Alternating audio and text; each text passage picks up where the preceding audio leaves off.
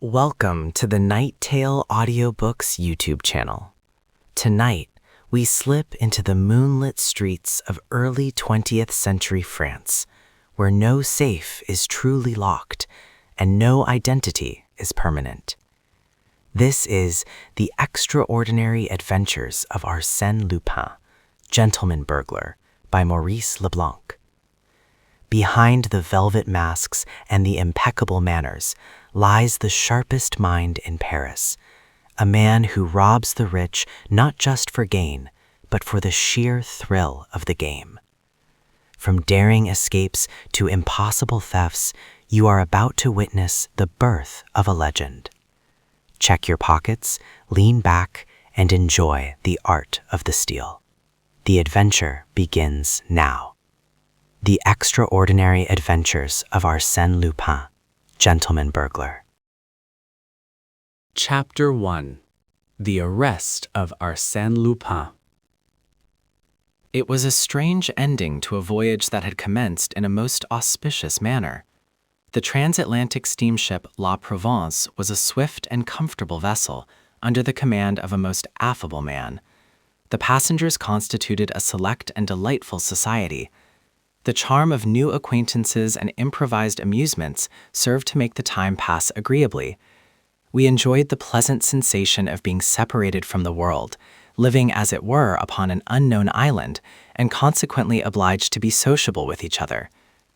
Have you ever stopped to consider how much originality and spontaneity emanate from these various individuals who, on the preceding evening, did not even know each other, and who are now, for several days, condemned to lead a life of extreme intimacy, jointly define the anger of the ocean, the terrible onslaught of the waves, the violence of the tempest, and the agonizing monotony of the calm and sleepy water?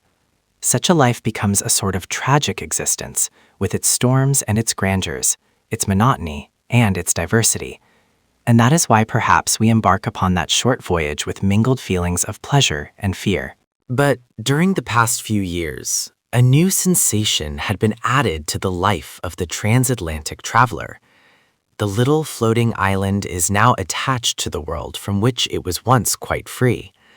A bond united them, even in the very heart of the watery wastes of the Atlantic. That bond is the wireless telegraph, by means of which we receive news in the most mysterious manner. We know full well that the message is not transported by the medium of a hollow wire. No, the mystery is even more inexplicable, more romantic, and we must have recourse to the wings of the air in order to explain this new miracle. During the first day of the voyage, we felt that we were being followed, escorted, preceded even, by that distant voice, which from time to time whispered to one of us a few words from the receding world. 2 friends spoke to me. 10, 20 others sent gay or somber words of parting to other passengers. On the second day, at a distance of 500 miles from the French coast, in the midst of a violent storm, we received the following message by means of the wireless telegraph. Arsène Lupin is on your vessel, first cabin, blonde hair, wound right forearm, traveling alone under the name of R. At that moment, a terrible flash of lightning rent the stormy skies. The electric waves were interrupted. The remainder of the dispatch never reached us. Of the name under which Arsène Lupin was concealing himself, we knew only the initial. If the news had been of some other character, I have no doubt that the secret would have been carefully guarded by the telegraphic operator as well as by the officers of the vessel. But it was one of those events calculated to escape from the most rigorous discretion. The same day, no one knew how, the incident became a matter of current gossip, and every passenger was aware that the famous Arsène Lupin was hiding in our midst. Arsène Lupin in our midst. The irresponsible burglar whose exploits had been narrated in all the newspapers during the past few months. The mysterious individual with whom Ganimard, our shrewdest detective, had been engaged in an implacable conflict amidst interesting and picturesque surroundings. Arsène Lupin, the eccentric gentleman who operates only in the chateaux and salons, and who, one night, entered the residence of Baron Schormann, but emerged empty-handed, leaving, however, his card, on which he had scribbled these words: Arsène Lupin, Gentleman-Burglar, will return when the furniture is genuine.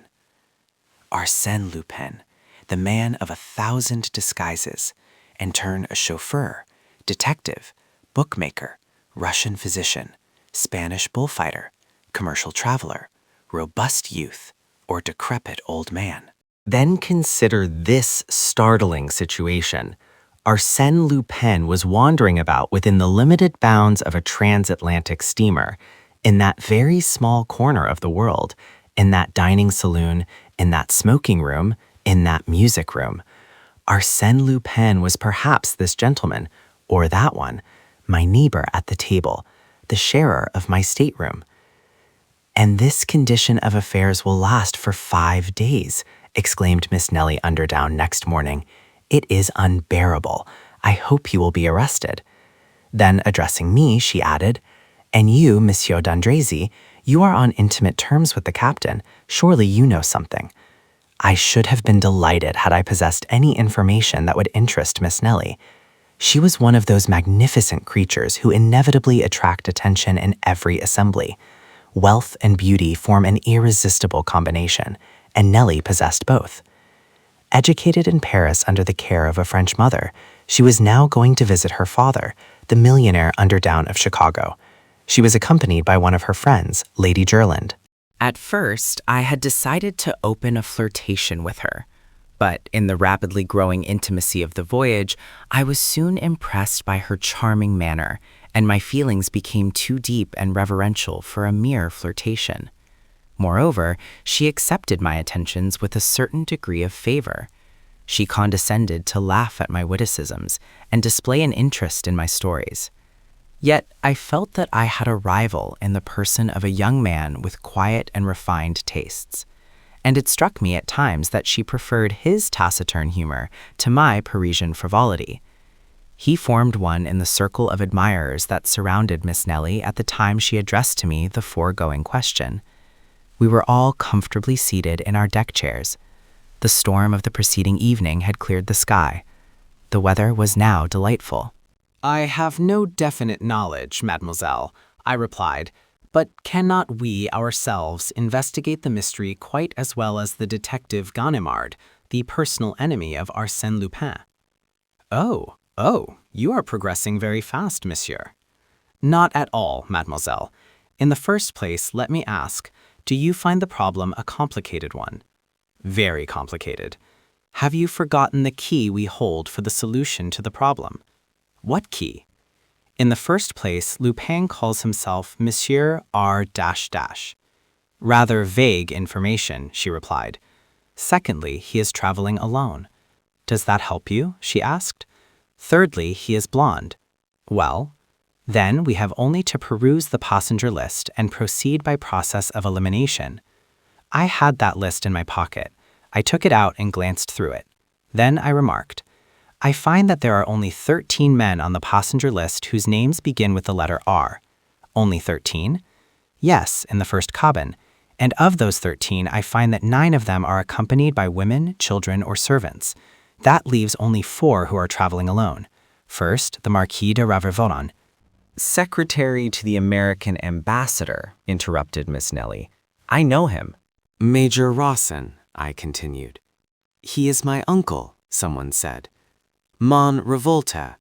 Here, exclaimed an Italian, whose face was concealed beneath a heavy black beard. Miss Nellie burst into laughter and exclaimed, That gentleman can scarcely be called a blonde. Very well then, I said. We are forced to the conclusion that the guilty party is the last one on the list. What is his name? Mon Rezaine. Does anyone know him? No one answered, but Miss Nellie turned to the taciturn young man, whose attentions to her had annoyed me, and said, Well, Monsieur Rezaine, why do you not answer? All eyes were now turned upon him. He was a blonde. I must confess that I myself felt a shock of surprise, and the profound silence that followed her question indicated that the others present also viewed the situation with a feeling of sudden alarm. However, the idea was an absurd one, because the gentleman in question presented an air of the most perfect innocence. Why do I not answer? He said. because considering my name, my position as a solitary traveler, and the color of my hair, I have already reached the same conclusion, and now think that I should be arrested." He presented a strange appearance as he uttered these words. His thin lips were drawn closer than usual, and his face was ghastly pale, whilst his eyes were streaked with blood. Of course, he was joking, yet his appearance and attitude impressed us strangely. "But you have not the wound," said Miss Nellie, naively. "That is true," he replied. "I lack the wound." Then he pulled up his sleeve, removing his cuff, and showed us his arm. But that action did not deceive me. He had shown us his left arm, and I was on the point of calling his attention to the fact when another incident diverted our attention. Lady Jerland, Miss Nellie's friend, came running towards us in a state of great excitement, exclaiming, "My jewels, my pearls, someone has stolen them all." No, they were not all gone, as we soon found out. The thief had taken only part of them, a very curious thing. Of the diamond sunbursts, jeweled pendants, bracelets, and necklaces, the thief had taken not the largest, but the finest and most valuable stones. The mountings were lying upon the table. I saw them there, despoiled of their jewels, like flowers from which the beautiful colored petals had been ruthlessly plucked. And this theft must have been committed at the time Lady Jerland was taking her tea, in broad daylight, in a stateroom opening on a much-frequented corridor. Moreover, the thief had been obliged to force open the door of the stateroom, search for the jewel case, which was hidden at the bottom of a hot box, open it, select his booty, and remove it from the mountings. Of course, all the passengers instantly reached the same conclusion. It was the work of Arsène Lupin. That day, at the dinner table, the seats to the right and left of Rosaine remained vacant, and during the evening, it was rumored that the captain had placed him under arrest, which information produced a feeling of safety and relief. We breathed once more. That evening, we resumed our games and dances. Miss Nellie, especially, displayed a spirit of thoughtless gaiety which convinced me that if Rosaine's attentions had been agreeable to her in the beginning, she had already forgotten them. Her charm and good humor completed my conquest. At midnight, under a bright moon, I declared my devotion with an ardor that did not seem to displease her. But next day, to our general amazement, Rosaine was at liberty. We learned that the evidence against him was not sufficient. He had produced documents that were perfectly regular, which showed that he was the son of a wealthy merchant of Bordeaux. Besides, his arms did not bear the slightest trace of a wound.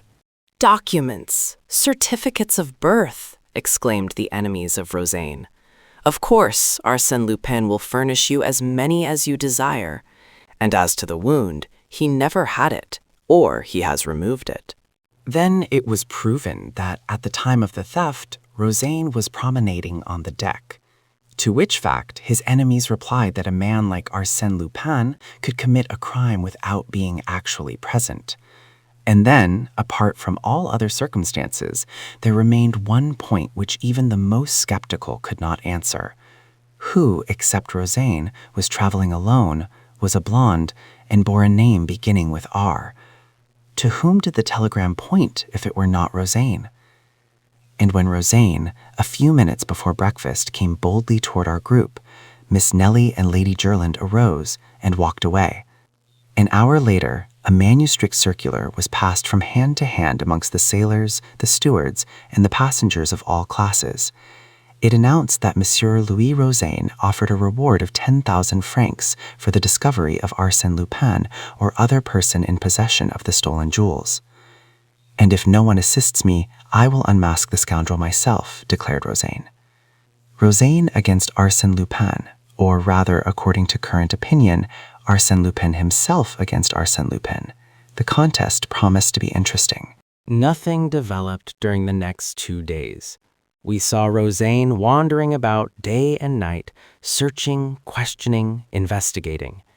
The captain also displayed commendable activity. He caused the vessel to be searched from stem to stern, ransacked every stateroom under the plausible theory that the jewels might be concealed anywhere except in the thief's own room. "I suppose they will find out something soon," remarked Miss Nellie to me.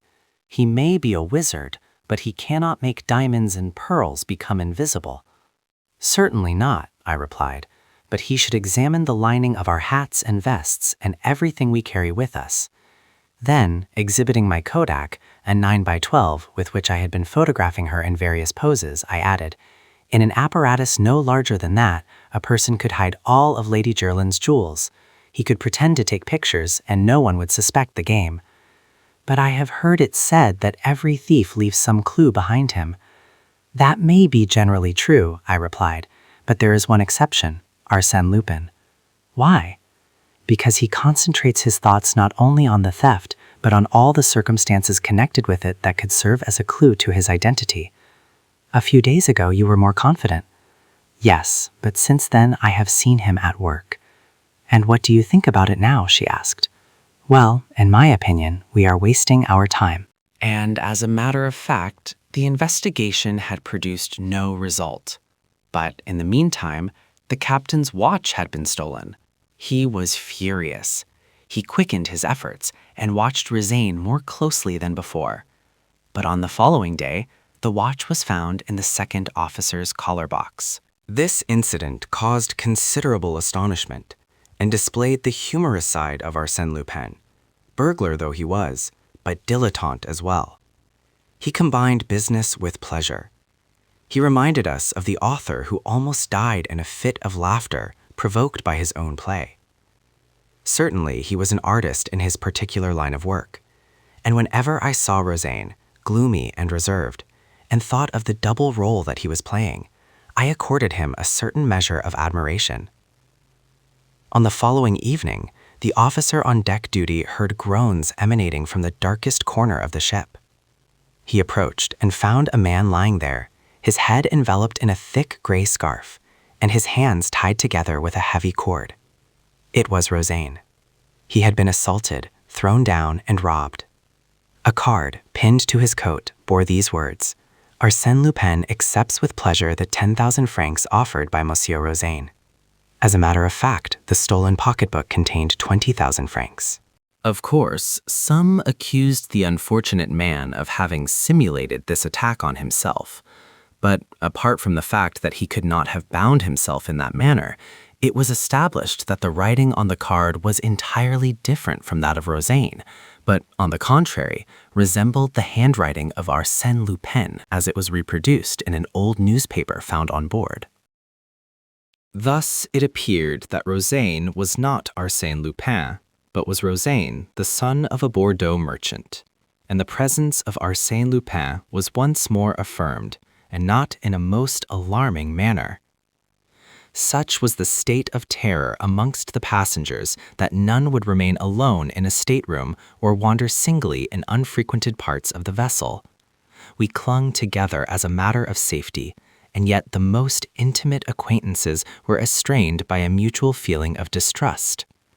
Arsène Lupin was now anybody and everybody. Our excited imaginations attributed to him miraculous and unlimited power.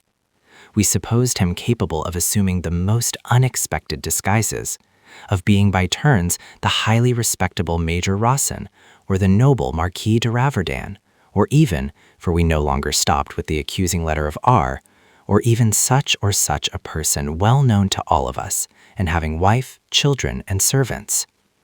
The first wireless dispatches from America brought no news. At least, the captain did not communicate any to us.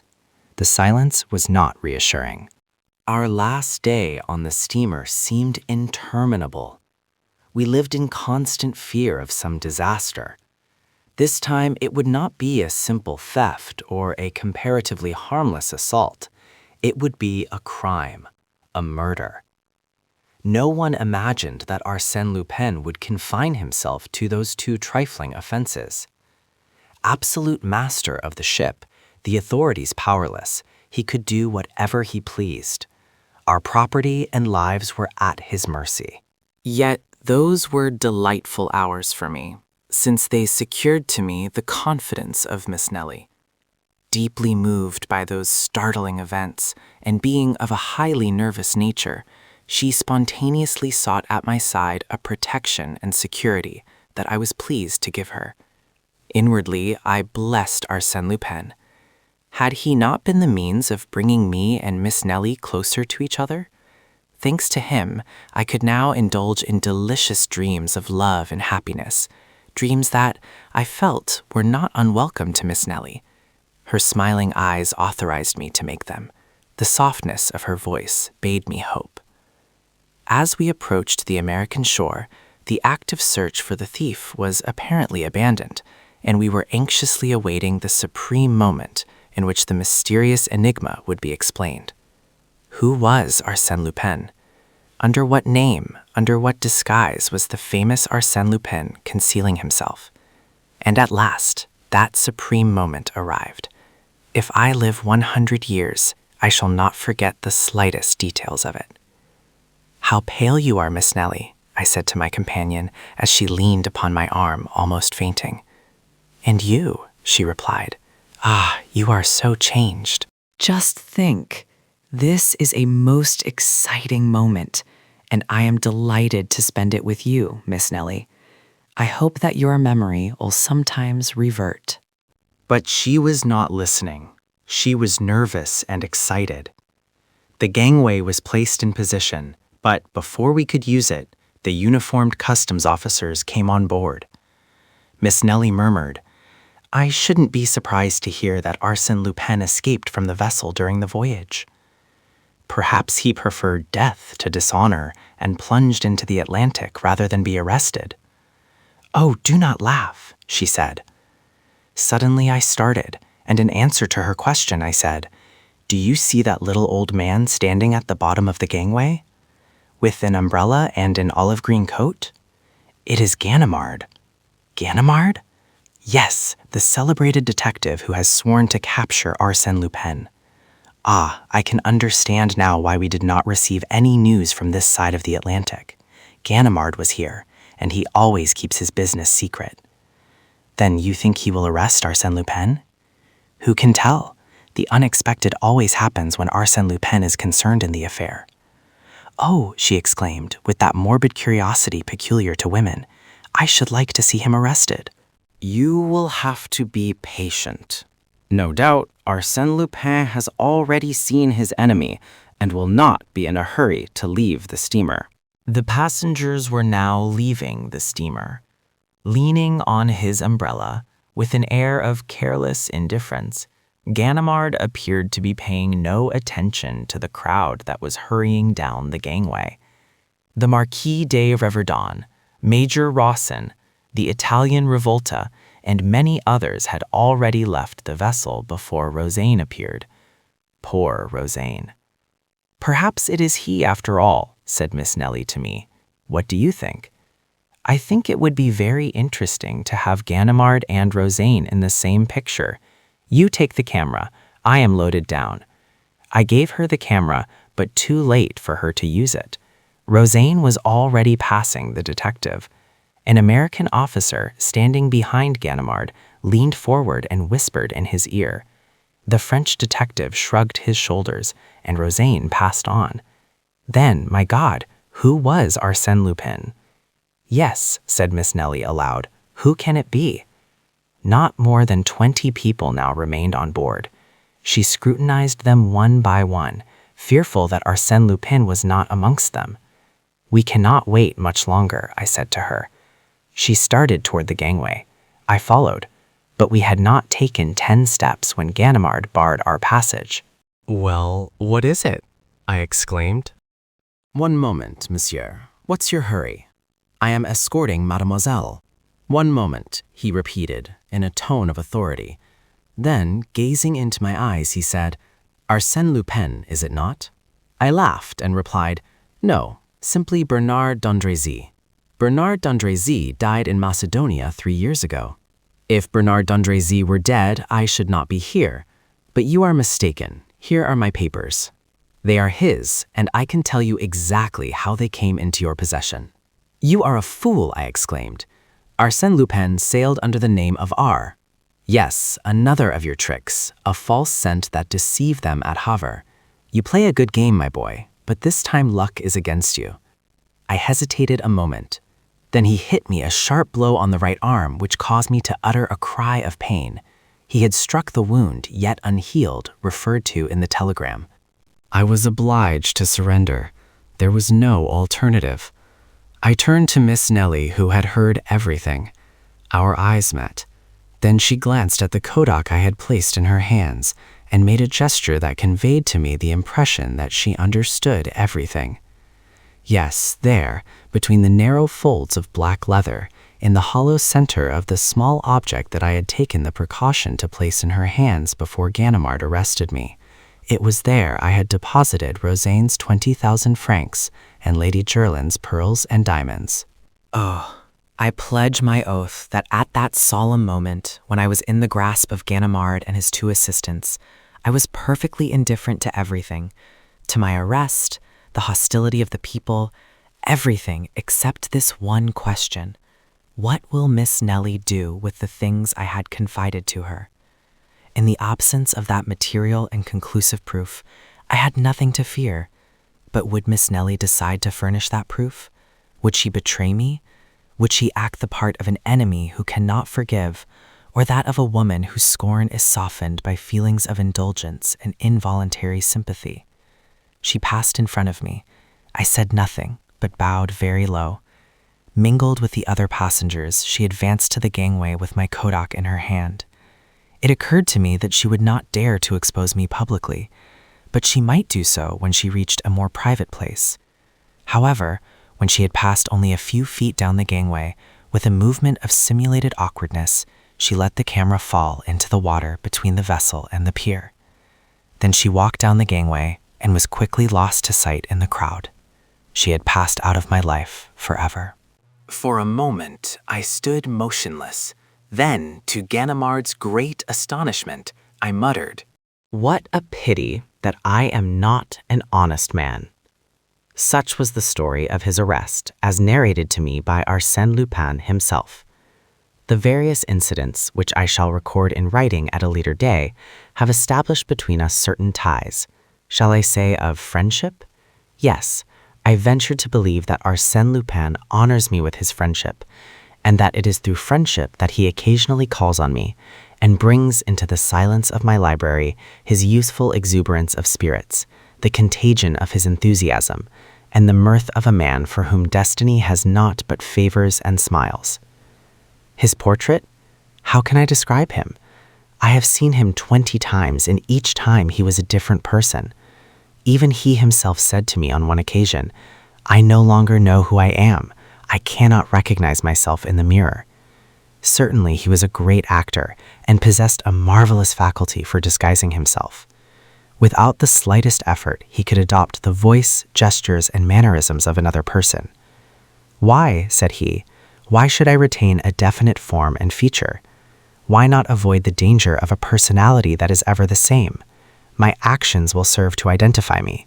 Then he added, with a touch of pride, "So much the better if no one can ever say with absolute certainty, 'There is Arsène Lupin.'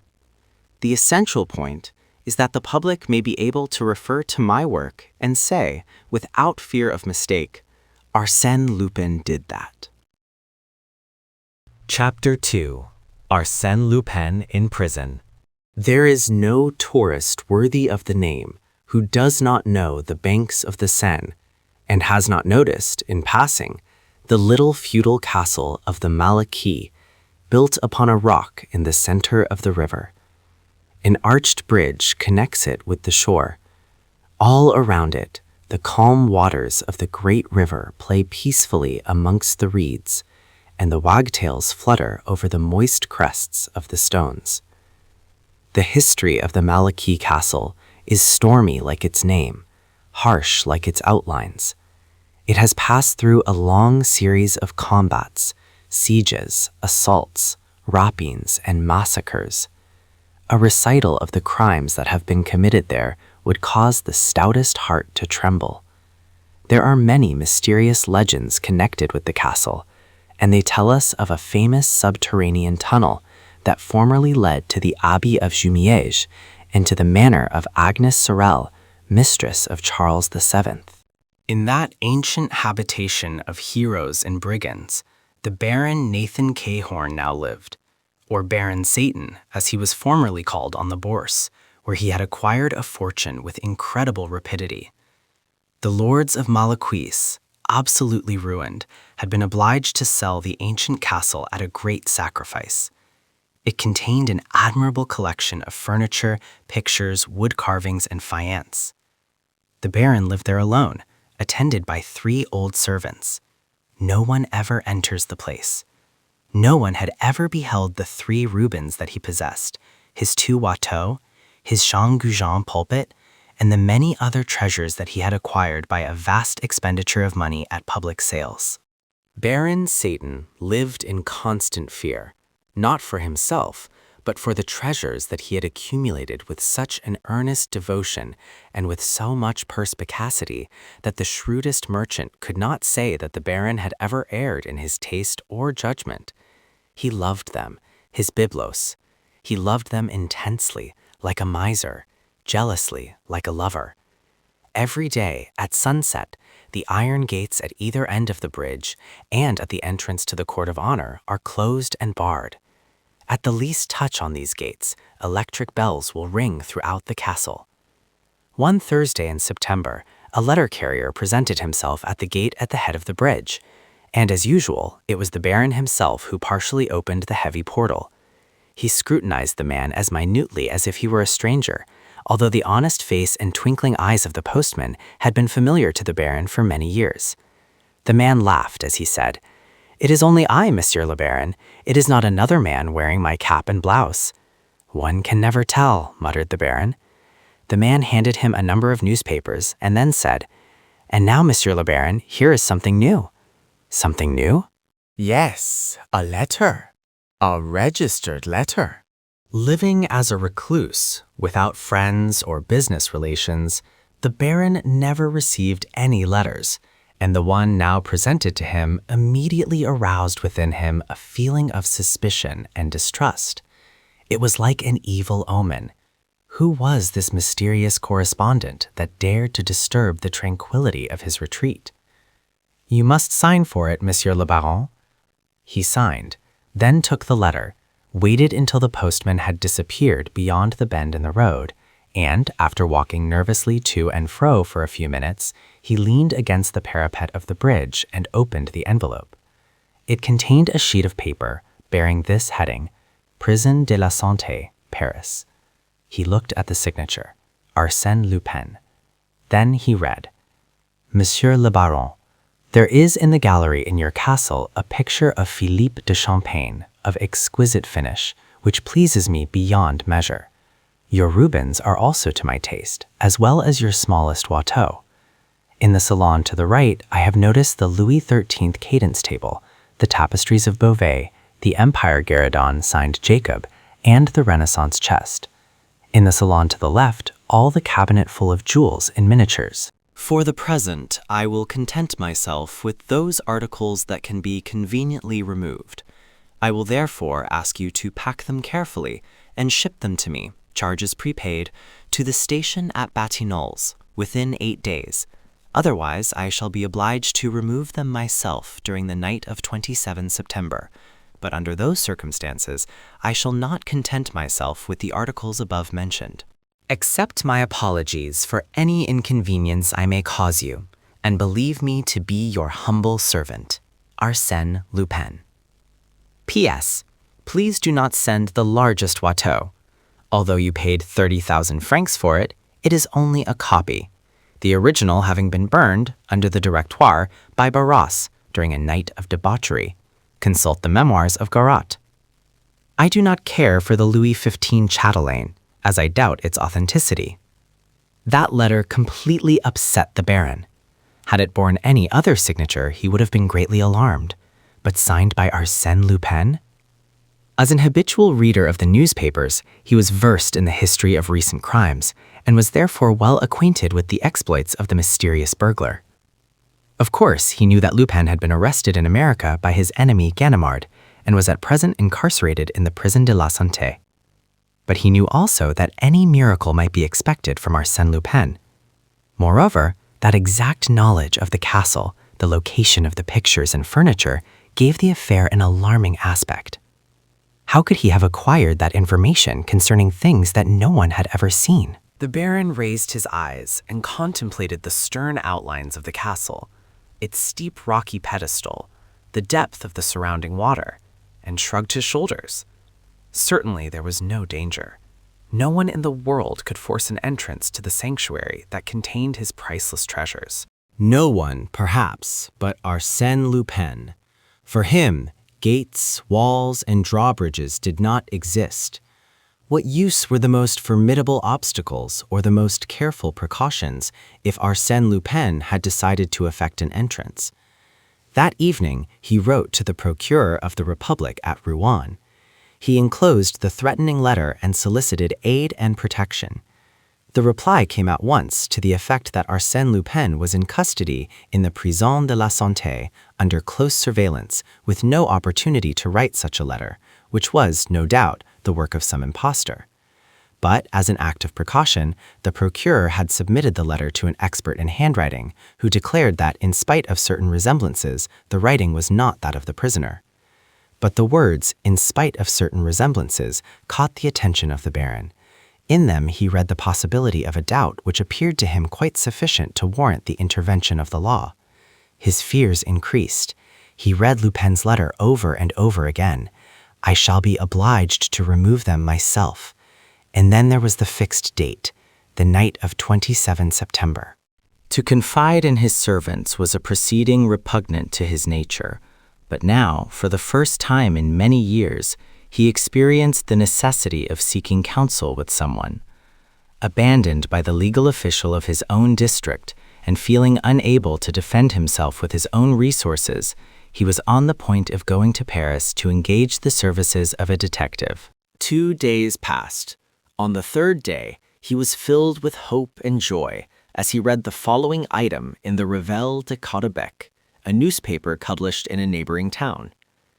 "We have the pleasure of entertaining in our city at the present time the veteran detective Monsieur Ganimard, who acquired a worldwide reputation by his clever capture of Arsène Lupin. He has come here for rest and recreation, and being an enthusiastic fisherman, he threatens to capture all the fish in our river. Ganimard.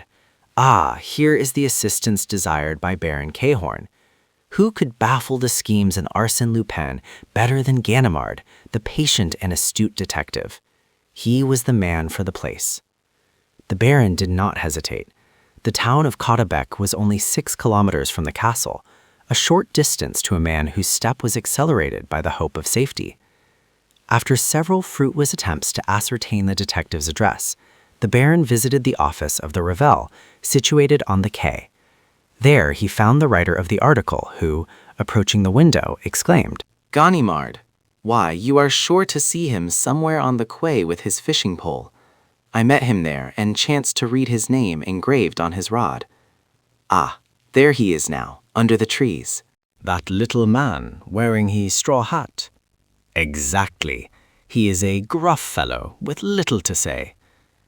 5 minutes later, the Baron approached the celebrated Ganimard, introduced himself, and sought to commence a conversation, but that was a failure. Then he broached the real object of his interview and briefly stated his case. The other listened, motionless, with his attention riveted on his fishing rod.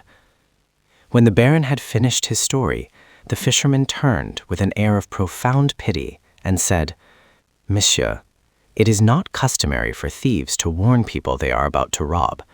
Arsène Lupin, especially, would not commit such a folly. But, monsieur, if I had the least doubt, believe me, the pleasure of again capturing Arsène Lupin would place me at your disposal. But unfortunately, that young man is already under lock and key. He may have escaped. No one ever escaped from the Santé. But he no more than any other. Yet, well, if he escapes, so much the better. I will catch him again. Meanwhile, you go home and sleep soundly. That will do for the present. You frighten the fish." The conversation was ended. The Baron returned to the castle, reassured to some extent by Ganimard's indifference. He examined the bolts, watched the servants, and during the next 48 hours, he became almost persuaded that his fears were groundless.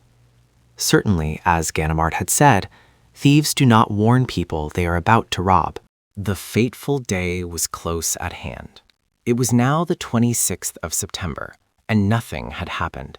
But at 3 o'clock, the bell rang. A boy brought this telegram. "No goods at Batignolles station. Prepare everything for tomorrow night. Arsène." This telegram threw the Baron into such a state of excitement that he even considered the advisability of yielding to Lupin's demands. However, he hastened to Caudebec. Ganimard was fishing at the same place, seated on a camp stool. Without a word, he handed him the telegram. "Well, what of it?" said the detective. "What of it? But it is tomorrow." "What is tomorrow?" "The robbery, the pillage of my collections." Ganimard laid down his fishing rod, turned to the Baron, and exclaimed in a tone of impatience, "Ah, do you think I am going to bother myself about such a silly story as that? How much do you ask to pass tomorrow night in the castle? Not a sou. Now leave me alone. Name your own price. I am rich and can pay it." This offer disconcerted Ganimard, who replied calmly, "I am here on a vacation. I have no right to undertake such work. No one will know. I promise to keep it secret. Oh, nothing will happen." "Come, 3,000 francs. Will that be enough?" The detective, after a moment's reflection, said, "Very well, but I must warn you that you are throwing your money out of the window. I do not care. In that case, but after all, what do we know about this devil Lupin? He may have quite a numerous band of robbers with him. Are you sure of your servants? My faith, better not count on them. I will telegraph for 2 of my men to help me. And now go. It is better for us not to be seen together. Tomorrow evening, about 9 o'clock. The following day, the date fixed by Arsène Lupin, Baron Cahorn arranged all his panoply of war, furbished his weapons, and, like a sentinel, paced to and fro in front of the castle. He saw nothing, heard nothing. At 8:30 in the evening, he dismissed his servants. They occupied rooms in a wing of the building, in a retired spot, well removed from the main portion of the castle. Shortly thereafter, the Baron heard the sound of approaching footsteps. It was Ganimard and his 2 assistants, great powerful fellows with immense hands and necks like bulls. After asking a few questions relating to the location of the various entrances and rooms, Ganimard carefully closed and barricaded all the doors and windows through which one could gain access to the threatened rooms. He inspected the walls, raised the tapestries, and finally installed his assistants in the central gallery, which was located between the 2 salons. "No nonsense. We are not here to sleep. At the slightest sound, open the windows of the court and call me. Pay attention also to the water side. 10 meters of perpendicular rock is no obstacle to those devils." Ganimard locked his assistants in the gallery, carried away the keys, and said to the Baron, "And now to our post." He had chosen for himself a small room located in the thick outer wall, between the 2 principal doors, and which, in former years, had been the watchman's quarters. A peephole opened upon the bridge, another on the court. In one corner there was an opening to a tunnel. "I believe you told me, Monsieur le Baron, that this tunnel is the only subterranean entrance to the castle, and that it has been closed up for time immemorial." "Yes." "Then, unless there is some other entrance known only to Arsène Lupin, we are quite safe." He placed 3 chairs together, stretched himself upon them, lighted his pipe, and sighed. "Really, Monsieur le Baron, I feel ashamed to accept your money for such a sinecure as might. I will tell the story to my friend Lupin. He will enjoy it immensely." The Baron did not laugh. He was anxiously listening, but heard nothing save the beating of his own heart. From time to time, he leaned over the tunnel and cast a fearful eye into its depths. He heard the clock strike 11, 12, 1. Suddenly, he seized Ganimard's arm. The latter leaped up, awakened from his sleep. "Do you hear?" asked the Baron in a whisper. "Yes." "What is it?" "I was snoring, I suppose." No, no, listen. Ah, yes, it is the horn of an automobile. Well, it is very improbable that Lupin would use an automobile like a battering ram to demolish your castle. Come, Monsieur le Baron, return to your post. I am going to sleep. Good night. That was the only alarm. Ganimard resumed his interrupted slumbers, and the Baron heard nothing except the regular snoring of his companion. At break of day, they left the room. The castle was enveloped in a profound calm. It was a peaceful dawn on the bosom of a tranquil river. They mounted the stairs, Cahorn radiant with joy, Ganimard calm as usual. They heard no sound. They saw nothing to arouse suspicion. What did I tell you, Monsieur le Baron? Really, I should not have accepted your offer. I am ashamed. He unlocked the door and entered the gallery. Upon 2 chairs with drooping heads and pendant arms, the detective's 2 assistants were asleep. Tonnerre de nom d'un chien! Exclama Ganimard. À le même moment, le baron cria. The pictures, the credence! He stammered, choked, with arms outstretched toward the empty places, toward the denuded walls where naught remained but the useless nails and cords. The Watteau disappeared, the Rubens carried away, the tapestries taken down, the cabinets despoiled of their jewels. And my Louis XVI candelabra, and the Regent chandelier, and my 12th century Virgin. He ran from one spot to another in wildest despair. He recalled the purchase price of each article, added up the figures, counted his losses, pell-mell in confused words and unfinished phrases. He stamped with rage, he groaned with grief. He acted like a ruined man whose only hope is suicide. If anything could have consoled him, it would have been the stupefaction displayed by Ganimard. The famous detective did not move. He appeared to be petrified. He examined the room in a listless manner. The windows? Closed. The locks on the doors? Intact. Not a break in the ceiling, not a hole in the floor. Everything was in perfect order. The theft had been carried out methodically, according to a logical and inexorable plan. Arsène Lupin, Arsène Lupin, he muttered. Suddenly, as if moved by anger, he rushed upon his 2 assistants and shook them violently. They did not awaken. The devil! He cried. Can it be possible? He leaned over them and, in turn, examined them closely. They were asleep, but their response was unnatural. They have been drugged, he said to the Baron. By whom? By him, of course, or his men under his discretion. That work bears his stamp. In that case, I am lost. Nothing can be done. Nothing, assented Ganimard. It is dreadful. It is monstrous. Lodge a complaint. What good will that do? Oh, it is well to try it. The law has some resources. The law? Bah, it is useless. You represent the law, and at this moment, when you should be looking for a clue and trying to discover something, you do not even stir. Discover something with Arsène Lupin? Why, my dear monsieur, Arsène Lupin never leaves any clue behind him. He leaves nothing to chance. Sometimes I think he put himself in my way and simply allowed me to arrest him in America. Then I must renounce my pictures. He has taken the gems of my collection. I would give a fortune to recover them. If there is no other way, let him name his own price. Ganimard regarded the Baron attentively as he said, Now that is sensible. Will you stick to it? Yes, but why? An idea that I have. What is it? We will discuss it later, if the official examination does not succeed, but not one word about me if you wish my assistance. He added between his teeth, It is true I have nothing to boast of in this affair.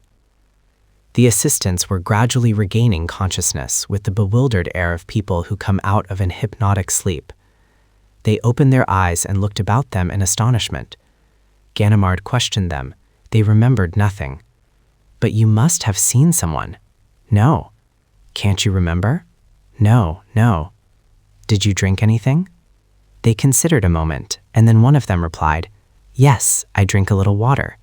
Out of that carafe? Yes. So did I, declared the other.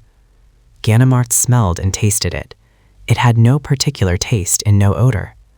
Come, he said, We are wasting our time here. One can't decide an Arsène Lupin problem in 5 minutes.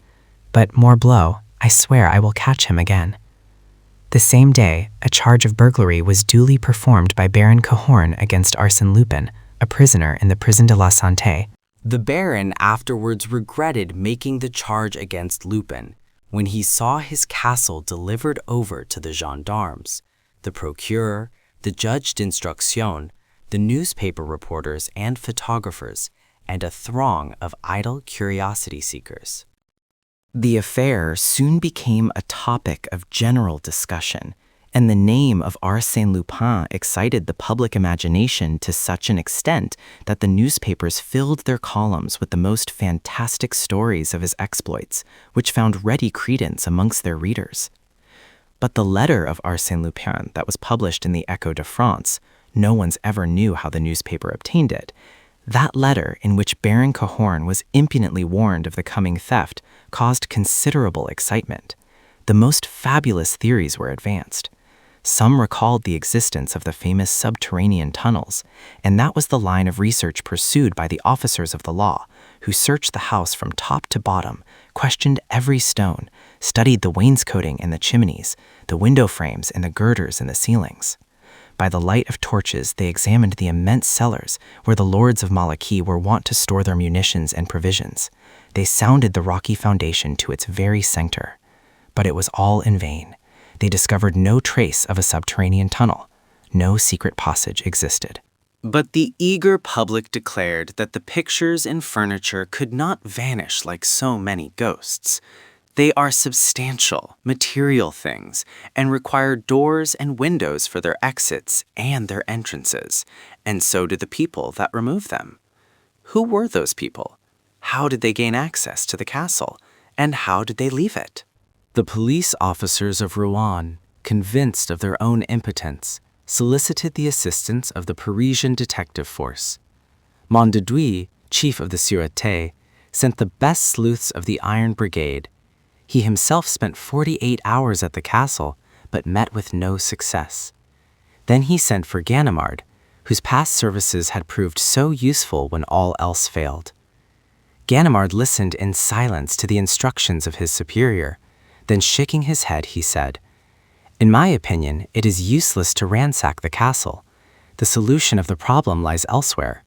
"Where then?" "With Arsène Lupin." "With Arsène Lupin? To support that theory, we must admit his intervention." "I do admit it. In fact, I consider it quite certain." "Come, Ganimard, that is absurd. Arsène Lupin is in prison." "I grant you that Arsène Lupin is in prison, closely guarded. But he must have fetters on his feet, manacles on his wrists, and gag in his mouth before I change my opinion." "Why so obstinate, Ganimard?" "Because Arsène Lupin is the only man in France of sufficient caliber to invent and carry out a scheme of that magnitude." "Mere words, Ganimard." But true ones. Look, what are they doing? Searching for subterranean passages, stones swinging on pivots, and other nonsense of that kind. But Lupin doesn't employ such old-fashioned methods. He is a modern cracksman, right up to date. And how would you proceed? I should ask your permission to spend an hour with him. In his cell? Yes. During the return trip from America, we became very friendly, and I venture to say that if he can give me any information without compromising himself, he will not hesitate to save me from incurring useless trouble. It was shortly after noon when Ganimard entered the cell of Arsène Lupin.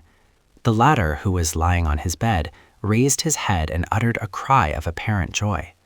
"Ah, this is a real surprise. My dear Ganimard, here." Ganimard himself. "In my chosen retreat, I have felt a desire for many things, but my fondest wish was to receive you here." "Very kind of you, I am sure." "Not at all.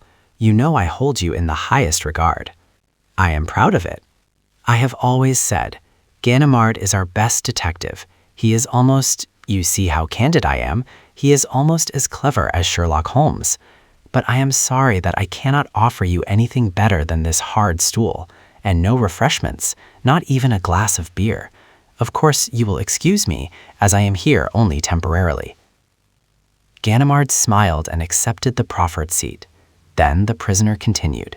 Mon Dieu, how pleased I am to see the face of an honest man. I am so tired of those devils of spies who come here 10 times a day to ransack my pockets and my cell to satisfy themselves that I am not preparing to escape. The government is very solicitous on my account. It is quite right. Why so? I should be quite contented if they would allow me to live in my own quiet way, on other people's money. Quite so. That would be so simple. But here I am joking, and you are, no doubt, in a hurry. So let us come to business, Ganimard. To what do I owe the honor of this visit? The Cahorn affair, declared Ganimard frankly.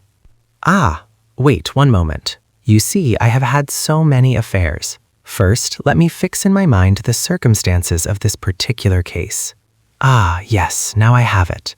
The Cahorn affair, Malachis Castle, San Inferior, 2 Rubens, a Watteau, and a few trifling articles. Trifling?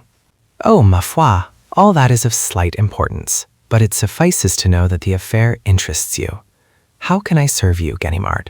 Must I explain to you what steps the authorities have taken in the matter? Not at all. I have read the newspapers, and I will frankly state that you have made very little progress. And that is the reason I have come to see you. I am entirely at your service. In the first place, the Cahorn affair was managed by you, from A to Z. The letter of warning, the telegram? All mine. I ought to have the receipts somewhere. Arsène opened the drawer of a small table of plain white wood, which, with the bed and stool, constituted all the furniture in his cell, and took therefrom 2 scraps of paper, which he handed to Ganimard. "Ah!" exclaimed the detective in surprise. "I thought you were closely guarded and searched, and I find that you read the newspapers and collect postal receipts? Bah, these people are so stupid. They open the lining of my vest, they examine the soles of my shoes, they sound the walls of my cell, but they never imagine that Arsène Lupin would be foolish enough to choose such a simple hiding place." Ganimard gasped as he said, "What a droll fellow you are. Really, you bewilder me. But come now, tell me about the Cahorn affair." Oh, not quite so fast. You would rob me of all my secrets, expose all my little tricks. That is a very serious matter. Was I wrong to count on your complacence? No, Ganimard, and since you insist." Arsène Lupin paced his cell 2 or 3 times, then stopping before Ganimard, he asked, "What do you think of my letter to the Baron? I think you are amusing yourself by playing to the gallery." Ah, playing to the gallery. Come, Ganimard, I thought you knew me better. Do I, Arsène Lupin, ever waste my time on such puerilities? Would I have written that letter if I could have robbed the Baron without writing to him? I want you to understand that the letter was indispensable. It was the motor that set the whole machine in motion. Now, let us discuss together a scheme for the robbery of the Malachis Castle. Are you willing? Yes, proceed. Well, let us suppose a castle carefully closed and barricaded like that of the Baron Cahorn. Am I to abandon my scheme and renounce the treasures that I covet upon the pretext that the castle which holds them is inaccessible? Evidently not. Should I make an assault upon the castle at the head of a band of adventurers as they did in ancient times? That would be foolish. Can I gain admittance by stealth or cunning? Impossible. Then there is only one way open to me. I must have the owner of the castle invite me to it. That is surely an original method. And how easy. Let us suppose that one day the owner receives a letter warning him that a notorious burglar known as Arsène Lupin is plotting to rob him. What will he do? Send a letter to the procureur, who will laugh at him because the said Arsène Lupin is actually in prison. Then, in his anxiety and fear, the simple man will ask the assistance of the first comer, will he not? Very likely. And if he happens to read in a country newspaper that a celebrated detective is spending his vacation in a neighboring town, he will seek that detective. Of course, but on the other hand, let us presume that, having foreseen that state of affairs, the said Arsène Lupin has requested one of his friends to visit Caudebec, make the acquaintance of the editor of the Réveil, a newspaper to which the Baron is a subscriber, and let said editor understand that such person is the celebrated detective. Then what will happen? The editor will announce in the Réveil the presence in Caudebec of said detective. Exactly, and one of two things will happen. Either the fish, Cahorn, will not bite and nothing will happen. Or, what is more likely, he will run and greedily swallow the bait.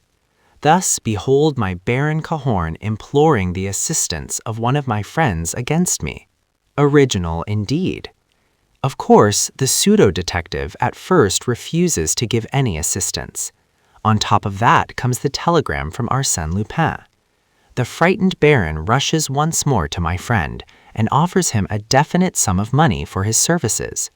My friend accepts and summons 2 members of our band, who, during the night, whilst Cahorn is under the watchful eye of his protector, removes certain articles by way of the window and lowers them with ropes into a nice little launch chartered for the occasion. Simple, isn't it? Marvelous, marvelous, exclaimed Ganimard. The boldness of the scheme and the ingenuity of all its details are beyond criticism. But who is the detective whose name and fame served as a magnet to attract the Baron and draw him into your net? There is only one name could do it. Only one. And that is Arsène Lupin's personal enemy, the most illustrious Ganimard. I? Yourself, Ganimard. And really, it is very funny. If you go there and the Baron decides to talk, you will find that it will be your duty to arrest yourself, just as you arrested me in America. Hein, the revenge is really amusing. I cause Ganimard to arrest Ganimard. Arsène Lupin laughed heartily. The detective, greatly vexed, bit his lips. To him, the joke was quite devoid of humor. The arrival of a prison guard gave Ganimard an opportunity to recover himself. The man brought Arsène Lupin's luncheon, furnished by a neighboring restaurant. After depositing the tray upon the table, the guard retired. Lupin broke his bread, ate a few morsels, and continued. But rest easy, my dear Ganimard. You will not go to Malachy. I can tell you something that will astonish you. The Cahorn affair is on the point of being settled. Excuse me, I have just seen the chief of the Sûreté. What of that? Does Mon Dudois know my business better than I do myself? You will learn that Ganimard, that the pseudo-Ganimard, still remains on very good terms with the Baron. The latter has authorized him to negotiate a very delicate transaction with me, and at the present moment, in consideration of a certain sum, it is probable that the Baron has recovered possession of his pictures and other treasures, and on their return, he will withdraw his complaint. Thus, there is no longer any theft, and the law must abandon the case. Ganimard regarded the prisoner with a bewildered air. And how do you know all that? I have just received the telegram I was expecting. You have just received a telegram? This very moment, my dear friend. Out of politeness, I did not wish to read it in your presence, but if you will permit me, you are joking, Lupin. My dear friend, if you will be so kind as to break that egg, you will learn for yourself that I am not joking. Mechanically, Ganimard obeyed and cracked the eggshell with the blade of a knife. He uttered a cry of surprise. The shell contained nothing but a small piece of blue paper. At the request of Arsène, he unfolded it. It was a telegram, or rather a portion of a telegram, from which the postmarks had been removed. It read as follows: Contract closed, 100,000 balls delivered, all well. 100,000 balls, said Ganimard. Yes, 100,000 francs. Very little, but then, you know, these are hard times, and I have some heavy bills to meet. If you only knew my budget, living in the city comes very high. Ganimard arose. His ill humor had disappeared. He reflected for a moment, glancing over the whole affair in an effort to discover a weak point. Then, in a tone and manner that betrayed his admiration of the prisoner, he said, Fortunately, we do not have a dozen such as you to deal with. If we did, we would have to close up shop. Arsène Lupin assumed a modest air, as he replied, Bah! A person must have some diversion to occupy his leisure hours, especially when he is in prison. What? Exclaimed Ganimard. Your trial, your defense, the examination, isn't that sufficient to occupy your mind? No, because I have decided not to be present at my trial. Oh.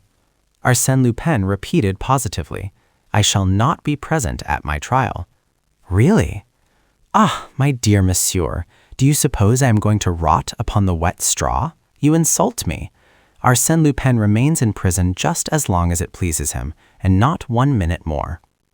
Perhaps it would have been more prudent if you had avoided getting there, said the detective, ironically. Ah, monsieur jests. Monsieur must remember that he had the honor to effect my arrest. Know then, my worthy friend, that no one, not even you, could have placed a hand upon me if a much more important event had not occupied my attention at that critical moment. You astonish me. A woman was looking at me, Ganimard, and I loved her. Do you fully understand what that means? To be under the eyes of a woman that one loves. I cared for nothing in the world but that, and that is why I am here. Permit me to say, you have been here a long time. In the first place, I wished to forget. Do not laugh. It was a delightful adventure, and it is still a tender memory. Besides, I have been suffering from neurasthenia. Life is so feverish these days that it is necessary to take the rest cure occasionally, and I find this spot a sovereign remedy for my tired nerves. Arsène Lupin, you are not a bad fellow after all. Thank you, said Lupin. Ganimard, this is Friday. On Wednesday next at 4 o'clock in the afternoon, I will smoke my cigar at your house in the Rue Pergolese. Arsène Lupin, I will expect you. They shook hands like two old friends who valued each other at their true worth. Then the detective stepped to the door. Ganimard, what is it? Asked Ganimard as he turned back. You have forgotten your watch. My watch? Yes, it strayed into my pocket. He returned the watch, excusing himself. Pardon me, a bad habit. Because they have taken mine is no reason why I should take yours. Besides, I have a chronometer here that satisfies me fairly well. He took from the drawer a large gold watch and heavy chain. From whose pocket did that come? Asked Ganimard. Arsène Lupin gave a hasty glance at the initials engraved on the watch. J.B. Who the devil can that be? Ah, yes, I remember. Jules Bouvier, the judge who conducted my examination. A charming fellow. Chapter 3. The Escape of Arsène Lupin. Arsène Lupin had just finished his repast and taken from his pocket an excellent cigar with a gold band, which he was examining with unusual care, when the door of his cell was opened. He had barely time to throw the cigar into the drawer and move away from the table. The guard entered. It was the hour for exercise. I was waiting for you, my dear boy, exclaimed Lupin, in his accustomed good humor. They went out together. As soon as they had disappeared at a turn in the corridor, two men entered the cell and commenced a minute examination of it. One was Inspector Giusy, the other was Inspector Folenfant. They wished to verify their suspicion that Arsène Lupin was in communication with his accomplices outside of the prison. On the preceding evening, the Grand Journal had published these lines addressed to its court reporter. Monsieur, in a recent article, you referred to me in most unjustifiable terms. Some days before the opening of my trial, I will call you to account. Arsène Lupin. The handwriting was certainly that of Arsène Lupin. Consequently, he sent letters, and no doubt received letters. It was certain that he was preparing for that escape, thus arrogantly announced by him. The situation had become intolerable. Acting in conjunction with the examining judge, the chief of the Sûreté, Monsieur Dudois, had visited the prison and instructed the jailer in regard to the precautions necessary to ensure Lupin's safety. At the same time, he sent the two men to examine the prisoner's cell. They raised every stone, ransacked the bed, did everything customary in such a case, but they discovered nothing, and were about to abandon their investigation when the guard entered hastily and said, "The drawer! Look in the table drawer. When I entered just now, he was closing it." They opened the drawer, and Dwizzy exclaimed, "Ah, we have him this time." Folenfant stopped him. "Wait a moment. The chief will want to make an inventory. This is a very choice cigar. Leave it there and notify the chief." 2 minutes later, Mondudui examined the contents of the drawer. First, he discovered a bundle of newspaper clippings relating to Arsène Lupin taken from the Argus de la Presse, then a tobacco box, a pipe, some paper called onion peel, and 2 books. He read the titles of the books. One was an English edition of Carlyle's Hero Worship. The other was a charming Elsevier, in modern binding, the Manual of Epictetus, a German translation published at Leyden in 1634. On examining the books, he found that all the pages were underlined and annotated. Were they prepared as a code for correspondence, or did they simply express the studious character of the reader? Then he examined the tobacco box and the pipe. Finally, he took up the famous cigar with its gold band. "Fichtre," he exclaimed. "Our friend smokes a good cigar. It's a Henry Clay." With the mechanical action of an habitual smoker, he placed the cigar close to his ear and squeezed it to make it crack. Immediately, he uttered a cry of surprise. The cigar had yielded under the pressure of his fingers. He examined it more closely and quickly discovered something white between the leaves of tobacco. Delicately, with the aid of a pin, he withdrew a roll of very thin paper, scarcely larger than a toothpick. It was a letter. He unrolled it and found these words, written in a feminine handwriting. "The basket has taken the place of others. 8 out of 10 are ready. Unpressing the outer foot, the plate goes downward. From 12 to 16 every day, HP will wait. But where? Reply at once. Rest easy. Your friend is watching over you." Mondudouris reflected a moment, then said, "It is quite clear. The basket, the 8 compartments. From 12 to 16 means from 12 to 4 o'clock. But this HP that will wait." HP must mean automobile. HP, horsepower, is the way they indicate strength of the motor. A 24 HP is an automobile of 24 horsepower. Then he rose and asked, "Had the prisoner finished his breakfast?" "Yes.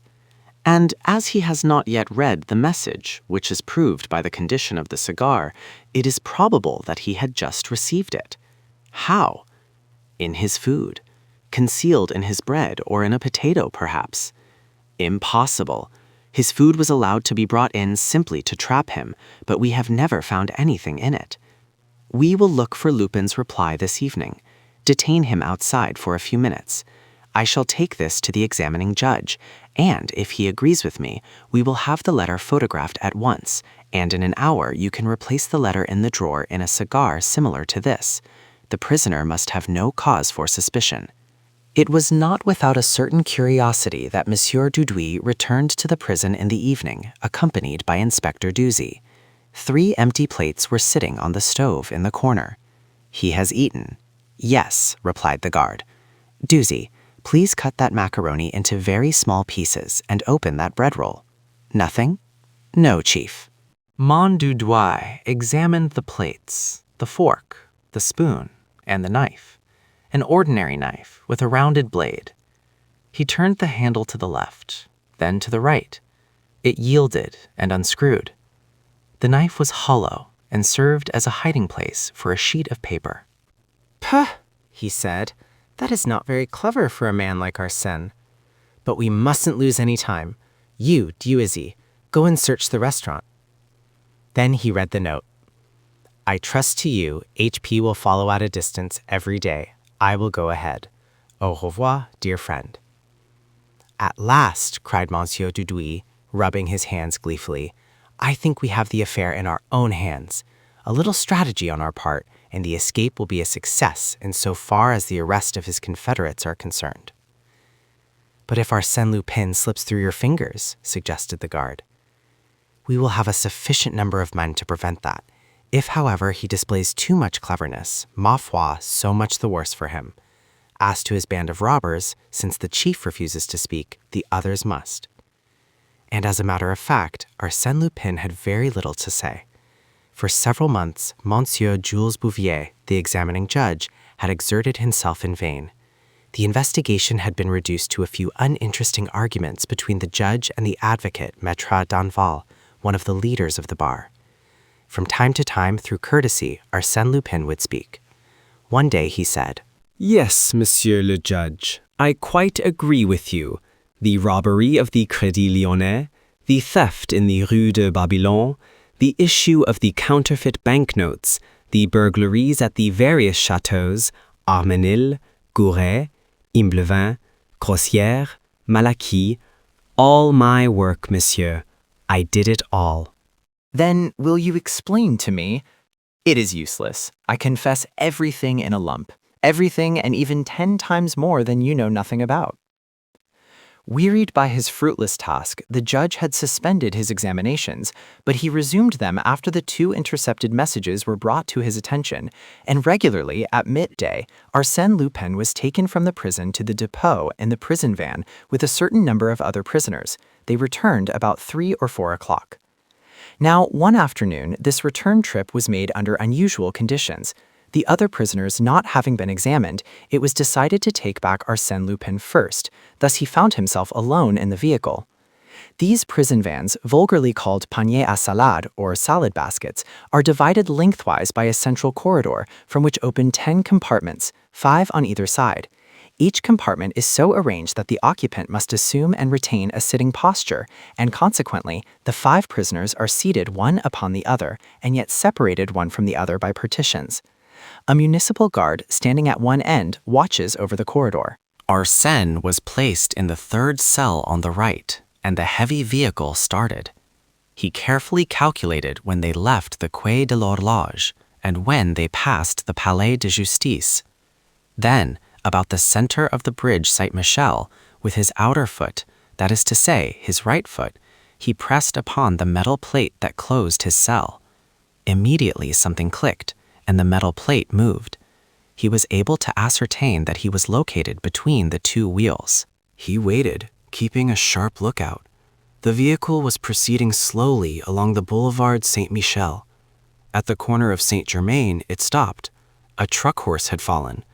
The traffic having been interrupted, a vast throng of fiacres and omnibuses had gathered there. Arsène Lupin looked out. Another prison van had stopped close to the one he occupied. He moved the plate still farther, put his foot on one of the spokes of the wheel, and leapt to the ground.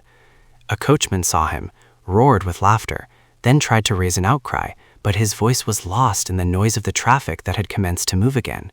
Moreover, Arsène Lupin was already far away. He had run for a few steps, but once upon the sidewalk, he turned and looked around. He seemed to scent the wind like a person who is uncertain which direction to take. Then, having decided, he put his hands in his pockets and, with the careless air of an idle stroller, he proceeded up the boulevard. It was a warm, bright autumn day, and the cafes were full. He took a seat on the terrace of one of them. He ordered a bock and a package of cigarettes. He emptied his glass slowly, smoked 1 cigarette, and lighted a second. Then he asked the waiter to send the proprietor to him. When the proprietor came, Arsène spoke to him in a voice loud enough to be heard by everyone. "I regret to say, monsieur, I have forgotten my pocketbook. Perhaps on the strength of my name, you will be pleased to give me credit for a few days. I am Arsène Lupin." The proprietor looked at him, thinking he was joking, but Arsène repeated, "Lupin, prisoner at the Santé, but now a fugitive. I venture to assume that the name inspires you with perfect confidence in me." And he walked away amidst shouts of laughter, whilst the proprietor stood amazed. Lupin strolled along the Rue Soufflot and turned into the Rue Saint-Jacques.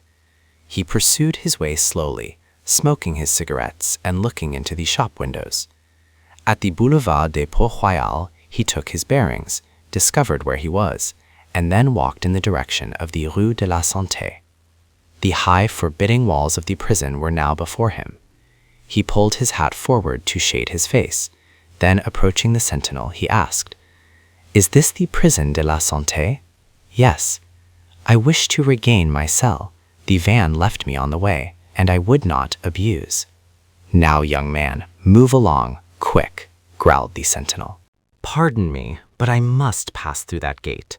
And if you prevent Arsène Lupin from entering the prison, it will cost you dear, my friend." Arsène Lupin, what are you talking about? I am sorry I haven't a card with me, said Arsène, fumbling in his pockets. The sentinel eyed him from head to foot, in astonishment. Then, without a word, he rang a bell.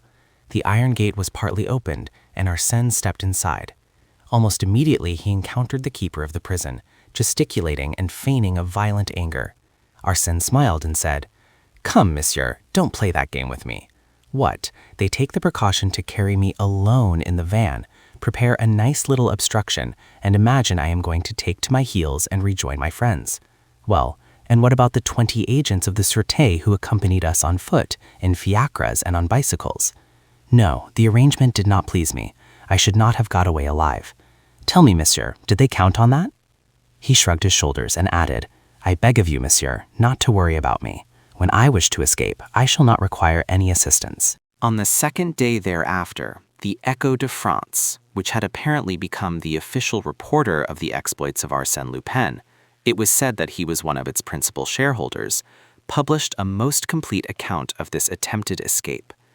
The exact wording of the messages exchanged between the prisoner and his mysterious friend, the means by which correspondence was constructed, the complicity of the police, the promenade on the Boulevard Saint-Michel, the incident at the Café Soufflot, everything was disclosed. It was known that the search of the restaurant and its waiters by Inspector Duzy had been fruitless. And the public also learned an extraordinary thing which demonstrated the infinite variety of resources that Lupin possessed. The prison van in which he was being carried was prepared for the occasion and substituted by his accomplices for one of the 6 vans which did service at the prison. The next escape of Arsène Lupin was not doubted by anyone. He announced it himself in categorical terms in a reply to Monsieur Bouvier on the day following his attempted escape. The judge having made a jest about the affair, Arsène was annoyed, and, firmly eyeing the judge, he said emphatically, "Listen to me, monsieur. I give you my word of honor that this attempted flight was simply preliminary to my general plan of escape." "I do not understand," said the judge. "It is not necessary that you should understand." And when the judge, in the course of that examination which was reported at length in the columns of the Echo de France, when the judge sought to resume his investigation, Arsène Lupin exclaimed, with an assumed air of lassitude, mon Dieu, what's the use? All these questions are of no importance." "What? No importance?" cried the judge. "No, because I shall not be present at the trial." "You will not be present?" "No, I have fully decided on that, and nothing will change my mind." Such assurance, combined with the inexplicable indiscretions that Arsène committed every day, served to annoy and mystify the officers of the law. There were secrets known only to Arsène Lupin, secrets that he alone could divulge. But for what purpose did he reveal them? And how? Arsène Lupin was changed to another cell. The judge closed his preliminary investigation.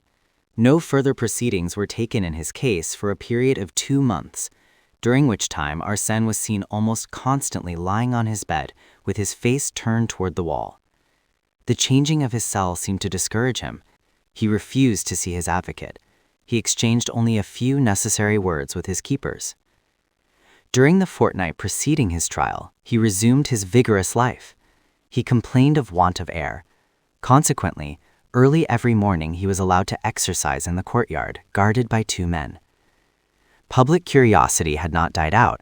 Every day it expected to be regaled with news of his escape, and it is true, he had gained a considerable amount of public sympathy by reason of his verve, his gaiety, his diversity, his inventive genius, and the mystery of his life.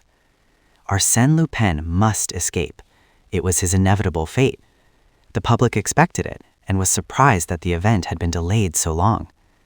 Every morning the prefect of police asked his secretary, "Well, has he escaped yet?" No, Monsieur le Préfect. Tomorrow, probably. And on the day before the trial, a gentleman called at the office of the Grand Journal, asked to see the court reporter, threw his card in the reporter's face, and walked rapidly away. These words were written on the card. Arsène Lupin always keeps his promises. It was under these conditions that the trial commenced. An enormous crowd gathered at the court. Everybody wished to see the famous Arsène Lupin. They had a gleeful anticipation that the prisoner would play some audacious pranks upon the judge. Advocates and magistrates, reporters and men of the world, actresses and society women were crowded together on the benches provided for the public. It was a dark, somber day with a steady downpour of rain. Only a dim light pervaded the courtroom, and the spectators caught a very indistinct view of the prisoner when the guards brought him in. But his heavy, shambling walk, the manner in which he dropped into his seat, and his passive, stupid appearance were not at all prepossessing. Several times his advocate, one of Monsieur Denval's assistants, spoke to him, but he simply shook his head and said nothing. The clerk read the indictment. Then the judge spoke. "Prisoner at the bar, stand up. Your name, age, and occupation?" Not receiving any reply, the judge repeated, "Your name? I ask you your name." A thick, slow voice muttered, "Baudru Désiré." A murmur of surprise pervaded the courtroom, but the judge proceeded. Baudru Désiré. Ah, a new alias. Well, as you have already assumed a dozen different names, and this one is no doubt as imaginary as the others, we will adhere to the name of Arsène Lupin, by which you are more generally known. The judge referred to his notes and continued. For despite the most diligent search, your past history remains unknown. Your case is unique in the annals of crime. We know not whom you are, whence you came, your birth and breeding. All is a mystery to us. 3 years ago, you appeared in our midst as Arsène Lupin, presenting to us a strange combination of intelligence and perversion, immorality and generosity. Our knowledge of your life prior to that date is vague and problematical. It may be that the man called Rostat, who 8 years ago worked with Dixon, the prestidigitator, was none other than Arsène Lupin. It is probable that the Russian student who 6 years ago attended the laboratory of Dr. Altier at the St. Louis Hospital, and who often astonished the doctor by the ingenuity of his hypotheses on subjects of bacteriology and the boldness of his experiments in diseases of the skin, was none other than Arsène Lupin. It is probable also that Arsène Lupin was the professor who introduced the Japanese art of jiu-jitsu to the Parisian public. We have some reason to believe that Arsène Lupin was the bicyclist who won the Grand Prix de l'Exposition, received his 10,000 francs, and was never heard of again. Arsène Lupin may have been also the person who saved so many lives through the little dormer window at the charity bazaar, and at the same time picked their pockets. The judge paused for a moment, then continued.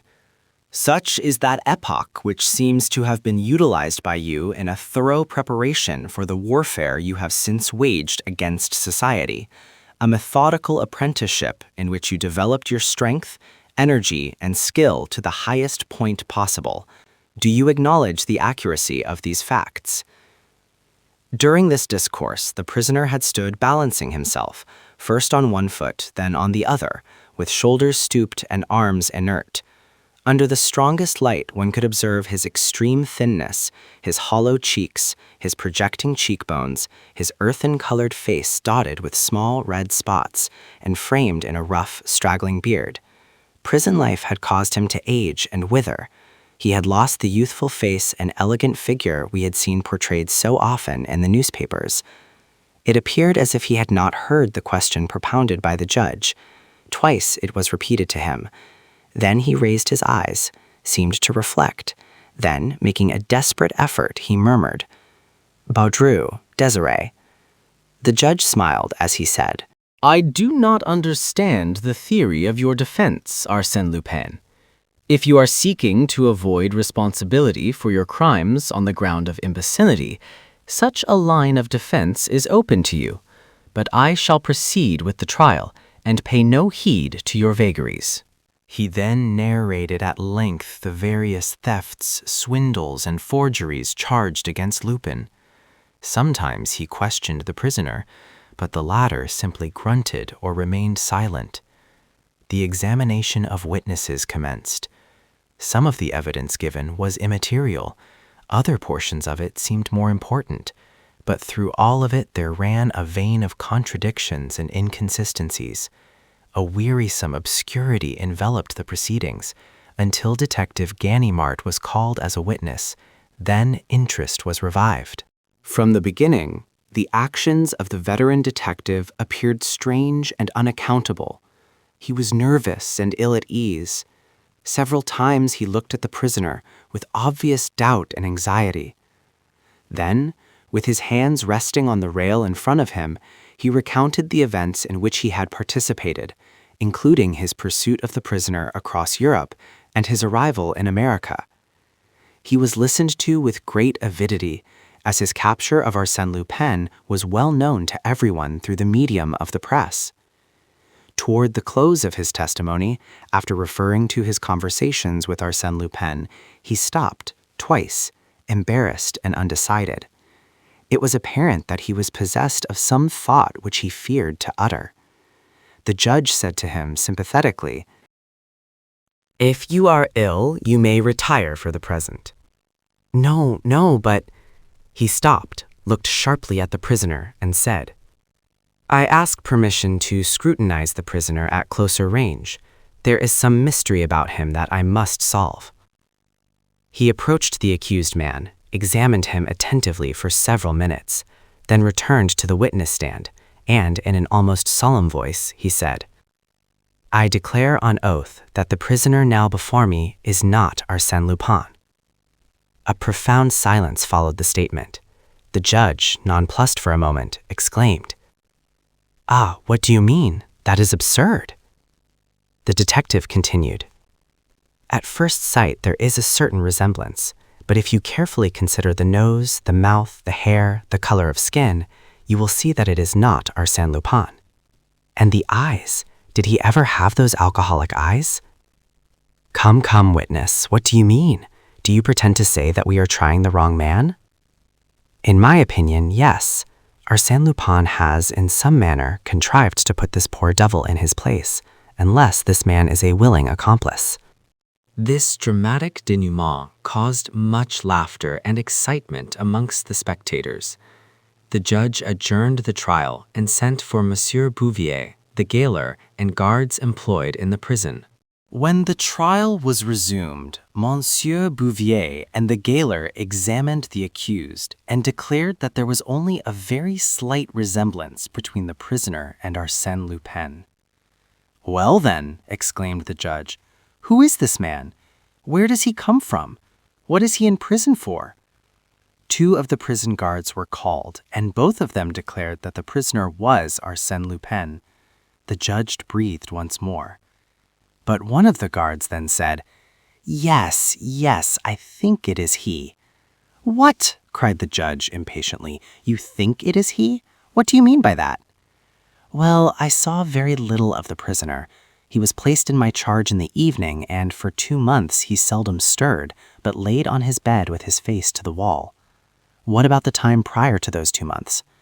"Before that, he occupied a cell in another part of the prison. He was not in cell 24. Here the head gaoler interrupted and said, "We changed him to another cell after his attempted escape." "But you, monsieur, you have seen him during those 2 months?" "I had no occasion to see him. He was always quiet and orderly." "And this prisoner is not Arsène Lupin?" "No." "Then who is he?" demanded the judge. "I do not know." "Then we have before us a man who was substituted for Arsène Lupin 2 months ago. How do you explain that?" "I cannot." In absolute despair, the judge turned to the accused and addressed him in a conciliatory tone. "Prisoner, can you tell me how and since when you became an inmate of the Prison de la Santé?" The engaging manner of the judge was calculated to disarm the mistrust and awaken the understanding of the accused man. He tried to reply, Finally, under clever and gentle questioning, he succeeded in framing a few phrases from which the following story was gleaned. 2 months ago, he had been taken to the depot, examined and released. As he was leaving the building, a free man, he was seized by 2 guards and placed in the prison van. Since then, he had occupied cell 24. He was contented there, plenty to eat, and he slept well, so he did not complain. All that seemed probable, and amidst the mirth and excitement of the spectators, the judge adjourned the trial until the story could be investigated and verified. The following facts were at once established by an examination of the prison records. 8 weeks before, a man named Baudru Désiré had slept at the depot. He was released the next day and left the depot at 2 o'clock in the afternoon. On the same day at 2 o'clock, having been examined for the last time, Arsène Lupin left the depot in a prison van. Had the guards made a mistake? Had they been deceived by the resemblance and carelessly substituted this man for their prisoner? Another question suggested itself. Had the substitution been arranged in advance? In that event, Baudru must have been an accomplice and must have caused his own arrest for the express purpose of taking Lupin's place. But then, by what miracle had such a plan, based on a series of improbable chances, been carried to success? Baudru Désiré was turned over to the anthropological service. They had never seen anything like him. However, they easily traced his past history. He was known at Courbois, at Agnières, and at Levallois. He lived on alms and slept in one of those rag pickers' huts near the Barrière de Ternes. He had disappeared from there a year ago. Had he been enticed away by Arsène Lupin? There was no evidence to that effect. And even if that was so, it did not explain the flight of the prisoner. That still remained a mystery. Amongst 20 theories which sought to explain it, not one was satisfactory. Of the escape itself, there was no doubt, an escape that was incomprehensible, sensational, in which the public, as well as the officers of the law, could detect a carefully prepared plan, a combination of circumstances marvelously dovetailed, whereof the denouement fully justified the confident prediction of Arsène Lupin. I shall not be present at my trial. After a month of patient investigation, the problem remained unsolved. The poor devil of a Baudru could not be kept in prison indefinitely, and to place him on trial would be ridiculous. There was no charge against him. Consequently, he was released, but the chief of the Sûreté resolved to keep him under surveillance. This idea originated with Ganimard. From his point of view, there was neither complicity nor chance. Baudru was an instrument upon which Arsène Lupin had played with his extraordinary skill. Baudru, when set at liberty, would lead them to Arsène Lupin, or at least to some of his accomplices. The 2 inspectors, Folenfant and Douzy, were assigned to assist Ganimard. One foggy morning in January, the prison gates opened, and Baudru Désiré stepped forth, a free man. At first, he appeared to be quite embarrassed and walked like a person who has no precise idea whither he is going. He followed the Rue de la Santé and the Rue Saint-Jacques. He stopped in front of an old clothes shop, removed his jacket and his vest, sold his vest, on which he realized a few sous. Then, replacing his jacket, he proceeded on his way. He crossed the Seine. At the Châtelet, an omnibus passed him. He wished to enter it, but there was no place. The controller advised him to secure a number, so he entered the waiting room. Ganimard called to his 2 assistants, and without removing his eyes from the waiting room, he said to them, "Stop a carriage. No, 2. That will be better. I will go with one of you, and we will follow him." The men obeyed, yet Baudru did not appear. Ganimard entered the waiting room. It was empty. "Idiot that I am," he muttered. "I forgot there was another exit." There was an interior corridor extending from the waiting room to the Rue Saint-Martin. Ganimard rushed through it and arrived just in time to observe Baudru upon the top of the Batignolles Jardin de Platz omnibus as it was turning the corner of the Rue de Rivoli. He ran and caught the omnibus, but he had lost his 2 assistants. He must continue the pursuit alone. In his anger, he was inclined to seize the man by the collar without ceremony.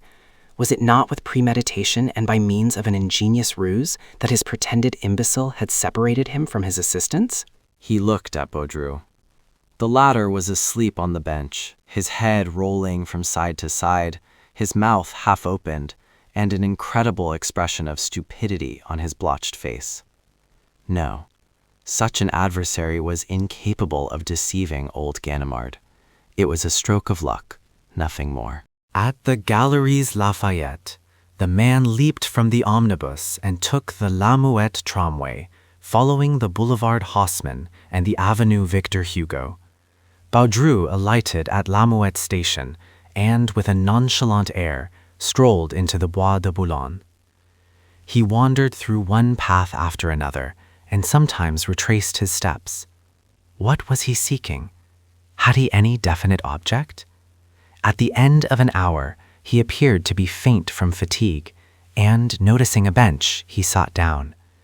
The spot, not far from Hotel, on the edge of a pond hidden amongst the trees, was absolutely deserted. After the lapse of another half-hour, Ganimard became impatient and resolved to speak to the man. He approached and took a seat beside Baudru, lighted a cigarette, traced some figures in the sand with the end of his cane, and said, "It's a pleasant day." No response. But suddenly the man burst into laughter, a happy, mirthful laugh, spontaneous and irresistible. Ganimard felt his hair stand on end in horror and surprise. It was that laugh, that infernal laugh he knew so well. With a sudden movement, he seized the man by the collar and looked at him with a keen, penetrating gaze, and found that he no longer saw the man Baudru. To be sure, he saw Baudru, but at the same time he saw the other, the real man, Lupin. He discovered the intense life in the eyes. He filled up the shrunken features. He perceived the real flesh beneath the flabby skin, the real mouth through the grimaces that deformed it. Those were the eyes and mouth of the other, and especially his keen, alert, mocking expression, so clear and youthful. "Arsène Lupin," he stammered. Then, in a sudden fit of rage, he seized Lupin by the throat and tried to hold him down. In spite of his 50 years, he still possessed unusual strength, whilst his adversary was apparently in a weak condition. But the struggle was a brief one. Arsène Lupin made only a slight movement, and as suddenly as he had made the attack, Ganimard released his hold. His right arm fell inert, useless.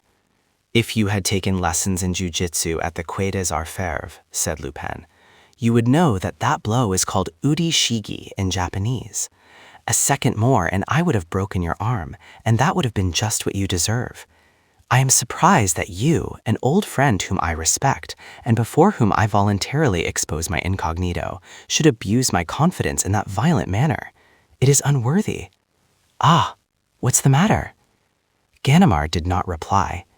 That escape for which he deemed himself responsible, was it not he, Ganimard, who by his sensational evidence had led the court into serious error? That escape appeared to him like a dark cloud on his professional career. A tear rolled down his cheek to his gray mustache. "Ah, mon Dieu, Ganimard, don't take it to heart. If you had not spoken, I would have arranged for someone else to do it. I couldn't allow poor Baudru de Zuré to be convicted." "Then," murmured Ganimard, "it was you that was there, and now you are here? It is I, always I, only I. Can it be possible? Oh, it is not the work of a sorcerer, simply, as the judge remarked at the trial, the apprenticeship of a dozen years that equips a man to cope successfully with all the obstacles in life. But your face, your eyes." You can understand that if I worked 18 months with Dr. Altier at the St. Louis Hospital, it was not out of love for the work. I considered that he, who would one day have the honor of calling himself Arsène Lupin, ought to be exempt from the ordinary laws governing appearance and identity. Appearance? That can be modified at will. For instance, a hypodermic injection of paraffin will puff up the skin at the desired spot. Pyrogallic acid will change your skin to that of an Indian. The juice of the greater celandine will adorn you with the most beautiful eruptions and tumors. Another chemical affects the growth of your beard and hair. Another changes the tone of your voice. Add to that 2 months of dieting in cell 24, exercises repeated 1,000 times to enable me to hold my features in a certain grimace, to carry my head at a certain inclination, and adapt my back and shoulders to a stooping posture. Then 5 drops of atropine in the eyes to make them haggard and wild, and the trick is done. I do not understand how you deceived the guards. The change was progressive. The evolution was so gradual that they failed to notice it. But Baudru Desiree.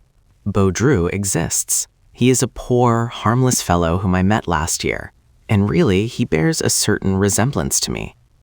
Considering my arrest as a possible event, I took charge of Baudru and studied the points wherein we differed in appearance with a view to correct them in my own person. My friends caused him to remain at the dépôt overnight and to leave there next day about the same hour as I did, a coincidence easily arranged. Of course, it was necessary to have a record of his detention at the dépôt in order to establish the fact that such a person was a reality. Otherwise, the police would have sought elsewhere to find out my identity.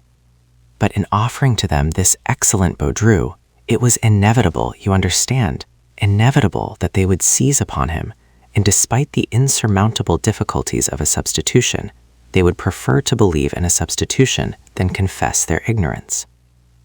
Yes, yes, of course, said Ganimard. And then, exclaimed Arsène Lupin, I held in my hands a trump card, an anxious public watching and waiting for my escape. And that is the fatal error into which you fell, you and the others, in the course of that fascinating game pending between me and the officers of the law, wherein the stake was my liberty.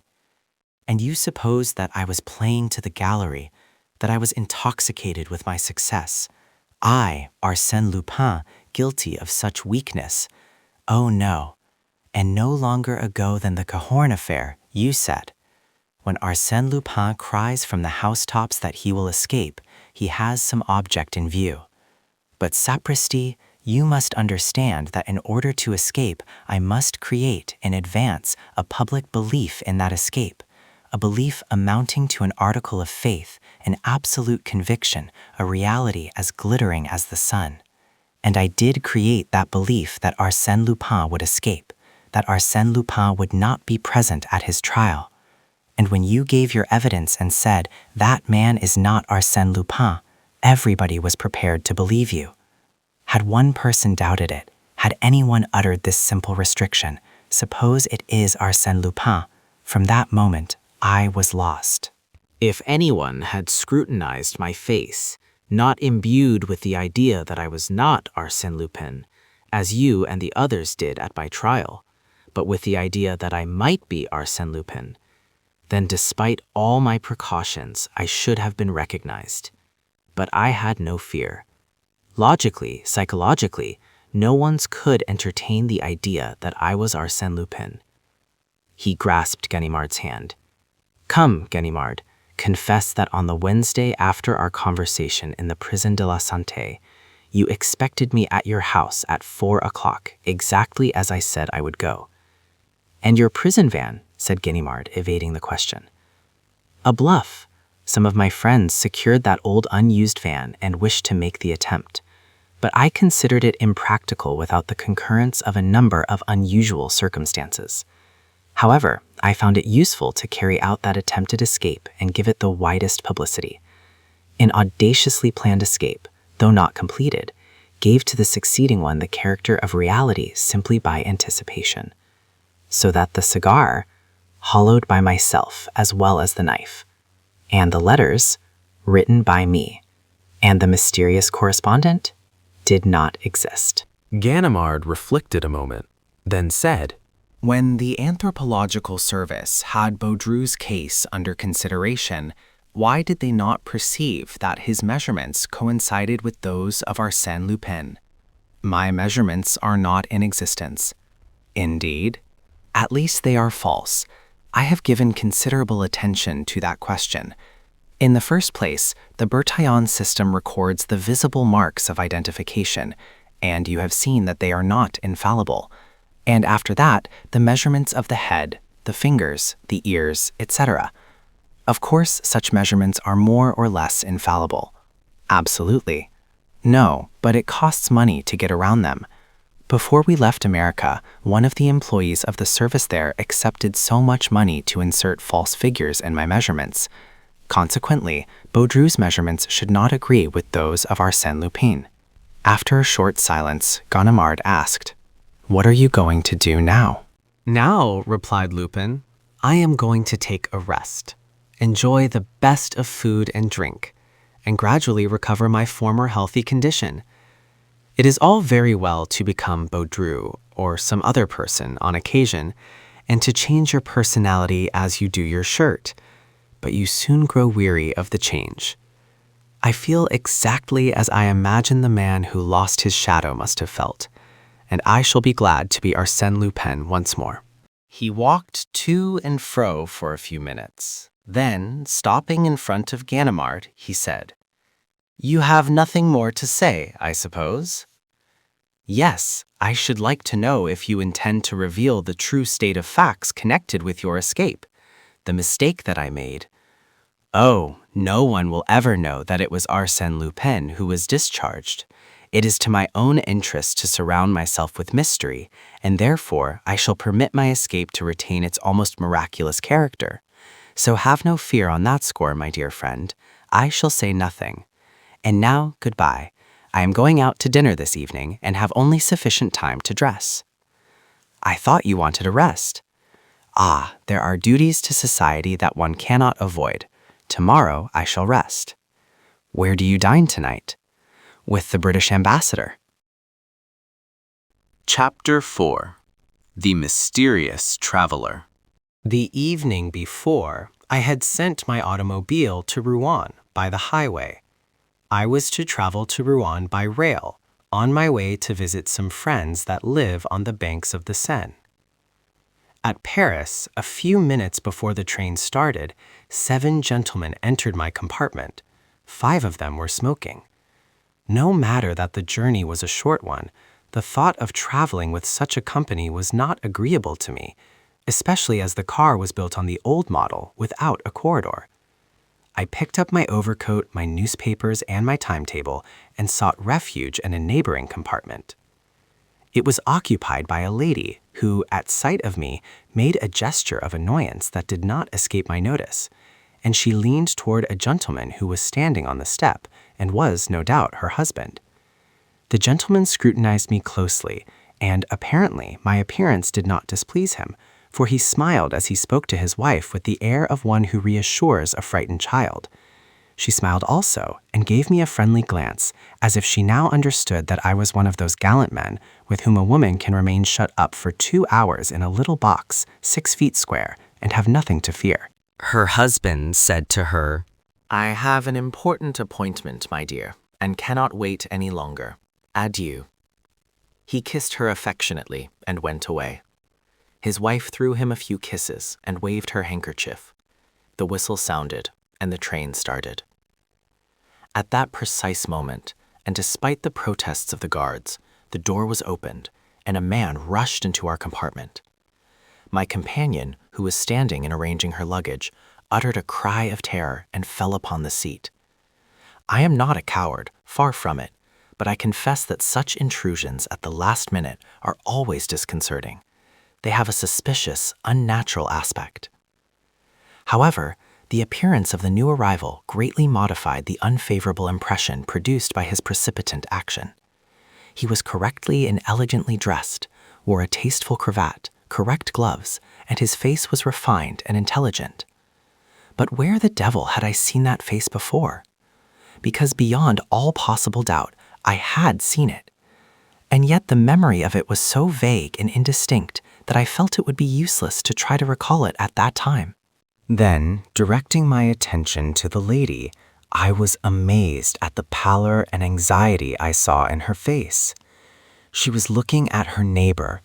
They occupied seats on the same side of the compartment, with an expression of intense alarm, and I perceived that one of her trembling hands was slowly gliding toward a little traveling bag that was lying on the seat about 20 inches from her.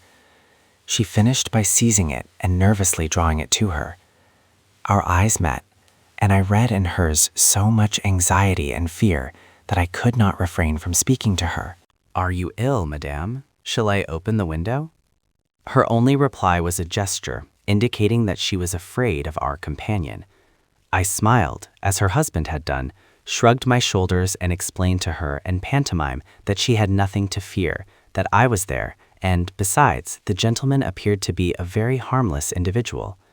At that moment he turned toward us, scrutinized both of us from head to foot, then settled down in his corner and paid us no more attention. After a short silence, the lady, as if she had mustered all her energy to perform a desperate act, said to me in an almost inaudible voice, "Do you know who is on our train?" "Who?" He, I assure you." "Who is he?" "Arsène Lupin." She had not taken her eyes off our companion, and it was to him rather than to me that she uttered the syllables of that disquieting name. He drew his hat over his face. Was that to conceal his agitation, or simply to arrange himself for sleep? Then I said to her, Yesterday, through contumacy, Arsène Lupin was sentenced to 20 years imprisonment at hard labor. Therefore, it is improbable that he would be so imprudent today as to show himself in public. Moreover, the newspapers have announced his appearance in Turkey since his escape from the Santé. "But he is on this train at the present moment," the lady proclaimed, with the obvious intention of being heard by our companion. "My husband is one of the directors in the penitentiary service, and it was the station master himself who told us that a search was being made for Arsène Lupin." "They may have been mistaken."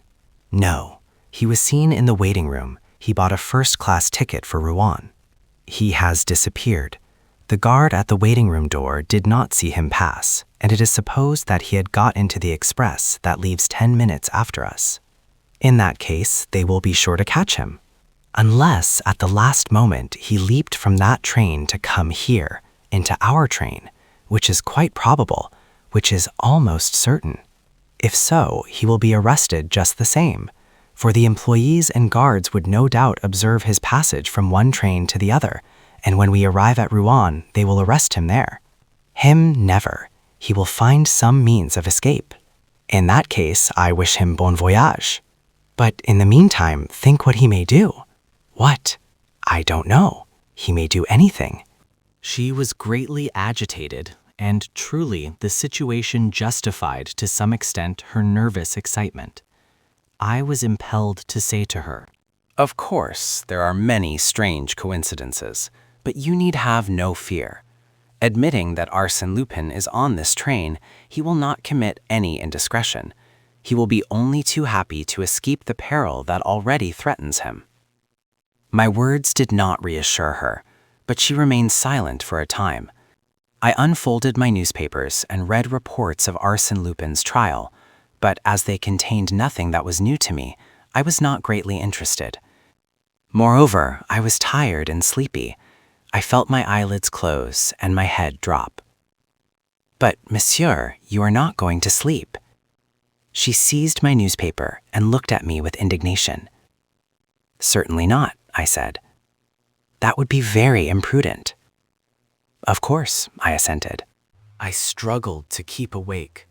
I looked through the window at the landscape and the fleeting clouds, but in a short time all that became confused and indistinct.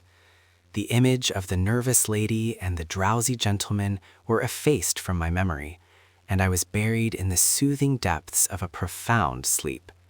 The tranquility of my response was soon disturbed by disquieting dreams, wherein a creature that had played the part and bore the name of Arsène Lupin held an important place. He appeared to me with his back laden with articles of value. He leaped over walls and plundered castles. But the outlines of that creature, who was no longer Arsène Lupin, assumed a more definite form. He came toward me, growing larger and larger, leaped into the compartment with incredible agility, and landed squarely on my chest. With a cry of fright and pain, I awoke. The man, the traveler, our companion, with his knee on my breast, held me by the throat. My sight was very indistinct, for my eyes were suffused with blood. I could see the lady, in a corner of the compartment, convulsed with fright. I tried even not to resist. Besides, I did not have the strength. My temples throbbed. I was almost strangled. 1 minute more, and I would have breathed my last. The man must have realized it, for he relaxed his grip, but did not remove his hand. Then he took a cord, in which he had prepared a slipknot, and tied my wrists together. In an instant, I was bound, gagged, and helpless. Certainly, he accomplished the trick with an ease and skill that revealed the hand of a master. He was, no doubt, a professional thief. Not a word, not a nervous movement, only coolness and audacity.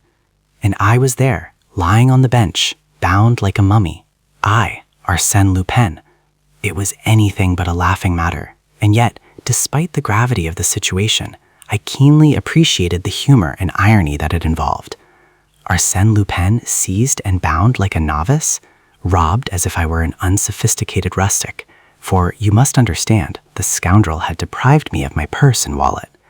Arsène Lupin, a victim, duped, vanquished? What an adventure! The lady did not move. He did not even notice her. He contented himself with picking up her traveling bag that had fallen to the floor and taking from it the jewels, purse, and gold and silver trinkets that it contained. The lady opened her eyes, trembled with fear, drew the rings from her fingers, and handed them to the man, as if she wished to spare him unnecessary trouble. He took the rings and looked at her. She swooned. Then, quite unruffled, he resumed his seat, lighted a cigarette, and proceeded to examine the treasure that he had acquired. The examination appeared to give him perfect satisfaction. But I was not so well satisfied. I do not speak of the 12,000 francs of which I had been unduly deprived. That was only a temporary loss, because I was certain that I would recover possession of that money after a very brief delay, together with the important papers contained in my wallet, plans, specifications, addresses, lists of correspondence, and compromising letters. But for the moment, a more immediate and more serious question troubled me. How would this affair end? What would be the outcome of this adventure? As you can imagine, the disturbance created by my passage through the St. Lazare station has not escaped my notice. Going to visit friends who knew me under the name of Guillaume Berlotte, and amongst whom my resemblance to Arsène Lupin was a subject of many innocent jests, I could not assume a disguise, and my presence had been remarked. So, beyond question, the commissary of police at Rouen, notified by telegraph and assisted by numerous agents, would be awaiting the train, would question all suspicious passengers, and proceed to search the cars.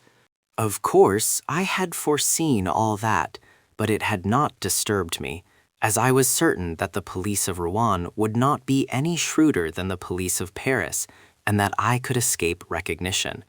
Would it not be sufficient for me to carelessly display my card as député, thanks to which I had inspired complete confidence in the gatekeeper at St. Lazare? But the situation was greatly changed. I was no longer free. It was impossible to attempt one of my usual tricks. In one of the compartments, the commissary of police would find Monsieur Arsène Lupin, bound hand and foot, as docile as a lamb, packed up, all ready to be dumped into a prison van. He would have simply to accept delivery of the parcel, the same as if it were so much merchandise or a basket of fruit and vegetables. Yet, to avoid that shameful denouement, what could I do, bound and gagged as I was? And the train was rushing on toward Rouen, the next and only station. Another problem was presented, in which I was less interested, but the solution of which aroused my professional curiosity. What were the intentions of my rascally companion? Of course, if I had been alone, he could, on our arrival at Rouen, leave the car slowly and fearlessly. But the lady? As soon as the door of the compartment should be opened, the lady, now so quiet and humble, would scream and call for help. That was the dilemma that perplexed me. Why had he not reduced her to a helpless condition similar to mine? That would have given him ample time to disappear before his double crime was discovered. He was still smoking, with his eyes fixed upon the window that was now being streaked with drops of rain. Once he turned, picked up my timetable, and consulted it. The lady had to feign a continued lack of consciousness in order to deceive the enemy, but fits of coughing, provoked by the smoke, exposed her true condition. As to me, I was very uncomfortable and very tired, and I meditated, I plotted. The train was rushing on, joyously, intoxicated with its own speed. Saint Etienne. At that moment, the man arose and took 2 steps toward us, which caused the lady to utter a cry of alarm and fall into a genuine swoon. What was the man about to do? He lowered the window on our side. A heavy rain was now falling, and by a gesture, the man expressed his annoyance at his not having an umbrella or an overcoat. He glanced at the rock. The lady's umbrella was there. He took it. He also took my overcoat and put it on. We were now crossing the Seine. He turned up the bottoms of his trousers, then leaned over and raised the exterior latch of the door. Was he going to throw himself upon the track? At that speed, it would have been instant death. We now entered a tunnel. The man opened the door halfway and stood on the upper step. What folly! The darkness, the smoke, the noise, all gave a fantastic appearance to his actions. But suddenly, the train diminished its speed. A moment later, it increased its speed, then slowed up again. Probably some repairs were being made in that part of the tunnel, which obliged the trains to diminish their speed, and the man was aware of the fact. He immediately stepped down to the lower step, closed the door behind him, and leaped to the ground. He was gone. The lady immediately recovered her wits, and her first act was to lament the loss of her jewels. I gave her an imploring look. She understood, and quickly removed the gag that stifled me. She wished to untie the cords that bound me, but I prevented her. No, the police must see everything exactly as it stands. I want them to see what the rascal did to us. Suppose I pull the alarm bell? Too late. You should have done that when he made the attack on me. But he would have killed me. Ah, monsieur, didn't I tell you that he was on this train? I recognized him from his portrait, and now he has gone off with my jewels. Don't worry, the police will catch him. Catch Arsène Lupin? Never. That depends on you, madame. Listen, when we arrive at Rouen, be at the door and call. Make a noise. The police and the railway employees will come. Tell what you have seen, the assault made on me, and the flight of Arsène Lupin. Give a description of him. Soft hat, umbrella, yours, gray overcoat. Yours, said she. What, mine? Not at all. It was his. I didn't have any. It seems to me he didn't have one when he came in. Yes. Unless the coat was one that someone had forgotten and left in the rack. At all events, he had it when he went away, and that is the essential point. A gray overcoat, remember. Ah, I forgot. You must tell your name first thing you do. Your husband's official position will stimulate the zeal of the police. We arrived at the station. I gave her some further instructions in a rather imperious tone. Tell them my name, Guillaume-Burglar. If necessary, say that you know me. That will save time. We must expedite the preliminary investigation. The important thing is the pursuit of Arsène Lupin. Your jewels, remember. Let there be no mistake. Guillaume-Burglar, a friend of your husband. I understand. Guillaume Berlat. She was already calling and gesticulating. As soon as the train stopped, several men entered the compartment. The critical moment had come. Panting for breath, the lady exclaimed, "Arsène Lupin! He attacked us. He stole my jewels. I am Madame Renaud. My husband is a director of the penitentiary service. Ah, here is my brother, Georges Ardel, director of the Credit Rouennais. You must know." She embraced a young man who had just joined us and whom the commissary saluted. Then she continued, weeping, "Yes, Arsène Lupin. While Monsieur was sleeping, he seized him by the throat. Montberlat, a friend of my husband." The commissary asked, "But where is Arsène Lupin?" "He leapt from the train when passing through the tunnel." "Are you sure that it was he?" "Am I sure? I recognized him perfectly. Besides, he was seen at the Saint-Lazare station. He wore a soft hat." "No, a heartfelt like that," said the commissary, pointing to my hat. "He had a soft hat, I am sure," repeated Madame Renaud, "and a gray overcoat." "Yes, that is right," replied the commissary. "The telegram says he wore a gray overcoat with a black velvet collar." "Exactly, a black velvet collar," exclaimed Madame Renaud, triumphantly. I breathed freely. Ah, the excellent friend I had in that little woman. The police agents had now released me. I bit my lips until they ran blood. Stooping over, with my handkerchief over my mouth, an attitude quite natural in a person who has remained for a long time in an uncomfortable position and whose mouth shows the bloody marks of the gag, I addressed the commissary in a weak voice. "Monsieur, it was Arsène Lupin. There is no doubt about that. If we make haste, he can be caught yet. I think I may be of some service to you." The railway car, in which the crime occurred, was detached from the train to serve as a mute witness at the official investigation. The train continued on its way to Havre. We were then conducted to the station master's office through a crowd of curious spectators. Then I had a sudden access of doubt and discretion. Under some pretext or other, I must gain my automobile and escape. To remain there was dangerous. Something might happen. For instance, a telegram from Paris, and I would be lost. Yes, but what about my thief? Abandoned to my own resources in an unfamiliar country, I could not hope to catch him. Bah, I must make the attempt, I said to myself. It may be a difficult game, but an amusing one, and the stake is well worth the trouble. And when the commissary asked us to repeat the story of the robbery, I exclaimed, "Monsieur, really, Arsène Lupin is getting the start of us. My automobile is waiting in the courtyard. If you will be so kind as to use it, we can try." The commissary smiled and replied, "The idea is a good one, so good indeed that it is already being carried out. 2 of my men have set out on bicycles. They have been gone for some time." "Where did they go?" "To the entrance of the tunnel. There they will gather evidence, secure witnesses, and follow on the track of Arsène Lupin."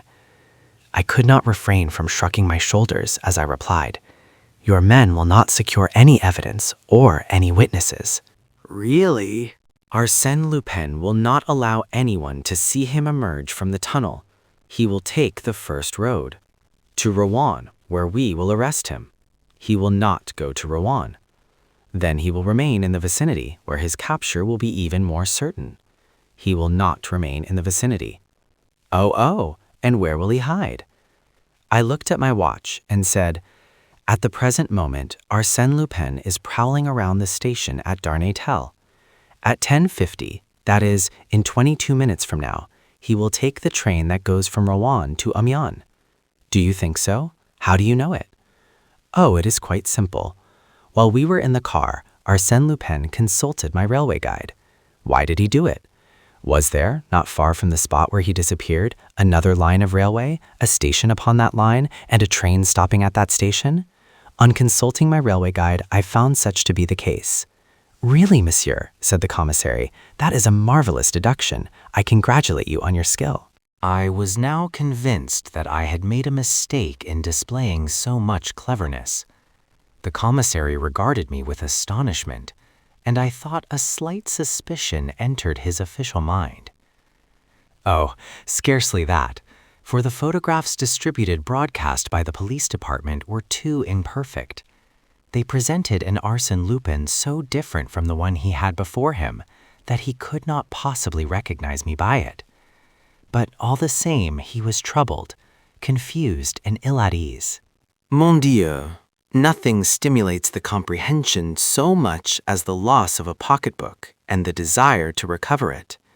And it seems to me that if you will give me 2 of your men, we may be able— Oh, I beg of you, Monsieur le Commissaire, cried Madame Renaud, listen to mon Berla. The intervention of my excellent friend was decisive. Pronounced by her, the wife of an influential official, the name of Berla became really my own and gave me an identity that no mere suspicion could affect. The commissary arose and said, Believe me, Monsieur Berla, I shall be delighted to see you succeed. I am as much interested as you are in the arrest of Arsène Lupin.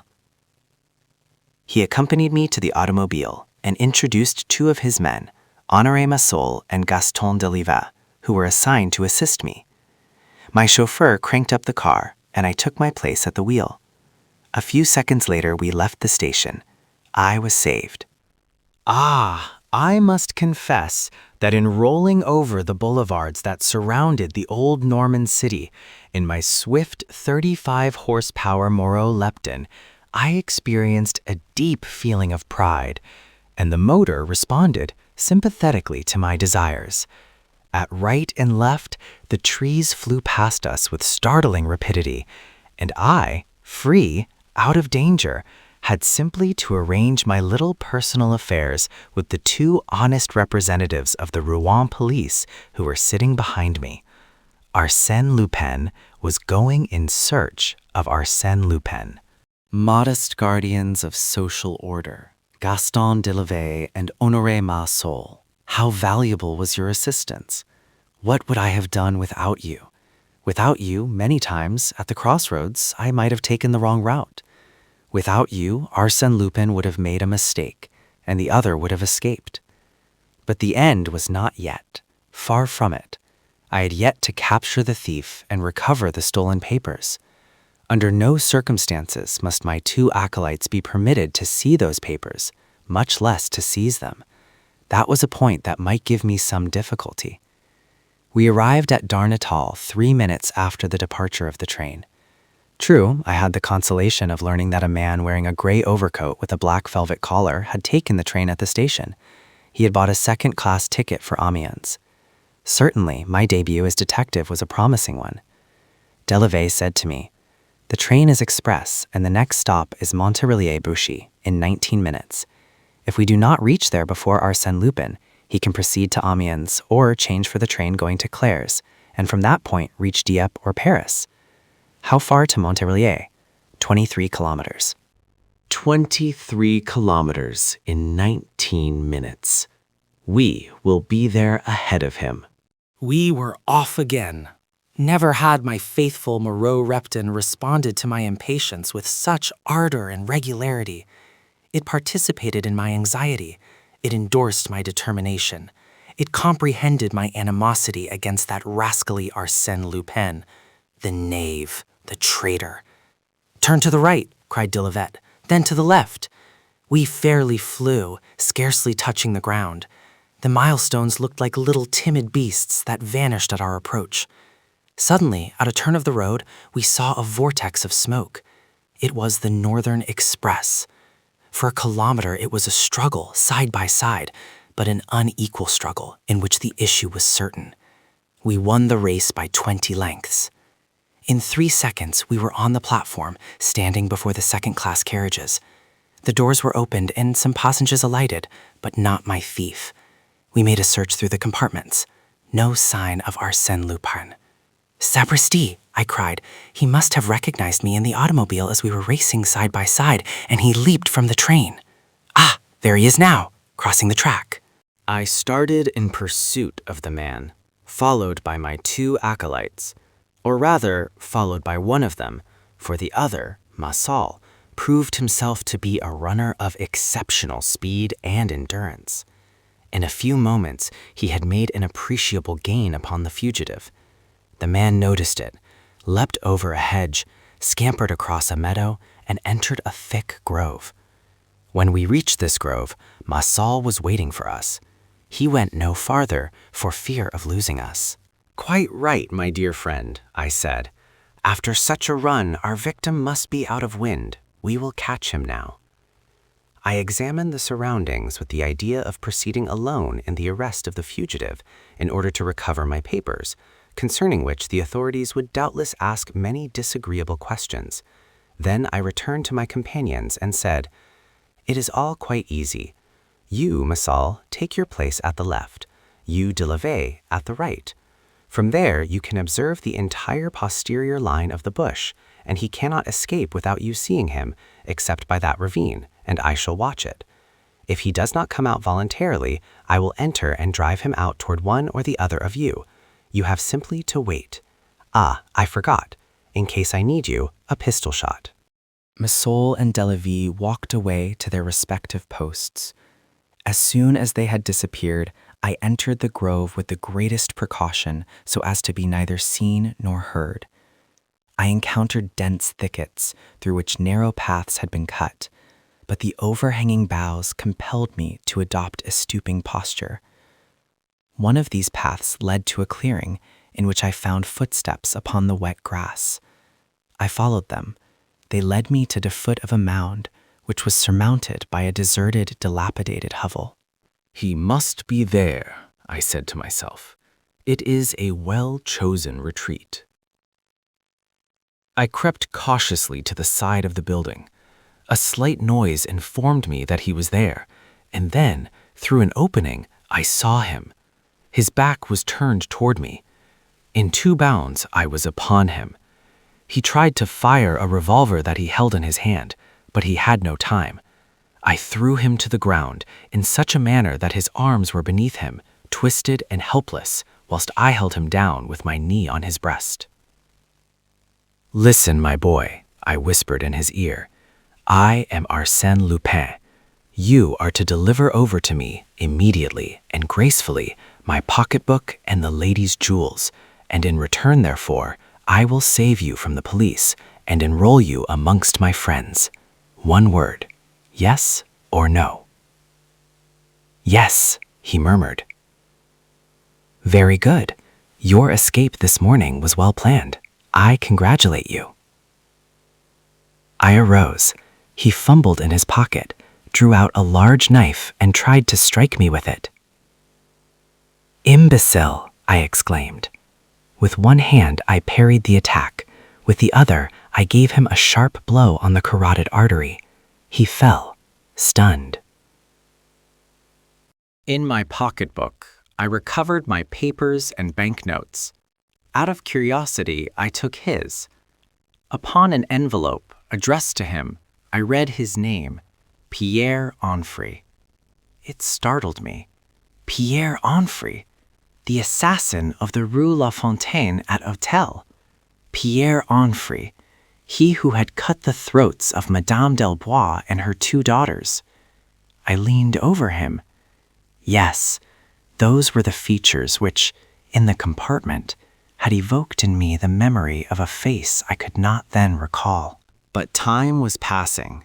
I placed in an envelope 2 banknotes of 100 francs each, with a card bearing these words: Arsène Lupin to his worthy colleagues, Honoré Massol and Gaston Delavet, as a slight token of his gratitude. I placed it in a prominent spot in the room where they would be sure to find it. Beside it, I placed Madame Renaud's handbag. Why could I not return it to the lady who had befriended me? I must confess that I had taken from it everything that possessed any interest or value, leaving there only a shell comb, a stick of rouge d'Oran for the lips, and an empty purse. But, business is business. And then, really, her husband is engaged in such a dishonorable vocation. The man was becoming conscious. What was I to do? I was unable to save him or condemn him. So I took his revolver and fired a shot in the air. My 2 acolytes will come and attend to his case, I said to myself, as I hastened away by the road through the ravine. 20 minutes later, I was seated in my automobile. At 4 o'clock, I telegraphed to my friends at Rouen that an unexpected event would prevent me from making my promised visit. Between ourselves, considering what my friends must now know, my visit is postponed indefinitely. A cruel disillusion for them. At 6 o'clock, I was in Paris. The evening newspapers informed me that Pierre Onfray had been captured at last. Next day, let us not despise the advantages of judicious advertising. The Echo de France published this sensational item. Yesterday, near Bucci, after numerous exciting incidents, Arsène Lupin effected the arrest of Pierre Onfray. The assassin of the Rue La Fontaine had robbed Madame Renaud, wife of the director in the penitentiary service, in a railway carriage on the Paris-Havre line. Arsène Lupin restored to Madame Renaud the handbag that contained her jewels and gave a generous recompense to the 2 detectives who had assisted him in making that dramatic arrest. Chapter 5. The Queen's Necklace. 2 or 3 times each year, on occasions of unusual importance, such as the balls at the Austrian embassy or the soirees of Lady Billingstone, the Countess de Dreux-Soubise wore upon her white shoulders the Queen's necklace.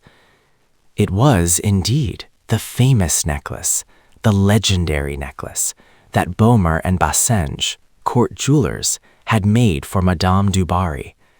The veritable necklace that the Cardinal de Dreux-Soubise intended to give to Marie Antoinette, Queen of France, and the same that the adventuress Jeanne de Valois, Countess de la Motte, had pulled to pieces one evening in February 1785, with the aid of her husband and their accomplice, Rétaux de Villette. To tell the truth, the mounting alone was genuine. Rétaux de Villette had kept it, whilst the Count de la Motte and his wife scattered to the 4 winds of heaven the beautiful stones so carefully chosen by Baumer. Later, he sold the mounting to Gaston de Dreux-Soubise, nephew and heir of the cardinal, who repurchased the few diamonds that remained in the possession of the English jeweler Jeffreys, supplemented them with other stones of the same size but of much inferior quality, and thus restored the marvelous necklace to the form in which it had come from the hands of Baumer and Bassenge. For nearly a century, the House of Dreux-Soubise had prided itself upon the possession of this historic jewel. Although adverse circumstances had greatly reduced their fortune, they preferred to curtail their household expenses rather than part with this relic of royalty. More particularly, the present count clung to it as a man clings to the home of his ancestors. As a matter of prudence, he had rented a safety deposit box at the Crédit Lyonnais in which to keep it. He went for it himself on the afternoon of the day on which his wife wished to wear it, and he himself carried it back next morning.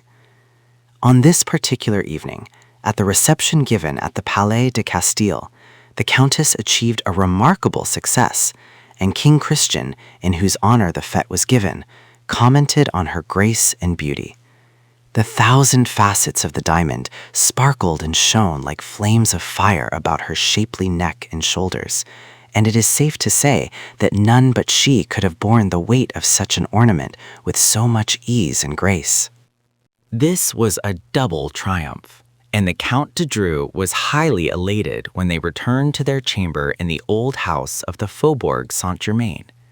He was proud of his wife, and quite as proud, perhaps, of the necklace that had conferred added luster to his noble house for generations.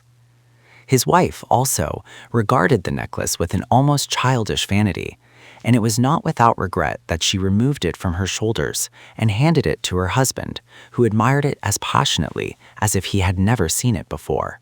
Then, having placed it in its case of red leather, stamped with the cardinal's arms, he passed into an adjoining room, which was simply an alcove or cabinet that had been cut off from their chamber, and which could be entered only by means of a door at the foot of their bed. As he had done on previous occasions, he hid it on a high shelf amongst hot boxes and piles of linen. He closed the door and retired. Next morning, he arose about 9 o'clock intending to go to the Crédit Lyonnais before breakfast. He dressed, drank a cup of coffee, and went to the stables to give his orders. The condition of one of the horses worried him. He caused it to be exercised in his presence. Then he returned to his wife, who had not yet left the chamber. Her maid was dressing her hair. When her husband entered, she asked, "Are you going out?" "Yes, as far as the bank." "Of course, that is wise." He entered the cabinet, but after a few seconds, and without any sign of astonishment, he asked, "Did you take it, my dear?" "What?" "No, I have not taken anything." "You must have moved it." "Not at all. I have not even opened that door." He appeared at the door, disconcerted, and stammered in a scarcely intelligible voice. "You haven't? It wasn't you? Then—" She hastened to his assistance, and together they made a thorough search, throwing the boxes to the floor and overturning the piles of linen. Then the Count said, quite discouraged, "It is useless to look any more. I put it here, on this shelf." "You must be mistaken." No, it was on this shelf, nowhere else." They lighted a candle, as the room was quite dark, and then carried out all the linen and other articles that the room contained. And when the room was emptied, they confessed in despair that the famous necklace had disappeared. Without losing time in vain lamentations, the Countess notified the commissary of police, Monsieur Valorbe, who came at once, and after hearing their story, inquired of the Count, "Are you sure that no one passed through your chamber during the night?" "Absolutely sure, as I am a very light sleeper. Besides, the chamber door was bolted, and I remember unbolting it this morning when my wife rang for her maid." "And there is no other entrance to the cabinet?" "None." "No windows?" "Yes, but it is closed up." "I will look at it." Candles were lighted, and Monsieur Valor observed at once that the lower half of the window was covered by a large press which was, however, so narrow that it did not touch the casement on either side. "On what does this window open?" "A small inner court." "And you have a floor above this?" "Two, but on a level with the servants' floor there is a close grating over the court. That is why this room is so dark." When the press was moved, they found that the window was fastened, which would not have been the case if anyone had entered that way. "Unless," said the Count, "they went out through our chamber. In that case, you would have found the door unbolted." The commissary considered the situation for a moment, then asked the Countess, "Did any of your servants know that you wore the necklace last evening?" Certainly, I didn't conceal the fact, but nobody knew that it was hidden in that cabinet. No one? No one, unless— Be quite sure, madam, as it is a very important point. She turned to her husband and said, "I was thinking of Henrietta." "Henrietta? She didn't know where we kept it." "Are you sure?" "Who is this woman, Henrietta?" asked Montvalorbe. "A schoolmate who is disowned by her family for marrying beneath her. After her husband's death, I furnished an apartment in this house for her and her son. She is clever with her needle and has done some work for me." "What floor is she on?" "Same as ours, at the end of the corridor, and I think the window of her kitchen opens on this little court, does it not?" "Yes, just opposite ours." Montvalorbe then asked to see Henriette. They went to her apartment. She was sewing, whilst her son Raoul, about 6 years old, was sitting beside her, reading. The commissary was surprised to see the wretched apartment that had been provided for the woman. It consisted of one room without a fireplace and a very small room that served as a kitchen. The commissary proceeded to question her. She appeared to be overwhelmed on learning of the theft. Last evening she had herself dressed the Countess and placed the necklace upon her shoulders. "Good God!" she exclaimed. "It can't be possible." "And you have no idea? Not the least suspicion? Is it possible that the thief may have passed through your room?" She laughed heartily, never supposing that she could be an object of suspicion. "But I have not left my room. I never go out. And perhaps you have not seen?" She opened the kitchen window and said, "See, It is at least 3 meters to the ledge of the opposite window. Who told you that we supposed the theft might have been committed in that way? But the necklace was in the cabinet, wasn't it? How do you know that? Why, I have always known that it was kept there at night. It had been mentioned in my presence.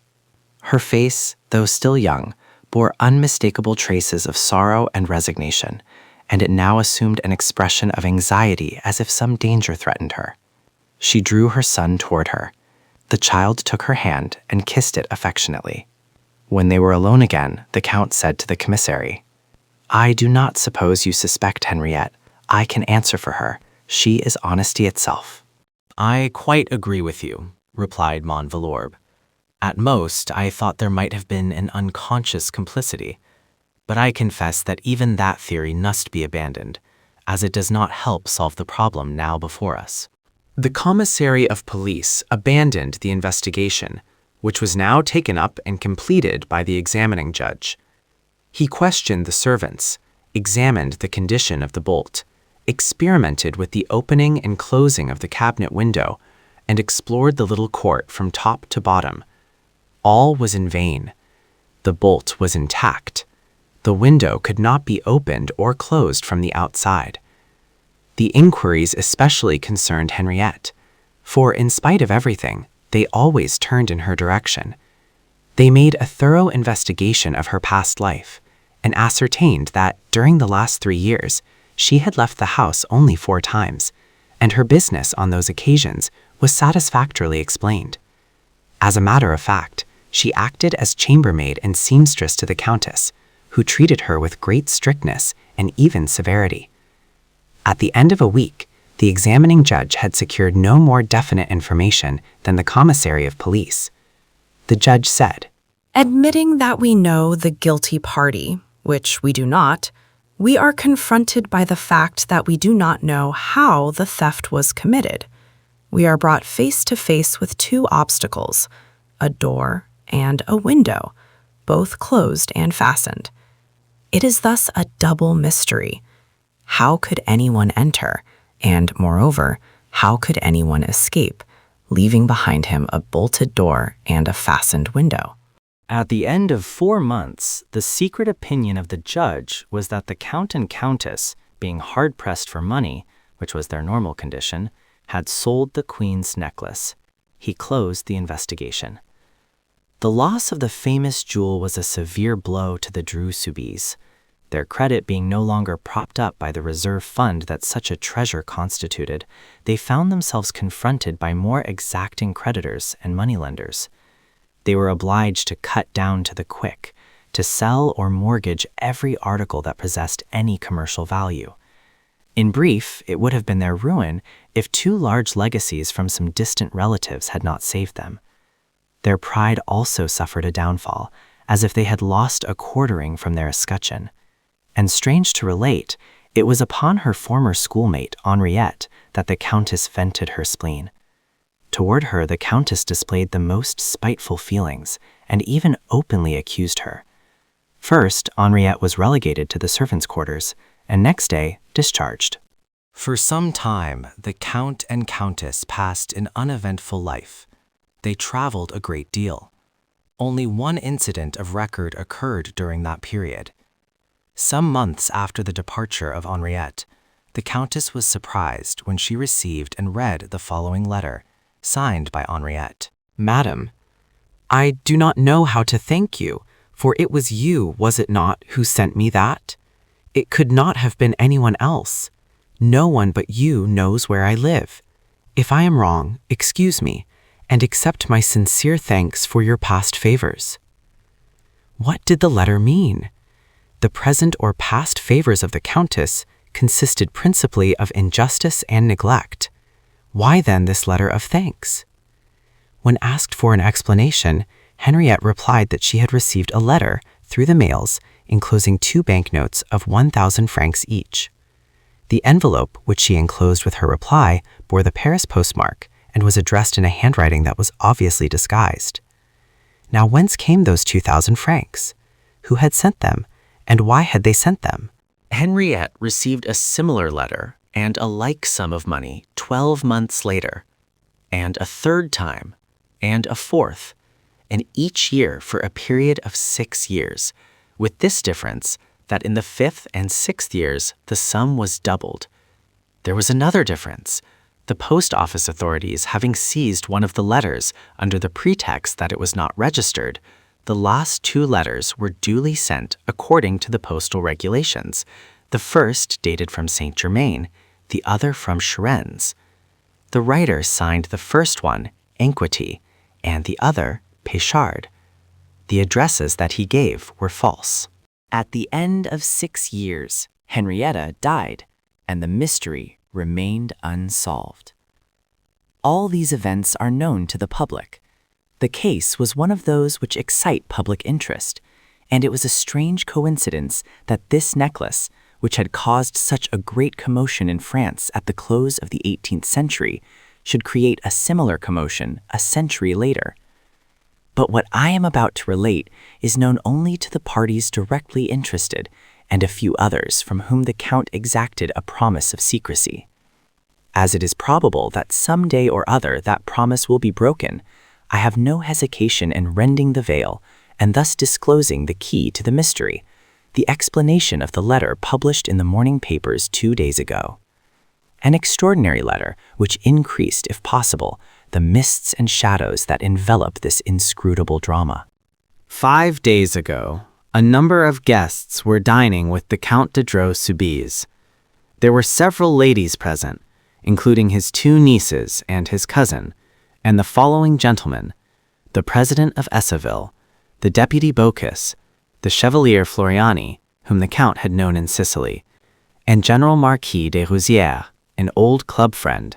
After the repast, coffee was served by the ladies, who gave the gentlemen permission to smoke their cigarettes, provided they would not desert the salon. The conversation was general, and finally one of the guests chanced to speak of celebrated crimes, and that gave the Marquis de Rouzières, who delighted to tease the Count, an opportunity to mention the affair of the Queen's necklace, a subject that the Count detested. Each one expressed his own opinion of the affair, and of course their various theories were not only contradictory but impossible. "And you, monsieur," said the Countess to the Chevalier Floriani, "what is your opinion?" "Oh, I have no opinion, madame." All the guests protested, for the Chevalier had just related in an entertaining manner various adventures in which he had participated with his father, a magistrate at Palermo, and which established his judgment and taste in such manners. "I confess," said he, "I have sometimes succeeded in unraveling mysteries that the cleverest detectives have renounced, yet I do not claim to be Sherlock Holmes. Moreover, I know very little about the affair of the Queen's necklace." Everybody now turned to the Count, who was thus obliged, quite unwillingly, to narrate all the circumstances connected with the theft. The Chevalier listened, reflected, asked a few questions, and said, "It is very strange. At first sight, the problem appears to be a very simple one." The Count shrugged his shoulders. The others drew closer to the Chevalier, who continued in a dogmatic tone. "As a general rule, in order to find the author of a crime or theft, it is necessary to determine how that crime or theft was committed, or at least how it could have been committed. In the present case, nothing is more simple, because we are face to face not with several theories, but with one positive fact. That is to say, the thief could only enter by the chamber door or the window of the cabinet. Now, a person cannot open a bolted door from the outside. Therefore, he must have entered through the window. But it was closed and fastened, and we found it fastened afterward, declared the Count. In order to do that, continued Floriani without heeding the interruption, he had simply to construct a bridge, a plank or a ladder between the balcony of the kitchen and the ledge of the window, and as the jewel case— "But I repeat that the window was fastened," exclaimed the Count impatiently. This time, Floriani was obliged to reply. He did so with the greatest tranquility, as if the objection was the most insignificant affair in the world. "I will admit that it was. But is there not a transom in the upper part of the window?" "How do you know that?" In the first place, that was customary in houses of that date, and in the second place, without such a transom, the theft cannot be explained. Yes, there is one, but it was closed, the same as the window. Consequently, we did not pay attention to it. That was a mistake, for if you had examined it, you would have found that it had been opened. But how? I presume that, like all others, it opens by means of a wire with a ring on the lower end. Yes, but I do not see. Now, through a hole in the window, a person could, by the aid of some instrument, let us say a poker with a hook at the end, grip the ring, pull down, and open the transom. The Count laughed and said, "Excellent, excellent. Your scheme is very cleverly constructed, but you overlook one thing, monsieur. There is no hole in the window." "There was a hole." "Nonsense, we would have seen it." "In order to see it, you must look for it, and no one has looked. The hole is there. It must be there, at the side of the window, in the putty. In a vertical direction, of course." The Count arose. He was greatly excited. He paced up and down the room 2 or 3 times in a nervous manner. Then, approaching Floriani, said, "Nobody has been in that room since. Nothing has been changed." "Very well, monsieur. You can easily satisfy yourself that my explanation is correct. It does not agree with the facts established by the examining judge. You have seen nothing, and yet you contradict all that we have seen and all that we know." Floriani paid no attention to the Count's petulance. He simply smiled and said, "Mon Dieu, monsieur, I submit my theory. That is all. If I am mistaken, you can easily prove it." "I will do so at once. I confess that your assurance—" The Count muttered a few more words, then suddenly rushed to the door and passed out. Not a word was uttered in his absence, and this profound silence gave the situation an air of almost tragic importance. Finally, the Count returned.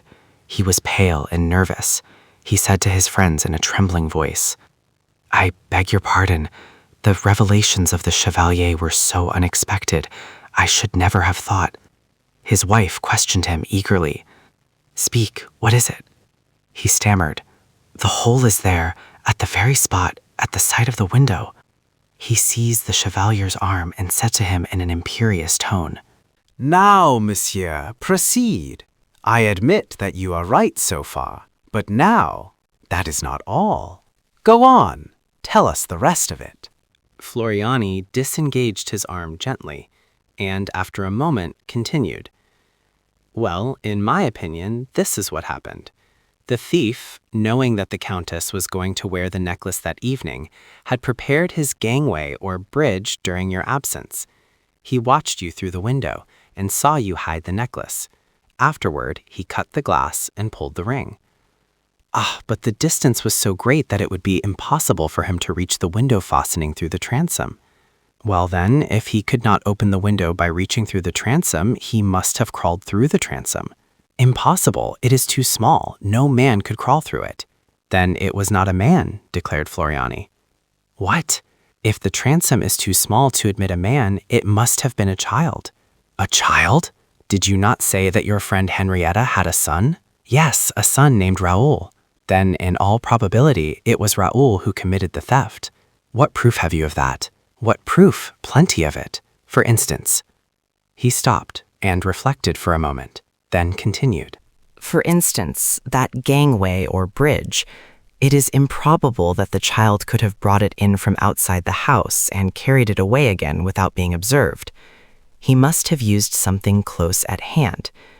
In the little room used by Henriette as a kitchen, were there not some shelves against the wall on which she placed her pans and dishes? 2 shelves, to the best of my memory. Are you sure that those shelves are really fastened to the wooden brackets that support them? For if they are not, we could be justified in presuming that the child removed them, fastened them together, and thus formed his bridge. Perhaps also, since there was a stove, we might find the bent poker that he used to open the transom. Without saying a word, the Count left the room, and this time, those present did not feel the nervous anxiety they had experienced the first time. They were confident that Floriani was right, and no one was surprised when the Count returned and declared, "It was the child. Everything proves it." You have seen the shelves and the poker? Yes, the shelves have been unnailed and the poker is there yet. But the Countess exclaimed, You had better say it was his mother. Henriette is the guilty party. She must have compelled her son. No, declared the Chevalier. The mother had nothing to do with it. Nonsense. They occupied the same room. The child could not have done it without the mother's knowledge. True, they lived in the same room, but all this happened in the adjoining room, during the night, while the mother was asleep. And the necklace? Said the Count. It would have been found amongst the child's things. Pardon me, he had been out. That morning on which you found him reading, he had just come from school, and perhaps the commissary of police, instead of wasting his time on the innocent mother, would have been better employed in searching the child's desk amongst his schoolbooks. But how do you explain those 2,000 francs that Henriette received each year? Are they not evidence of her complicity? If she had been an accomplice, would she have thanked you for that money? And then, was she not closely watched? But the child, being free, could easily go to a neighboring city, negotiate with some dealer, and sell him 1 diamond or 2 diamonds as he might wish, upon condition that the money should be sent from Paris, and that proceeding could be repeated from year to year. An indescribable anxiety oppressed the Dreux-Soubise and their guests. There was something in the tone and attitude of Floriani, something more than the Chevalier's assurance, which, from the beginning, had so annoyed the Count. There was a touch of irony that seemed rather hostile than sympathetic. But the Count affected to laugh as he said, All that is very ingenious and interesting, and I congratulate you upon your vivid imagination. No, not at all, replied Floriani, with the utmost gravity. I imagine nothing. I simply describe the events as they must have occurred. But what do you know about them? What you yourself have told me. I picture to myself the life of the mother and child down there in the country, the illness of the mother, the schemes and inventions of the child to sell the precious stones in order to save his mother's life, or at least soothe her dying moments. Her illness overcomes her. She dies. Years roll on. The child becomes a man. And now I will give my imagination a free rein. Let us suppose that the man feels a desire to return to the home of his childhood, that he does so, and that he meets there certain people who suspect and accuse his mother. Do you realize the sorrow and anguish of such an interview in the very house wherein the original drama was played? His words seemed to echo for a few seconds in the ensuing silence, and one could read upon the faces of the Count and Countess de Dreux a bewildered effort to comprehend his meaning, and at the same time, the fear and anguish of such a comprehension. The Count spoke at last and said, Who are you, monsieur? I, the Chevalier Floriani, whom you met at Palermo, and whom you have been gracious enough to invite to your house on several occasions. Then, what does this story mean? Oh, nothing at all. It is simply a pastime so far as I am concerned. I endeavored to depict the pleasure that Henrietta's son, if he still lives, would have in telling you that he was the guilty party, and that he did it because his mother was unhappy, as she was on the point of losing the place of a servant by which she lived, and because the child suffered at sight of his mother's sorrow. He spoke with suppressed emotion, rose partially and inclined toward the Countess. There could be no doubt that the Chevalier Floriani was Henrietta's son. His attitude and words proclaimed it. Besides, was it not his obvious intention and desire to be recognized as such? The Count hesitated. What action would he take against the audacious guest? Ring? Provoke a scandal? Unmask the man who had once robbed him? But that was a long time ago. And who would believe that absurd story about the guilty child? No, better far to accept the situation and pretend not to comprehend the true meaning of it. So the Count, turning to Floriani, exclaimed, Your story is very curious, very entertaining. I enjoyed it much. But what do you think has become of this young man, this model son? I hope he has not abandoned the career in which he made such a brilliant debut. Oh, certainly not. After such a debut, to steal the Queen's necklace at 6 years of age, the celebrated necklace that was coveted by Marie Antoinette? And to steal it, remarked Floriani, falling in with the Count's mood, without costing him the slightest trouble, without anyone thinking to examine the condition of the window, or to observe that the windowsill was too clean, that windowsill which he had wiped in order to efface the marks he had made in the thick dust. We must admit that it was sufficient to turn the head of a boy at that age. It was all so easy. He had simply to desire the thing and reach out his hand to get it. And he reached out his hand. Both hands, replied the Chevalier, laughing. His companions received a shock. What mystery surrounded the life of the so-called Floriani? How wonderful must have been the life of that adventurer, a thief at 6 years of age, and who, today, in search of excitement, or at most, to gratify a feeling of resentment, had come to brave his victim in her own house, audaciously, foolishly, and yet with all the grace and delicacy of a courteous guest. He arose and approached the Countess to bid her adieu. She recoiled, unconsciously. He smiled. "Oh, madam, you are afraid of me. Did I pursue my role of parlor magician a step too far?" She controlled herself and replied with her accustomed ease, "Not at all, monsieur. The legend of that dutiful son interested me very much, and I am pleased to know that my necklace had such a brilliant destiny. But do you not think that the son of that woman, at Henriette, was the victim of hereditary influence in the choice of his vocation?" He shuddered, feeling the point, and replied, "I am sure of it, and moreover, his natural tendency to crime must have been very strong, or he would have been discouraged." "Why so?" "Because, as you must know, the majority of the diamonds were false. The only genuine stones were the few purchased from the English jeweler, the others having been sold one by one to meet the cruel necessities of life." "It was still the Queen's necklace, monsieur," replied the Countess haughtily, "and that is something that he, Henriette's son, could not appreciate." He was able to appreciate, madam, that, whether true or false, the necklace was nothing more than an object of parade, an emblem of senseless pride. The Count made a threatening gesture, but his wife stopped him. "Monsieur," she said, "if the man to whom you allude has the slightest sense of honor—" She stopped, intimidated by Floriani's cool manner. "If that man has the slightest sense of honor," he repeated. She felt that she would not gain anything by speaking to him in that manner, and in spite of her anger and indignation, trembling as she was from humiliated pride, she said to him, almost politely, "Monsieur, the legend says that Rétaux de Villette, when in possession of the Queen's necklace, did not disfigure the mounting.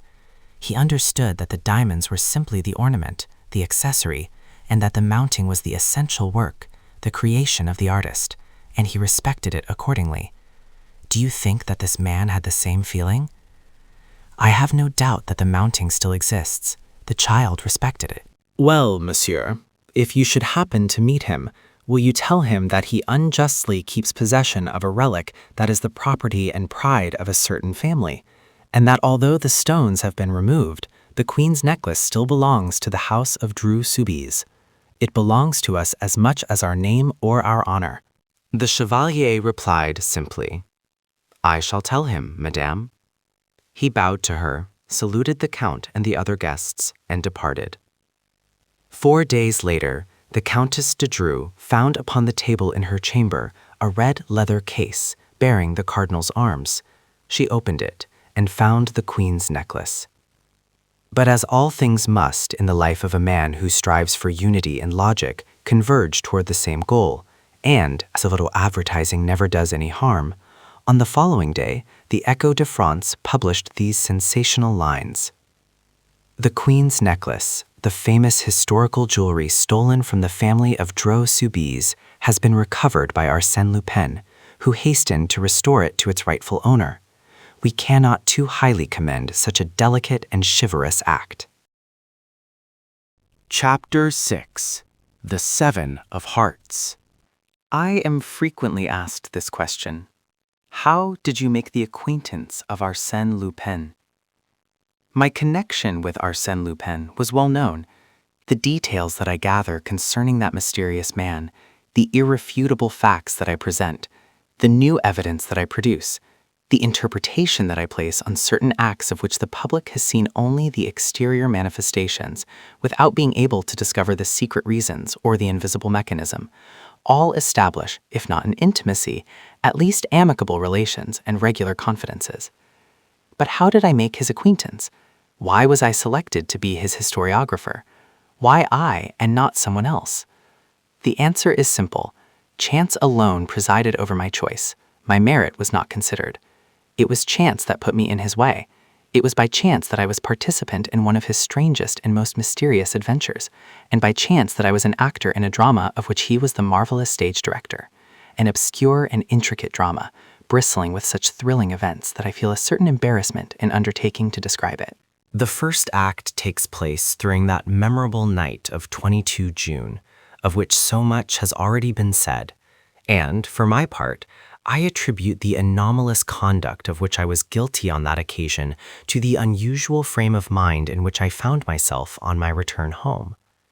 I had dined with some friends at the Cascade restaurant, and the entire evening, whilst we smoked and the orchestra played melancholy waltzes, we talked only of crimes and thefts, and dark and frightful intrigues. That is always a poor overture to a night's sleep. The St. Martins went away in an automobile. Jean Daspry, that delightful, heedless Daspry who, 6 months later, was killed in such a tragic manner on the frontier of Morocco, Jean Daspry and I returned on foot through the dark, warm night. When we arrived in front of the little house in which I had lived for a year at Neuilly on the Boulevard Maillot, he said to me, "Are you afraid? What an idea! But this house is so isolated, no neighbors, vacant lots. Really, I am not a coward, and yet, well, you are very cheering, I must say." "Oh, I say that as I would say anything else. The St. Martins have impressed me with their stories of brigands and thieves." We shook hands and said goodnight. I took out my key and opened the door. "Well, that is good," I murmured. "Antoine has forgotten to light a candle." Then I recalled the fact that Antoine was away. I had given him a short leave of absence. Forthwith, I was disagreeably oppressed by the darkness and silence of the night. I ascended the stairs on tiptoe and reached my room as quickly as possible. Then, contrary to my usual habit, I turned the key and pushed the bolt. The light of my candle restored my courage, yet I was careful to take my revolver from its case, a large, powerful weapon, and place it beside my bed. That precaution completed my reassurance. I laid down and, as usual, took a book from my night table to read myself to sleep. Then I received a great surprise. Instead of the paper knife with which I had marked my place on the proceeding, I found an envelope closed with 5 seals of red wax. I seized it eagerly. It was addressed to me and marked urgent. A letter addressed to me. Who could have put it in that place? Nervously, I tore open the envelope and read, "From the moment you open this letter, whatever happens, whatever you may hear, do not move, do not utter one cry. Otherwise, you are doomed." I am not a coward, and, quite as well as another, I can face real danger or smile at the visionary perils of imagination. But, let me repeat, I was in an anomalous condition of mind, with my nerves set on edge by the events of the evening. Besides, was there not in my present situation something startling and mysterious, calculated to disturb the most courageous spirit? My feverish fingers clutched the sheet of paper, and I read and reread those threatening words. "Do not move, do not utter one cry, otherwise you are doomed." Nonsense, I thought. It is a joke, the work of some cheerful idiot. I was about to laugh, a good loud laugh. Who prevented me? What haunting fear compressed my throat? At least I would blow out the candle. No, I could not do it.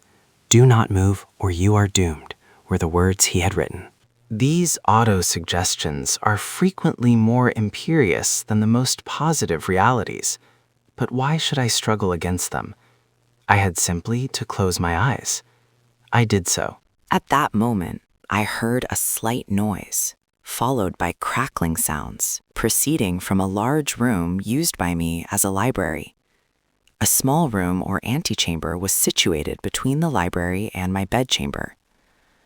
The approach of an actual danger greatly excited me, and I felt a desire to get up, seize my revolver, and rush into the library. I did not rise. I saw one of the curtains of the left window move. There was no doubt about it. The curtain had moved. It was still moving. And I saw quite distinctly, in the narrow space between the curtains and the window, a human form, a bulky mass that prevented the curtains from hanging straight. And it is equally certain that the man saw me through the large meshes of the curtain. Then I understood the situation. His mission was to guard me while the others carried away their booty. Should I rise and seize my revolver? Impossible. He was there. At the least movement, at the least cry, I was doomed.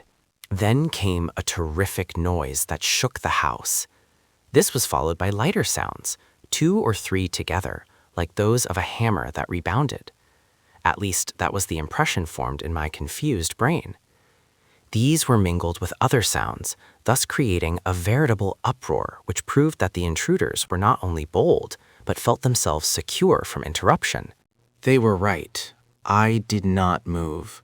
Was it cowardice? No, rather weakness, a total inability to move any portion of my body, combined with discretion. For why should I struggle? Behind that man, there were 10 others who would come to his assistance. Should I risk my life to save a few tapestries and bibelots? Throughout the night, my torture endured. Insufferable torture, terrible anguish. The noises had stopped, but I was in constant fear of their renewal.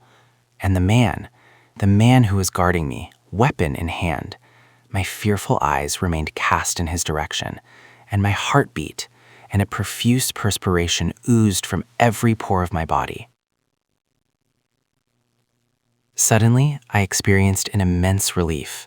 A milk wagon, whose sound was familiar to me, passed along the boulevard, and, at the same time, I had an impression that the light of a new day was trying to steal through the closed window blinds. At last, daylight penetrated the room. Other vehicles passed along the boulevard, and all the phantoms of the night vanished. Then I put one arm out of the bed, slowly and cautiously. My eyes were fixed upon the curtain, locating the exact spot at which I must fire. I made an exact calculation of the movements I must make. Then quickly I seized my revolver and fired. I leaped from my bed with a cry of deliverance and rushed to the window. The bullet had passed through the curtain and the window glass, but it had not touched the man, for the very good reason that there was none there. Nobody. Thus, during the entire night, I had been hypnotized by a fold of the curtain. And during that time, the malefactors, furiously, with an enthusiasm that nothing could have stopped, I turned the key, opened the door, crossed the antechamber, opened another door, and rushed into the library. But amazement stopped me on the threshold, panting, astounded, more astonished than I had been by the absence of the man. All the things that I supposed had been stolen, furniture, books, pictures, old tapestries, everything was in its proper place. It was incredible. I could not believe my eyes. Notwithstanding that uproar, those noises of removal, I made a tour. I inspected the walls. I made a mental inventory of all the familiar objects. Nothing was missing. And what was more disconcerting, there was no clue to the intruders, not a sign, not a chair disturbed, not the trace of a footstep. Well, well, I said to myself, pressing my hands on my bewildered head. Surely I am not crazy. I heard something. Inch by inch, I made a careful examination of the room. It was in vain, unless I could consider this as a discovery. Under a small Persian rug, I found a card, an ordinary playing card. It was the 7 of hearts. It was like any other 7 of hearts in French playing cards, with this slight but curious exception. The extreme point of each of the 7 red spots or hearts was pierced by a hole, round and regular, as if made with the point of an awl. Nothing more. A card and a letter found in a book. But was not that sufficient to affirm that I had not been the plaything of a dream? Throughout the day, I continued my searches in the library. It was a large room, much too large for the requirements of such a house, and the decoration of which attested the bizarre taste of its founder. The floor was a mosaic of multicolored stones, formed into large symmetrical designs. The walls were covered with a similar mosaic, arranged in panels, Pompeian allegories, Byzantine compositions, frescoes of the Middle Ages, a Bacchus bestriding a cask, an emperor wearing a gold crown, a flowing beard, and holding a sword in his right hand. Quite high, after the style of an artist's studio, there was a large window, the only one in the room. That window being always open at night, it was probable that the men had entered through it, by the aid of a ladder. But again, there was no evidence. The bottom of the ladder would have left some marks in the soft earth beneath the window, but there were none. Nor were there any traces of footsteps in any part of the yard. I had no idea of informing the police, because the facts I had before me were so absurd and inconsistent, they would laugh at me. However, as I was then a reporter on the staff of the Gil Blas, I wrote a lengthy account of my adventure, and it was published in the paper on the second day thereafter. The article attracted some attention, but no one took it seriously. They regarded it as a work of fiction rather than a story of real life. The St. Martins rallied me, but Daspry, who took an interest in such matters, came to see me, made a study of the affair, but reached no conclusion. A few mornings later, the doorbell rang, and Antoine came to inform me that a gentleman desired to see me. He would not give his name. I directed Antoine to show him up. He was a man of about 40 years of age, with a very dark complexion, lively features, and whose correct dress, slightly frayed, proclaimed a taste that contrasted strangely with his rather vulgar manners. Without any preamble, he said to me, in a rough voice that confirmed my suspicion as to his social position, "Monsieur, whilst in a café, I picked up a copy of the Gil Blas and read your article. It interested me very much." Thank you. And here I am. Ah, yes, to talk to you. Are all the facts related by you quite correct? Absolutely so. Well, in that case, I can perhaps give you some information. Very well, proceed. No, not yet. First, I must be sure that the facts are exactly as you have related them. I have given you my word. What further proof do you want? I must remain alone in this room. I do not understand, I said with surprise. It's an idea that occurred to me when reading your article. Certain details established an extraordinary coincidence with another case that came under my notice. If I am mistaken, I shall say nothing more, and the only means of ascertaining the truth is by my remaining in the room alone. What was at the bottom of this proposition? Later, I recalled that the man was exceedingly nervous, but at the same time, although somewhat astonished, I found nothing particularly abnormal about the man or the request he had made. Moreover, my curiosity was aroused, so I replied, "Very well. How much time do you require?" "Oh, 3 minutes, not longer. 3 minutes from now, I will rejoin you." I left the room and went downstairs. I took out my watch. 1 minute passed. 2 minutes. Why did I feel so depressed? Why did those moments seem so solemn and weird? 2 minutes and a half. 2 minutes and 3/4. Then I heard a pistol shot. I bounded up the stairs and entered the room. A cry of horror escaped me. In the middle of the room, the man was lying on his left side, motionless. Blood was flowing from a wound in his forehead. Near his hand was a revolver, still smoking. But in addition to this frightful spectacle, my attention was attracted by another object. At 2 feet from the body, upon the floor, I saw a playing card. It was the 7 of hearts. I picked it up. The lower extremity of each of the 7 spots was pierced with a small round hole. A half-hour later, the commissary of police arrived, then the coroner and the chief of the Sûreté, Monsieur Dudois. I had been careful not to touch the corpse. The preliminary inquiry was very brief and disclosed nothing. There were no papers in the pockets of the deceased, no name upon his clothes, no initial upon his linen, nothing to give any clue to his identity.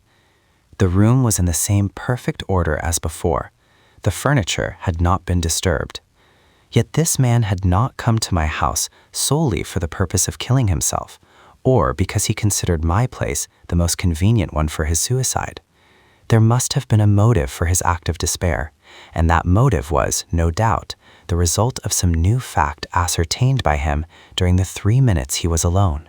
What was that fact? What had he seen? What frightful secret had been revealed to him? There was no answer to these questions. But at the last moment, an incident occurred that appeared to us of considerable importance. As 2 policemen were raising the body to place it on a stretcher, the left hand thus being disturbed, a crumpled card fell from it. The card bore these words: Georges Andermatt, 37 Rue de Berry. What did that mean? Georges Andermatt was a rich banker in Paris, the founder and president of the metal exchange, which had given such an impulse to the metallic industries in France. He lived in princely style, was the possessor of numerous automobiles, coaches, and an expensive racing stable. His social affairs were very select, and Madame Andermatt was noted for her grace and beauty. Can that be the man's name? I asked. The chief of the Sûreté leaned over him.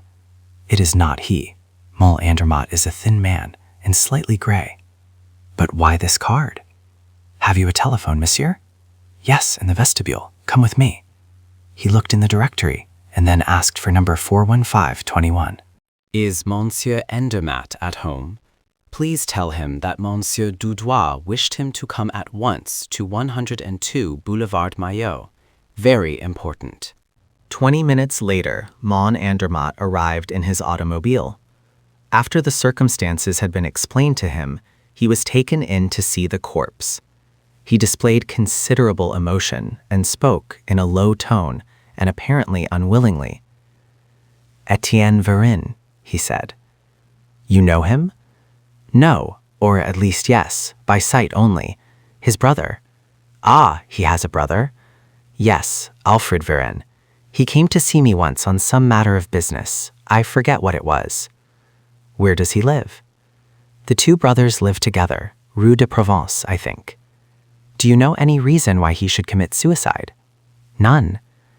He held a card in his hand. It was your card with your address. I do not understand that. It must have been there by some chance that will be disclosed by the investigation. A very strange chance, I thought, and I felt that the others entertained the same impression.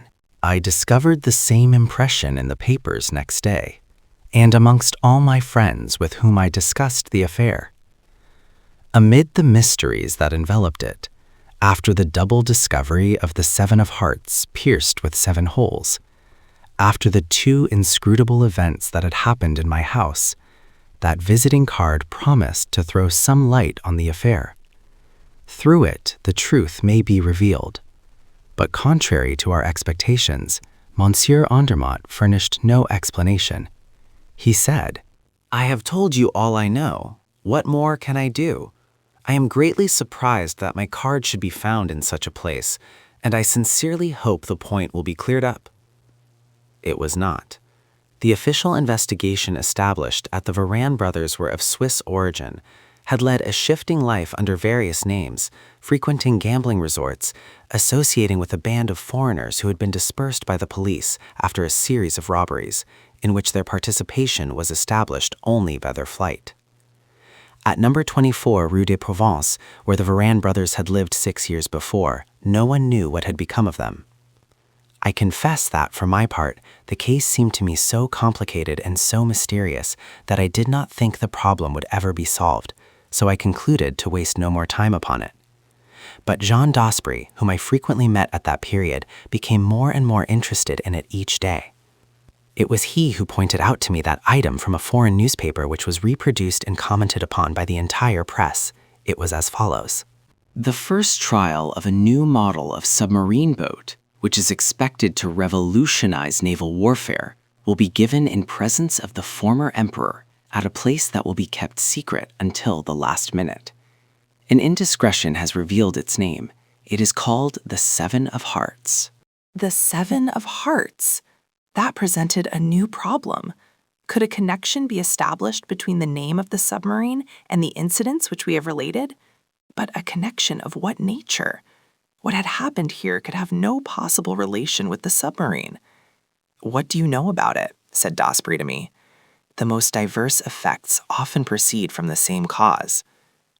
2 days later, the following foreign news item was received and published.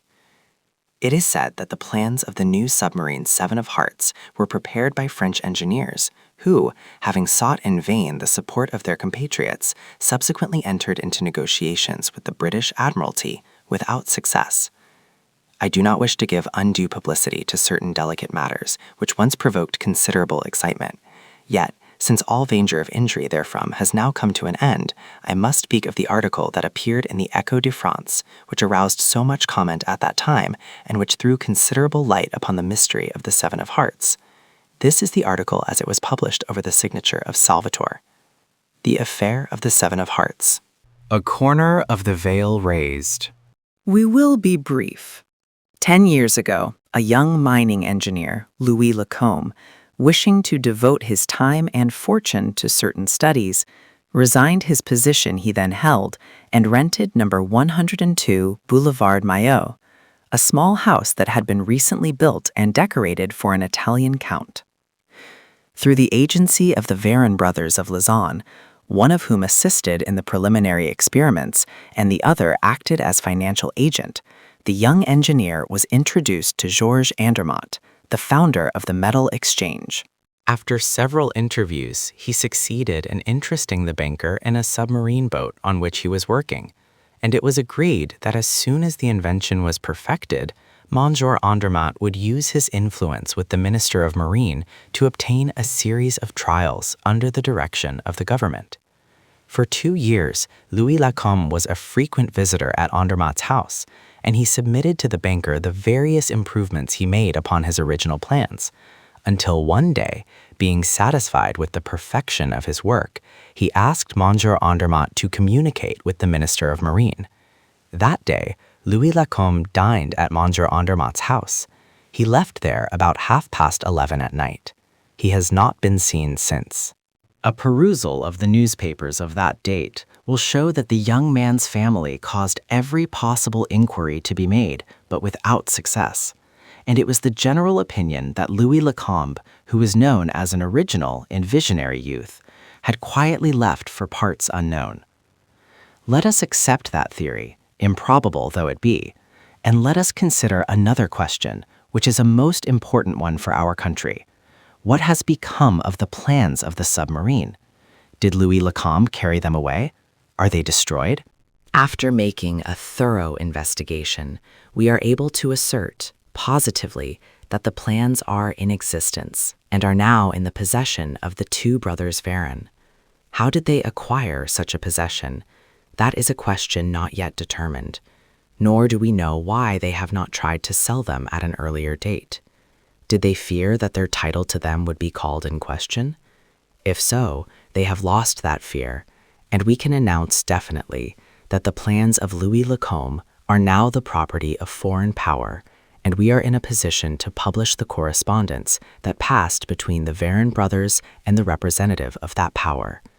The Seven of Hearts, invented by Louis Lacombe, has been actually constructed by our neighbor. Will the invention fulfill the optimistic expectations of those who were concerned in that treacherous act? And a postscript adds, later, our special correspondent informs us that the preliminary trial of the Seven of Hearts has not been satisfactory. It is quite likely that the plans sold and delivered by the Varin brothers did not include the final document carried by Louis Lacombe to Monsieur Andermatt on the day of his disappearance, a document that was indispensable to a thorough understanding of the invention. It contained a summary of the final conclusions of the inventor and estimates and figures not contained in the other papers. Without this document, the plans are incomplete. On the other hand, without the plans, the document is worthless. Now is the time to act and recover what belongs to us. It may be a difficult matter, but we rely upon the assistance of Mon Andermatt. It will be to his interest to explain his conduct which has hitherto been so strange and inscrutable. He will explain not only why he concealed these facts at the time of the suicide of Etienne Varenne, but also why he has never revealed the disappearance of the paper, a fact well known to him. He will tell why, during the last 6 years, he paid spies to watch the movements of the Varenne brothers. We expect from him not only words, but acts, and at once. Otherwise, The threat was plainly expressed, but of what did it consist? What whip was Salvatore, the anonymous writer of the article, holding over the head of Mon Andermatt? An army of reporters attacked the banker, and 10 interviewers announced the scornful manner in which they were treated. Thereupon, the Echo de France announced its position in these words: "Whether Mon Andermatt is willing or not, he will be henceforth our collaborator in the work we have undertaken." Daspry and I were dining together on the day on which that announcement appeared. That evening, with the newspaper spread over my table, we discussed the affair and examined it from every point of view, with that exasperation that a person feels when walking in the dark and finding himself constantly falling over the same obstacles. Suddenly, without any warning whatsoever, the door opened and a lady entered. Her face was hidden behind a thick veil. I rose at once and approached her. "Is it you, monsieur, who lives here?" she asked. "Yes, madame, but I do not understand." "The gate was not locked," she explained. "But the vestibule door?" She did not reply, and it occurred to me that she had used the servant's entrance. How did she know the way? Then there was a silence that was quite embarrassing. She looked at Daspry, and I was obliged to introduce him. I asked her to be seated and explain the object of her visit. She raised her veil, and I saw that she was a brunette with regular features, and though not handsome, she was attractive, principally on account of her sad, dark eyes. "I am Madame Andermatt," she said. "Madame Andermatt?" I repeated, with astonishment. After a brief pause, she continued with a voice and manner that were quite easy and natural. "I have come to see you about that affair, you know. I thought I might be able to obtain some information." "Mon Dieu, madame, I know nothing but what has already appeared in the papers, but if you will point out in what way I can help you." "I do not know. I do not know." Not until then did I suspect that her calm demeanor was assumed, and that some poignant grief was concealed beneath that air of tranquility. For a moment we were silent and embarrassed. Then Daspry stepped forward and said, "Will you permit me to ask you a few questions?" "Yes, yes," she cried, "I will answer." "You will answer whatever those questions may be?" "Yes." "Did you know Louis Lacombe?" he asked. "Yes, through my husband." "When did you see him for the last time?" "The evening he dined with us." "At that time, was there anything to lead you to believe that you would never see him again?" "No, but he had spoken of a trip to Russia in a vague way." "Then you expected to see him again?" Yes, he was to dine with us 2 days later. How do you explain his disappearance? I cannot explain it. And Mon Andermatt? I do not know. Yet the article published in the Echo de France indicates, yes, that the Varenne brothers had something to do with his disappearance. Is that your opinion? Yes. On what do you base your opinion? When he left our house, Louis Lacombe carried a satchel containing all the papers relating to his invention. 2 days later, my husband, in a conversation with one of the Varenne brothers, learned that the papers were in their possession. And he did not denounce them? No. Why not? Because there was something else in the satchel. Something besides the papers of Louis Lacombe. What was it? She hesitated, was on the point of speaking, but finally remained silent. Daspry continued, I presume that is why your husband has kept a close watch over their movements instead of informing the police. He hoped to recover the papers and at the same time that compromising article which has enabled the two brothers to hold over him threats of exposure and blackmail. Over him and over me. Ah, over you also? Over me in particular. She uttered the last words in a hollow voice. Daspry observed it.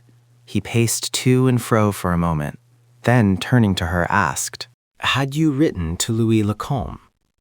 Of course. My husband had business with him.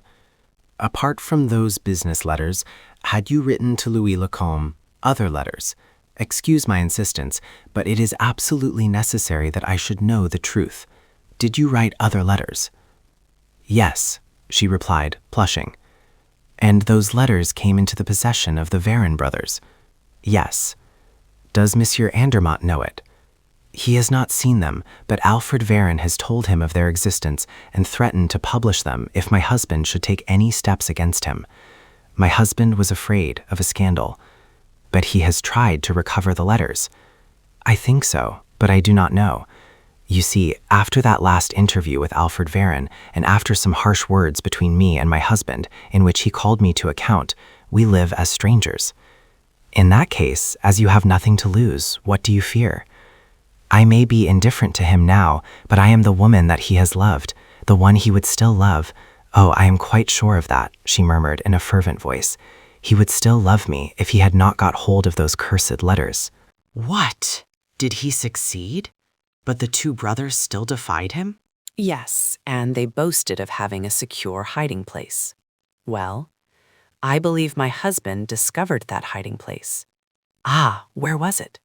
Here. Here, I cried in alarm. Yes, I always had that suspicion. Louis Lacombe was very ingenious and amused himself in his leisure hours by making safes and locks. No doubt the Varin brothers were aware of that fact and utilized one of Lacombe's safes in which to conceal the letters, and other things, perhaps. But they did not live here, I said. Before you came, 4 months ago, the house had been vacant for some time, and they may have thought that your presence here would not interfere with them when they wanted to get the papers. But they did not count on my husband, who came here on the night of 22nd June, forced the safe, took what he was seeking, and left his card to inform the two brothers that he feared them no more and that their positions were now reversed. 2 days later, after reading the article in the Gil Blas, Etienne Varin came here, remained alone in this room, found the safe empty, and killed himself. After a moment, Daspry said, "A very simple theory. Has Monsieur Andermatt spoken to you since then?" No. Has his attitude toward you changed in any way? Does he appear more gloomy, more anxious? No, I haven't noticed any change. And yet you think he has secured the letters. Now, in my opinion, he has not got those letters, and it was not he who came here on the night of 22 June. Who was it then? The mysterious individual who is managing this affair, who holds all the threads in his hands, and whose invisible but far-reaching power we have felt from the beginning. It was he and his friends who entered this house on 22 June. It was he who discovered the hiding place of the papers. It was he who left Monsieur Andermatt's card. It is he who now holds the correspondence and the evidence of the treachery of the Varin brothers. Who is it? I asked impatiently. The man who writes letters to the Echo de France, Salvatore. Have we not convincing evidence of that fact?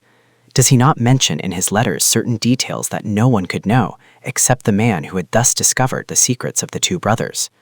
Well then, stammered Madame Andermatt in great alarm, he has my letters also, and it is he who now threatens my husband. Mon Dieu, what am I to do? Write to him, declared Daspry. Confide in him without reserve.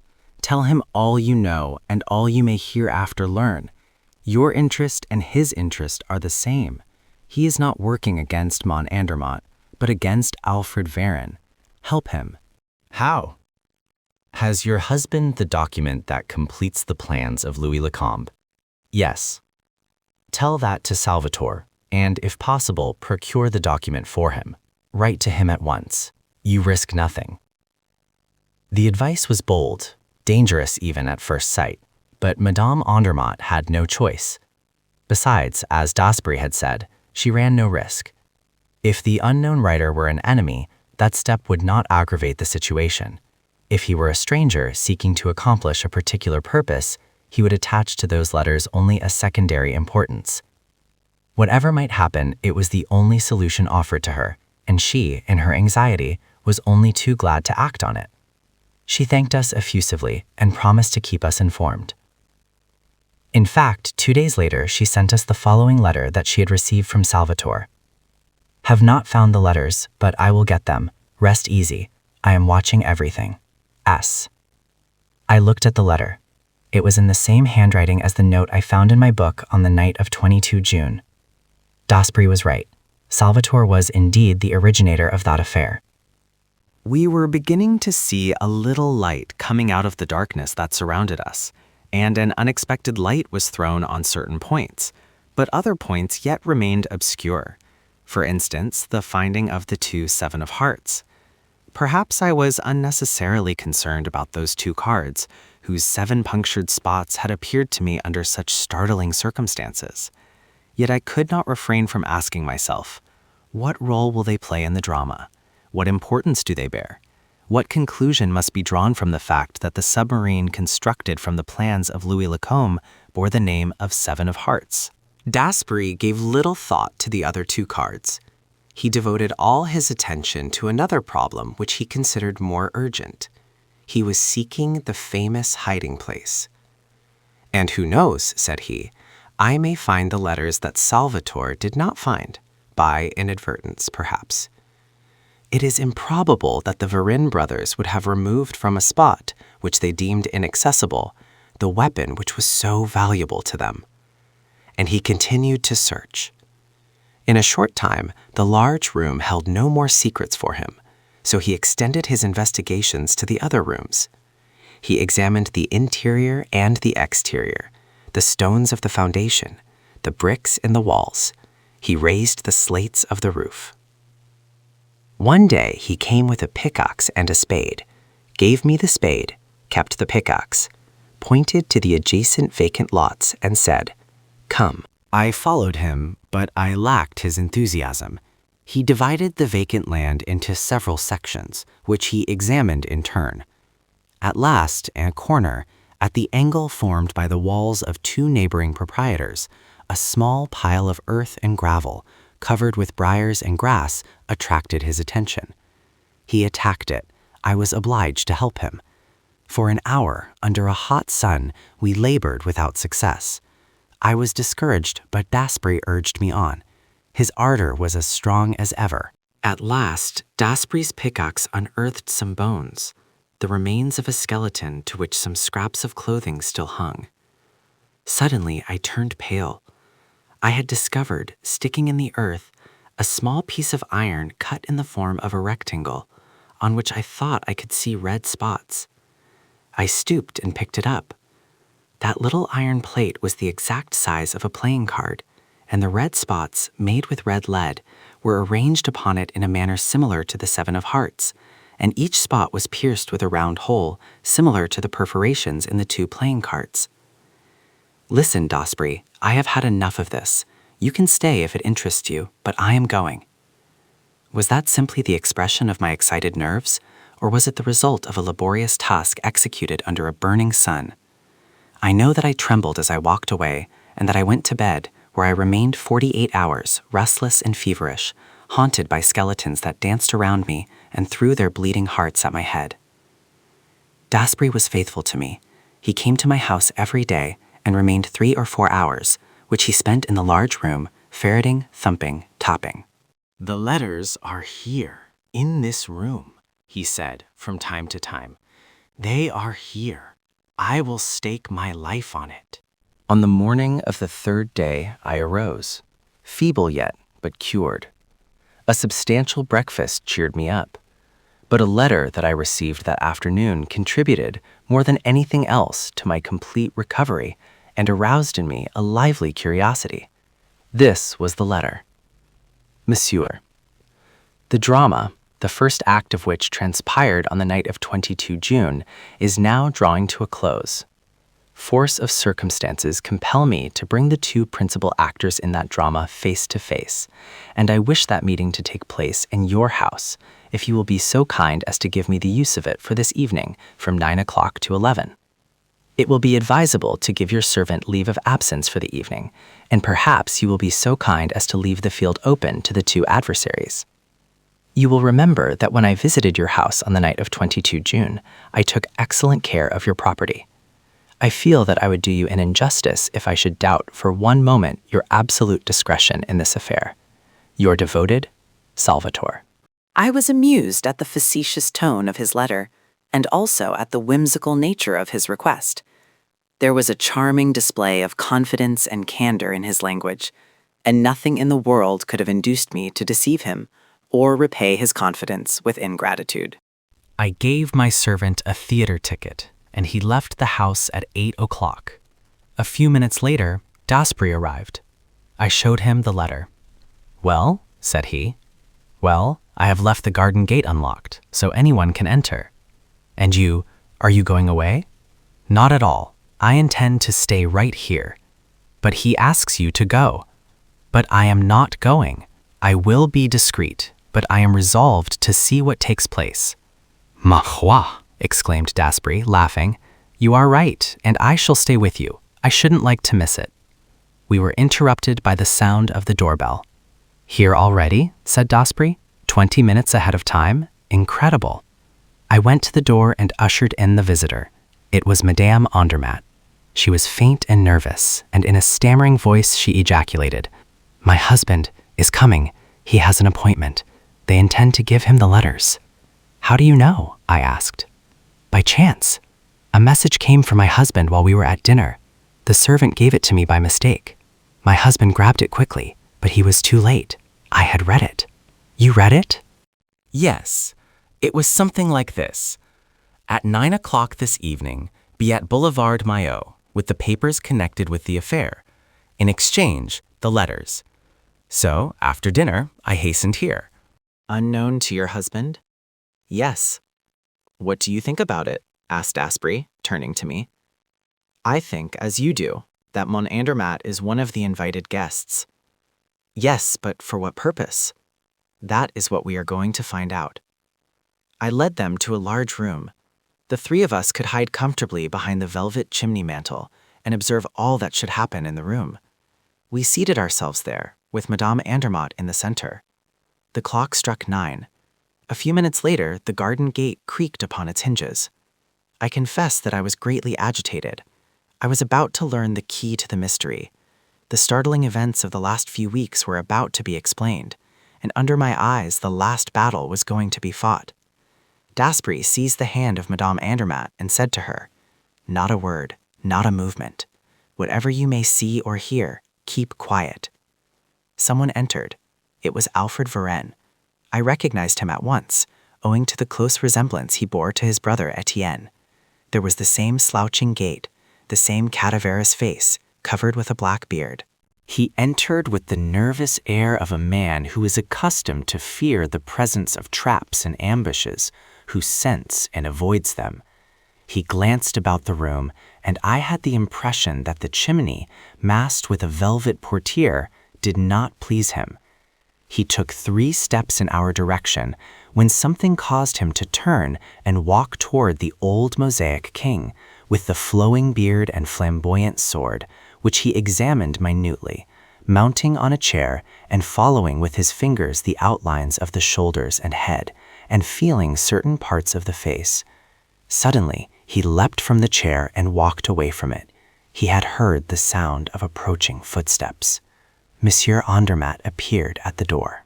You, exclaimed the banker. "Was it you who brought me here?" "I? By no means," protested Varenne in a rough, jerky voice that reminded me of his brother. "On the contrary, it was your letter that brought me here." "My letter?" "A letter signed by you, in which you offered." "I never wrote to you," declared Mon Andermatt. "You did not write to me?" Instinctively, Varenne was put on his guard, not against the banker, but against the unknown enemy who had drawn him into this trap. A second time he looked in our direction, then walked toward the door, but Mon Andermatt barred his passage. "Well, where are you going, Varenne?" "There is something about this affair I don't like. I am going home. Good evening." "One moment." "No need of that, Mon Andermatt. I have nothing to say to you. But I have something to say to you, and this is a good time to say it. Let me pass." "No, you will not pass." Varenne recoiled before the resolute attitude of the banker as he muttered, "Well then, be quick about it." One thing astonished me, and I have no doubt my 2 companions experienced a similar feeling. Why was Salvatore not there? Was he not a necessary party at this conference? Or was he satisfied to let these 2 adversaries fight it out between themselves? At all events, his absence was a great disappointment, although it did not detract from the dramatic strength of the situation. After a moment, Mon Andermatt approached Varenne and, face to face, eye to eye, said, "Now, after all these years, and when you have nothing more to fear, you can answer me candidly. What have you done with Louis Lacombe?" What a question, as if I knew anything about him. You do know. You and your brother were his constant companions, almost lived with him in this very house. You knew all about his plans and his work. And the last night I ever saw Louis Lacombe, when I parted with him at my door, I saw two men slinking away in the shadows of the trees. That I am ready to swear to.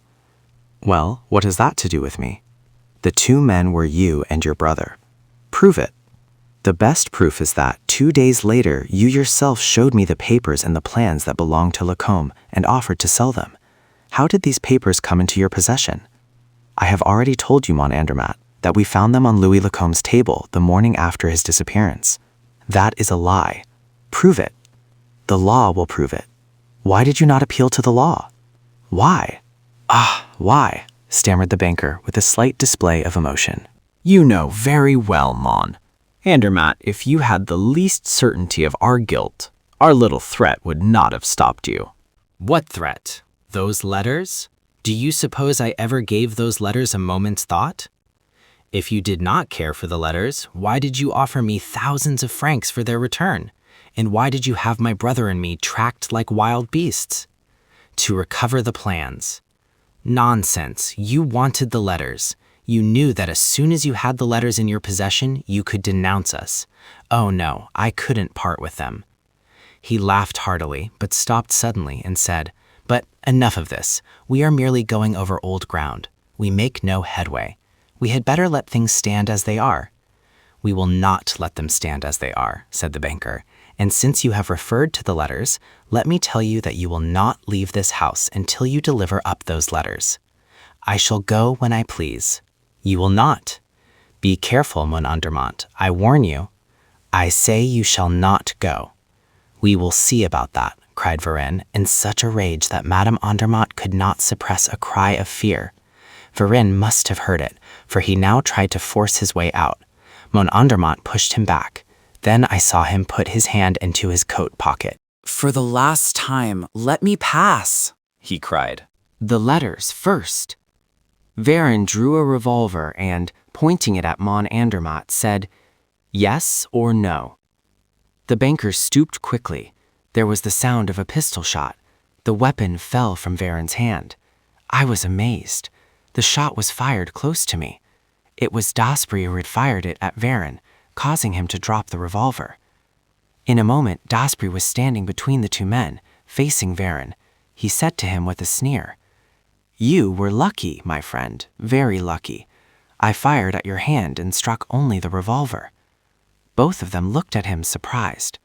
Then he turned to the banker and said, "I beg your pardon, monsieur, for meddling in your business, but really you play a very poor game.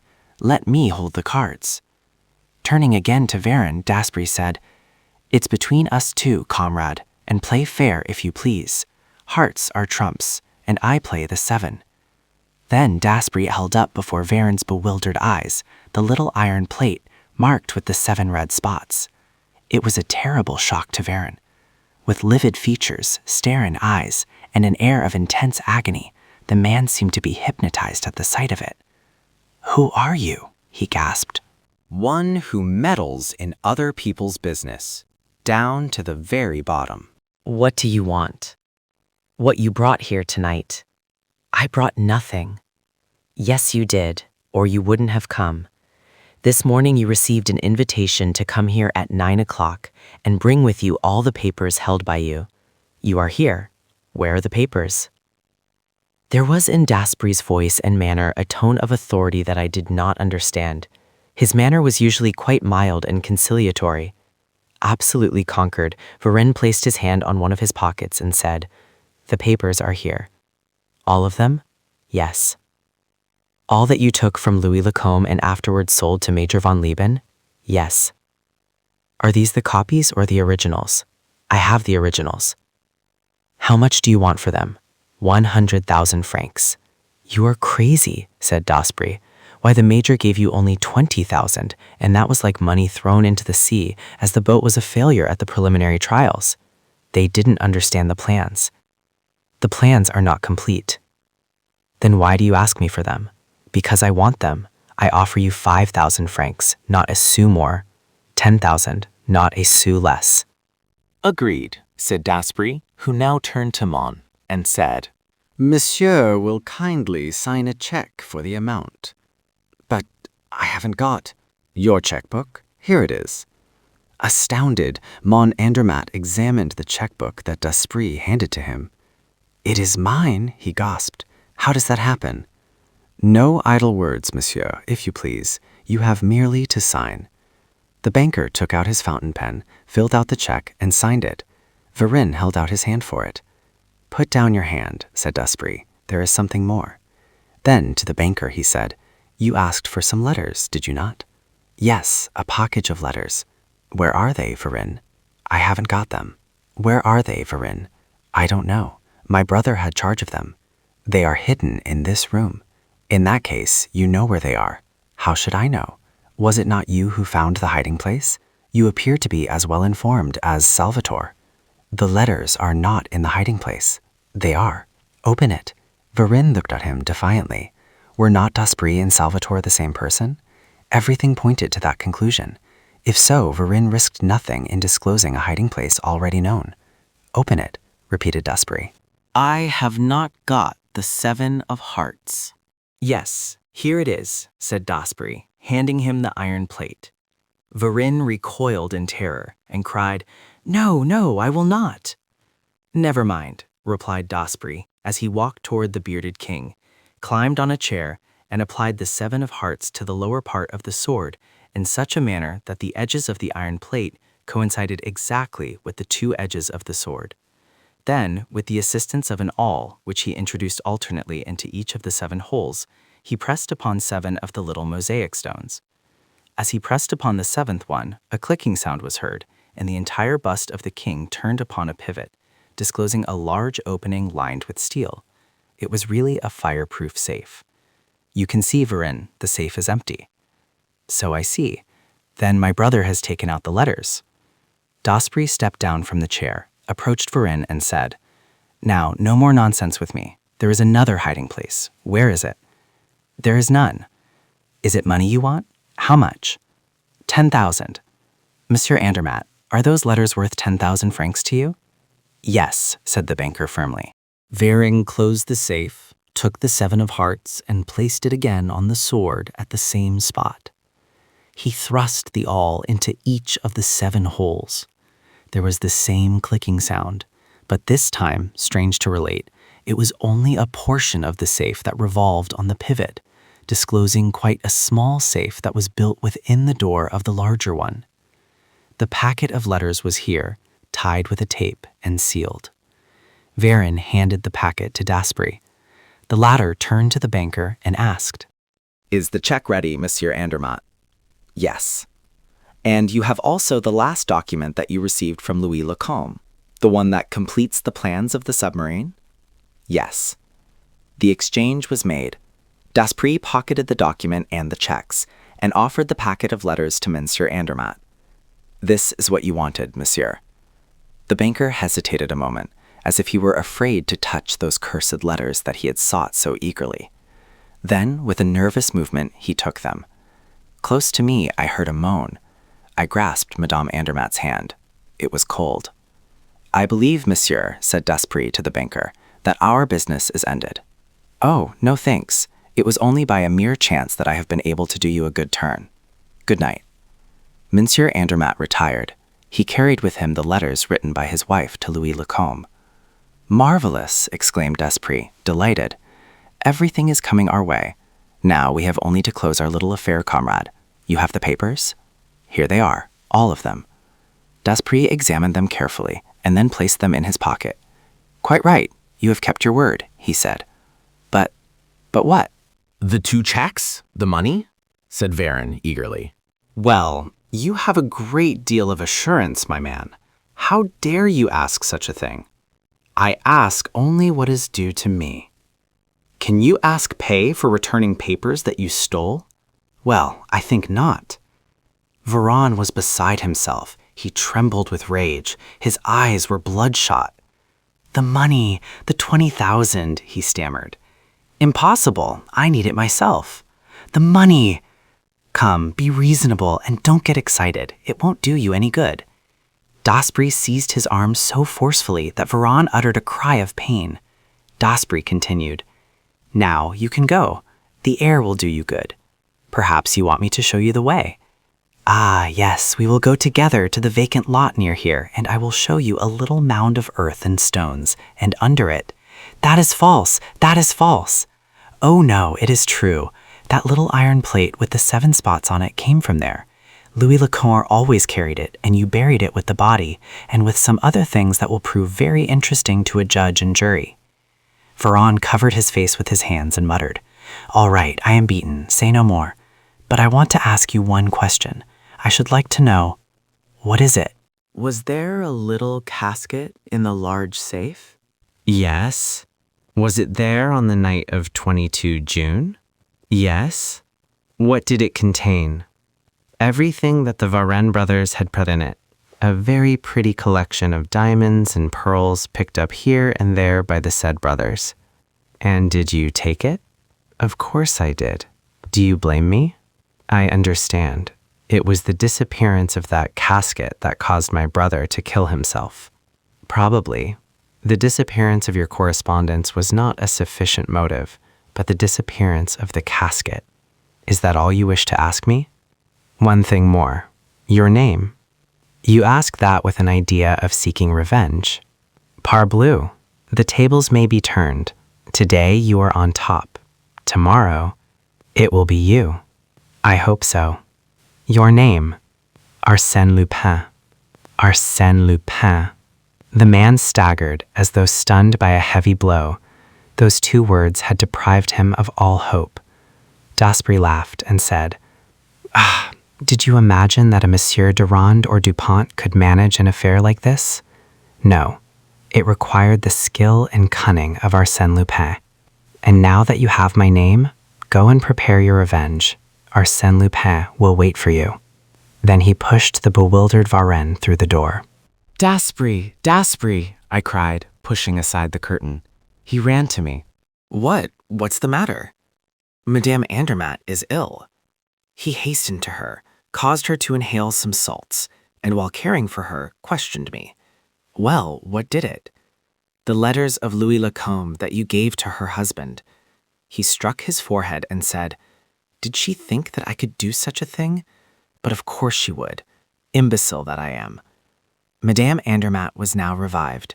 Dasbury took from his pocket a small package exactly similar to the one that Monsieur Andermatt had carried away. Here are your letters, madame. These are the genuine letters. But the others? The others are the same, rewritten by me and carefully worded. Your husband will not find anything objectionable in them, and will never suspect the substitution, since they were taken from the safe in his presence. But the handwriting? There is no handwriting that cannot be imitated.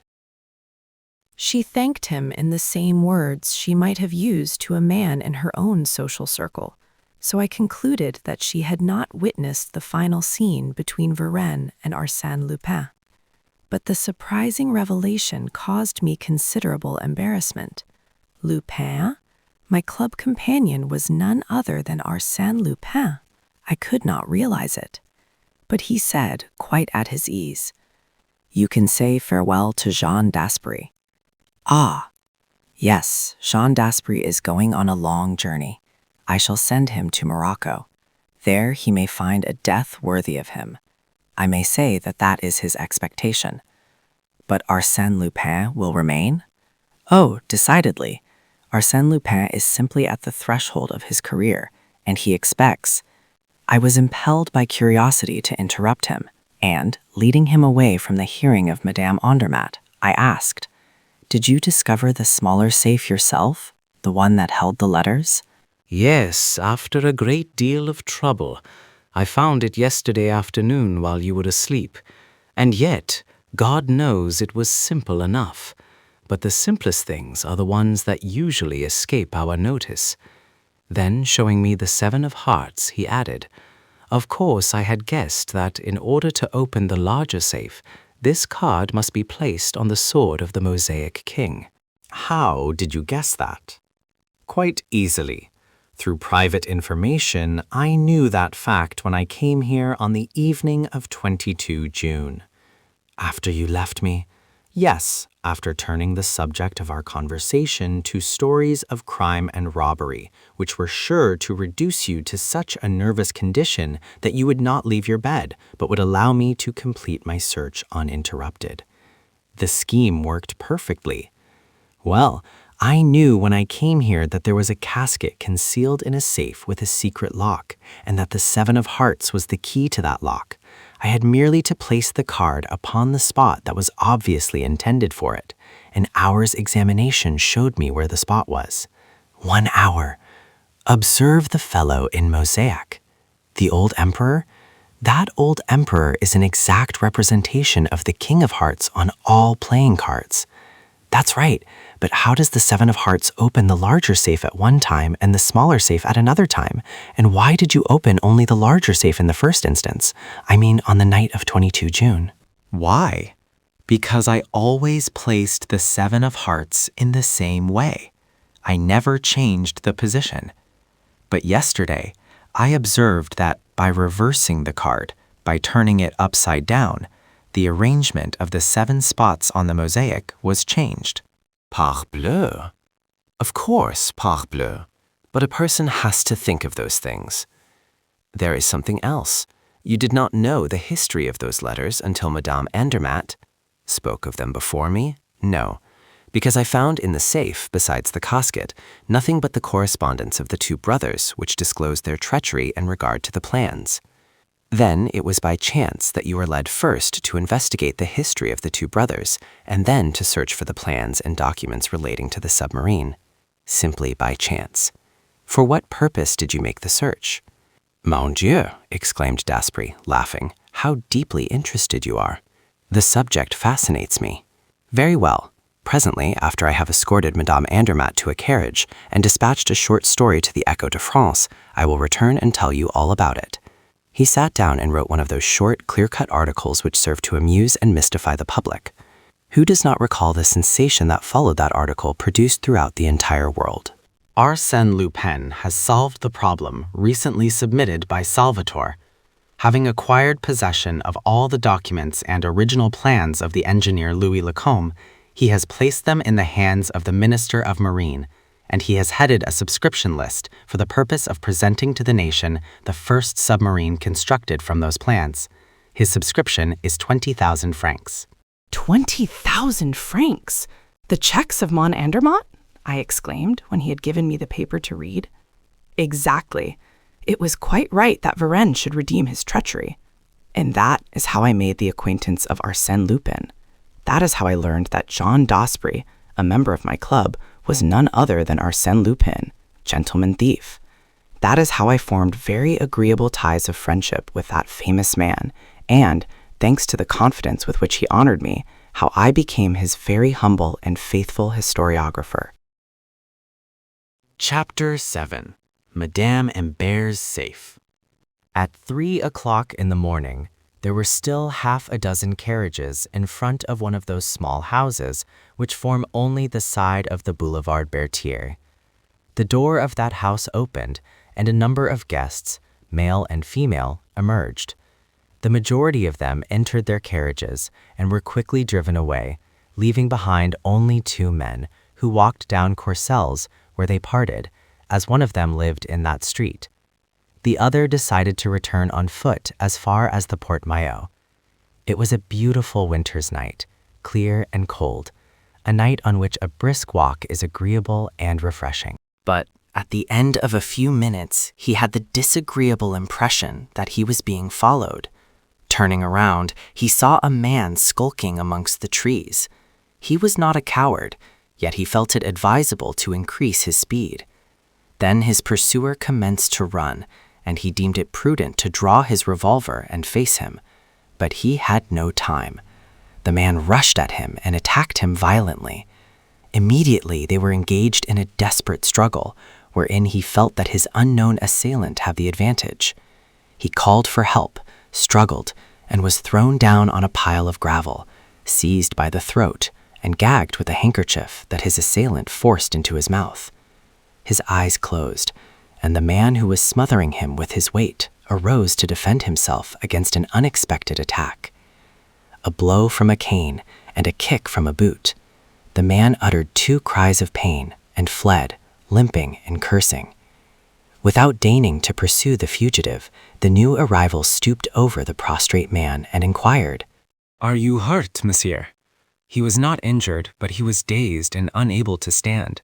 His rescuer procured a carriage, placed him in it, and accompanied him to his house on the Avenue de la Grande Armée. On his arrival there, quite recovered, he overwhelmed his savior with thanks. "I owe you my life, monsieur, and I shall not forget it. I do not wish to alarm my wife at this time of night, but tomorrow she will be pleased to thank you personally. Come and breakfast with us.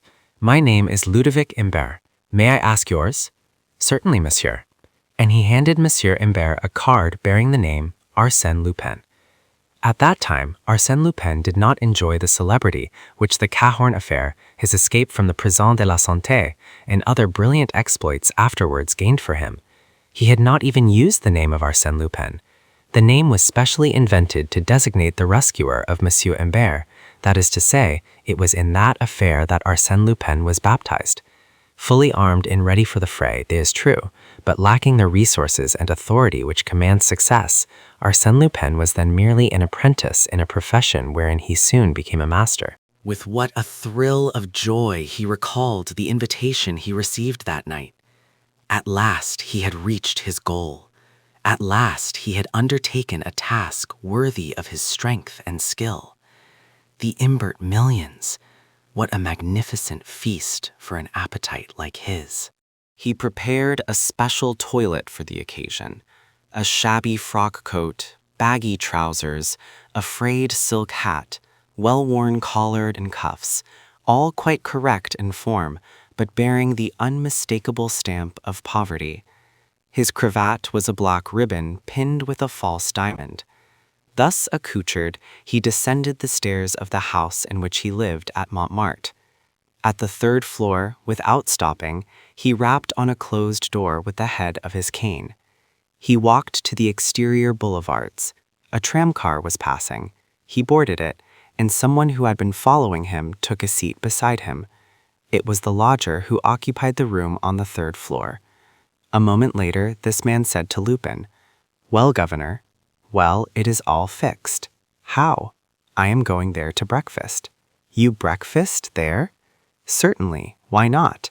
I rescued Monsieur Ludovic Imbert from certain death at your hands. Monsieur Imbert is not devoid of gratitude. He invited me to breakfast."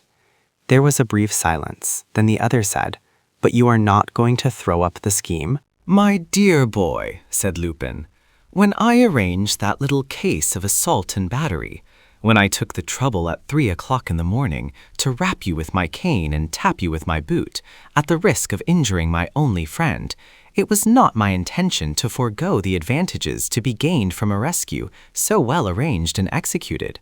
Oh no, not at all." But the strange rumors we hear about their fortune. Never mind about that. For 6 months I have worked on this affair, investigated it, studied it, questioned the servants, the moneylenders, and men of straw. For 6 months I have shadowed the husband and wife. Consequently, I know what I am talking about. Whether the fortune came to them from old Brawford, as they pretend, or from some other source, I do not care. I know that it is a reality, that it exists, and someday it will be mine. Bigre, 100 millions? Let us say 10 or even 5. That is enough. They have a safe full of bonds, and there will be the devil to pay if I can't get my hands on them. The tramcar stopped at the Place de l'Etoile. The man whispered to Lupin, "What am I to do now?" "Nothing, at present. You will hear from me. There is no hurry." 5 minutes later, Arsène Lupin was ascending the magnificent flight of stairs in the Imbert mansion, and Monsieur Imbert introduced him to his wife.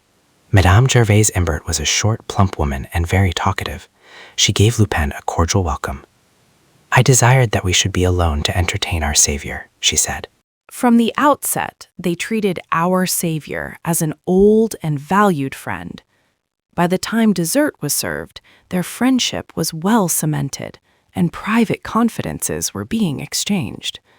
Arsène related the story of his life, the life of his father as a magistrate, the sorrows of his childhood, and his present difficulties. Gervaise, in turn, spoke of her youth, her marriage, the kindness of the aged Brawford, the 100 millions that she had inherited, the obstacles that prevented her from obtaining the enjoyment of her inheritance, the moneys she had been obliged to borrow at an exorbitant rate of interest, her endless contentions with Brawford's nephews, and the litigation, the injunctions, in fact, everything. Just think of it, Monsieur Lupin. The bonds are there, in my husband's office, and if we detach a single coupon, we lose everything. They are there in our safe, and we dare not touch them. Monsieur Lupin shivered at the bare idea of his proximity to so much wealth. Yet he felt quite certain that Monsieur Lupin would never suffer from the same difficulty as his fair hostess, who declared she dare not touch the money. Ah, they are there, he repeated to himself. They are there. A friendship formed under such circumstances soon led to closer relations. When discreetly questioned, Arsène Lupin confessed his poverty and distress. Immediately, the unfortunate young man was appointed private secretary to the IMBERT'S, husband and wife, at a salary of 100 francs a month. He was to come to the house every day and receive orders for his work, and a room on the second floor was set apart as his office. This room was directly over Monsieur IMBERT'S office. Arsène soon realized that his position as secretary was essentially a sinecure. During the first 2 months, he had only 4 important letters to recopy and was called only once to Monsieur IMBERT'S office. Consequently, he had only one opportunity to contemplate officially the IMBERT'S safe. Moreover, he noticed that the secretary was not invited to the social functions of the employer, but he did not complain, as he preferred to remain modestly in the shade and maintain his peace and freedom. However, he was not wasting any time. From the beginning, he made clandestine visits to Monsieur IMBERT'S office and paid his respects to the safe, which was hermetically closed. It was an immense block of iron and steel, cold and stern in appearance, which could not be forced open by the ordinary tools of the burglar's trade.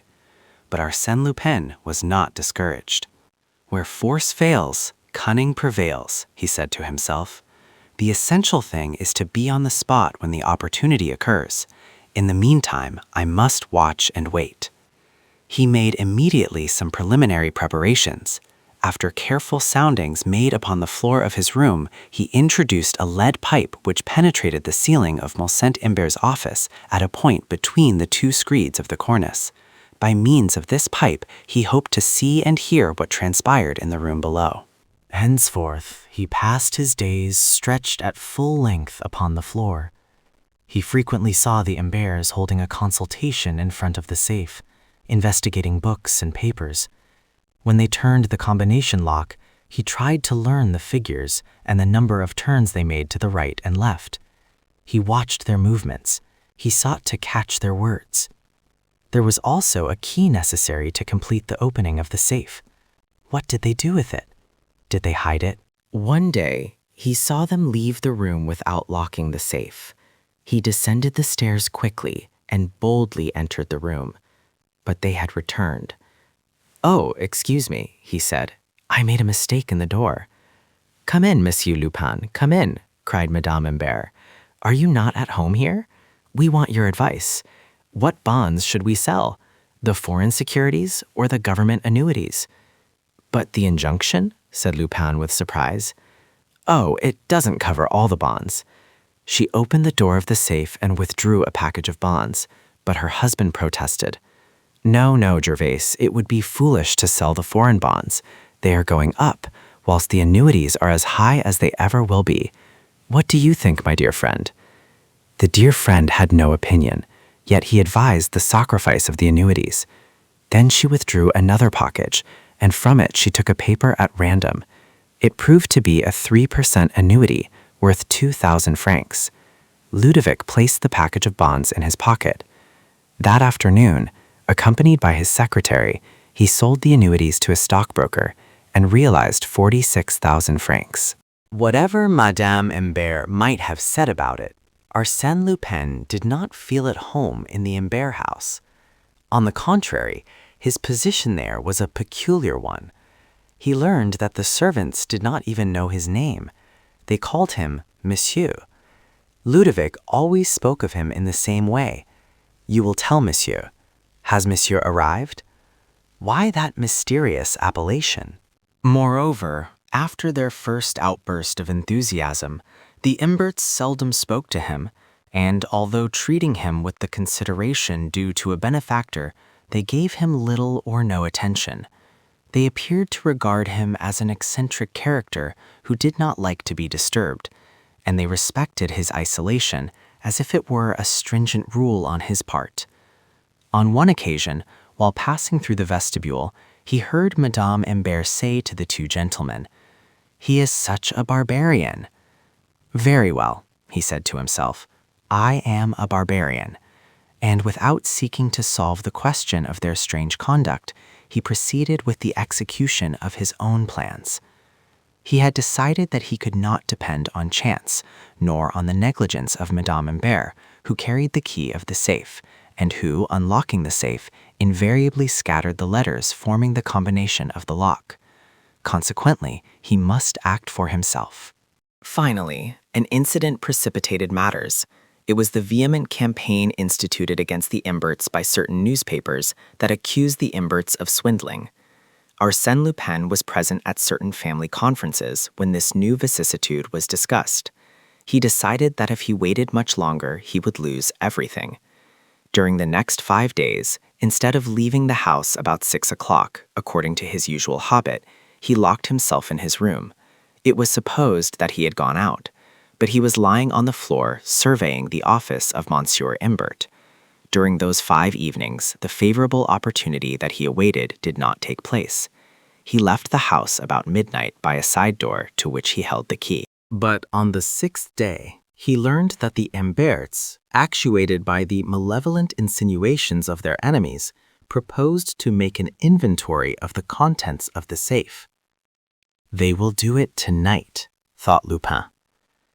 And truly, after dinner, Imbert and his wife retired to the office and commenced to examine the books of account and the securities contained in the safe. Thus, 1 hour after another passed away. He heard the servants go upstairs to their rooms. No one now remained on the first floor. Midnight. The Imberts were still at work. "I must get to work," murmured Lupin. He opened his window. It opened on a court. Outside, everything was dark and quiet. He took from his desk a knotted rope, fastened it to the balcony in front of his window, and quietly descended as far as the window below, which was that of the Maud of Imbert's office. He stood upon the balcony for a moment, motionless, with attentive ear and watchful eye, but the heavy curtains effectually concealed the interior of the room. He cautiously pushed on the double window. If no one had examined it, it ought to yield to the slightest pressure, for, during the afternoon, he had so fixed the bolt that it would not enter the staple. The window yielded to his touch. Then, with infinite care, he pushed it open sufficiently to admit his head. He parted the curtains a few inches, looked in, and saw Monsieur Imbert and his wife sitting in front of the safe, deeply absorbed in their work, and speaking softly to each other at rare intervals. He calculated the distance between him and them, considered the exact movements he would require to make in order to overcome them, one after the other, before they could call for help. And he was about to rush upon them when Madame Imbert said, "Ah, the room is getting quite cold. I am going to bed. And you, my dear?" "I shall stay and finish." "Finish? Why, that will take you all night." "Not at all. An hour at the most. She retired. 20 minutes, 30 minutes passed. Arsène pushed the window a little farther open. The curtains shook. He pushed once more. Monsieur Imbert turned, and seeing the curtains blown by the wind, he rose to close the window. There was not a cry, not the trace of struggle. With a few precise moments, and without causing him the least injury, Arsène stunned him, wrapped the curtain about his head, bound him hand and foot, and did it all in such a manner that Monsieur Imbert had no opportunity to recognize his assailant. Quickly, he approached the safe, seized 2 packages that he placed under his arm, left the office, and opened the servants' gate. A carriage was stationed in the street. "Take that first, and follow me," he said to the coachman. He returned to the office, and in 2 trips, they emptied the safe. Then Arsène went to his own room, removed the rope and all other traces of his clandestine work. A few hours later, Arsène Lupin and his assistant examined the stolen goods. Lupin was not disappointed, as he had foreseen that the wealth of the Imberts had been greatly exaggerated. It did not consist of hundreds of millions, nor even tens of millions. Yet it amounted to a very respectable sum, and Lupin expressed his satisfaction. "Of course," he said, "there will be a considerable loss when we come to sell the bonds, as we will have to dispose of them surreptitiously at reduced prices. In the meantime, they will rest quietly in my desk, awaiting a propitious moment." Arsène saw no reason why he should not go to the Imbert house the next day, but a perusal of the morning papers revealed this startling fact. Ludovic and Gervais Imbert had disappeared. When the officers of the law seized the safe and opened it, they found there what Arsène Lupin had left: nothing. Such are the facts, and I learned the sequel to them one day when Arsène Lupin was in a confidential mood. He was pacing to and fro in my room with a nervous step and a feverish eye that were unusual to him. "After all," I said to him, "it was your most successful venture." Without making a direct reply, he said, "There are some impenetrable secrets connected with that affair, some obscure points that escape my comprehension. For instance, what caused their flight? Why did they not take advantage of the help I unconsciously gave them? It would have been so simple to say, 100 millions were in the safe. They are no longer there because they have been stolen." They lost their nerve. Yes, that is it. They lost their nerve. On the other hand, it is true. What is true? Oh, nothing. What was the meaning of Lupin's reticence? It was quite obvious that he had not told me everything. There was something he was loath to tell. His conduct puzzled me. It must indeed be a very serious matter to cause such a man as Arsène Lupin even a momentary hesitation. I threw out a few questions at random. "Have you seen them since?" "No." "And have you never experienced the slightest degree of pity for those unfortunate people?" "I?" he exclaimed, with a start. His sudden excitement astonished me. Had I touched him on a sore spot? I continued, "Of course, if you had not left them alone, they might have been able to face the danger, or at least made their escape with full pockets." "What do you mean?" he said indignantly. "I suppose you have an idea that my soul should be filled with remorse? Call it remorse or regrets, anything you like. They are not worth it. Have you no regrets or remorse for having stolen their fortune?" "What fortune?" "The packages of bonds you took from their safe." "Oh, I stole their bonds, did I? I deprived them of a portion of their wealth? Is that my crime? Ah, my dear boy, you do not know the truth. You never imagined that those bonds were not worth the paper they were written on. Those bonds were false. They were counterfeit, every one of them. Do you understand? They were counterfeit." I looked at him astounded. "Counterfeit? The 4 or 5 millions?" "Yes, counterfeit," he exclaimed in a fit of rage. "Only so many scraps of paper. I couldn't raise a sou on the whole of them. And you ask me if I have any remorse. They are the ones who should have remorse and pity. They played me for a simpleton, and I fell into their trap. I was their latest victim, their most stupid gull." He was affected by genuine anger, the result of malice and wounded pride. he continued. From start to finish, I got the worst of it. Do you know the part I played in that affair? Or rather, the part they made me play? That of Andre Brawford. Yes, my boy, that is the truth, and I never suspected it. It was not until afterwards, on reading the newspapers, that the light finally dawned in my stupid brain. Whilst I was posing as his savior, as the gentleman who had risked his life to rescue Monsieur Imbert from the clutches of an assassin, they were passing me off as Brawford. Wasn't that splendid? That eccentric individual who had a room on the second floor, that barbarian that was exhibited only at a distance, was Brawford, and Brawford was I. Thanks to me, and to the confidence that I inspired under the name of Brawford, they were enabled to borrow money from the bankers and other moneylenders. Ha! What an experience for a novice, and I swear to you that I shall profit by the lesson. He stopped, seized my arm, and said to me in a tone of exasperation, "My dear fellow, at this very moment, Gervais Imbert owes me 1,500 francs. I could not refrain from laughter. His rage was so grotesque.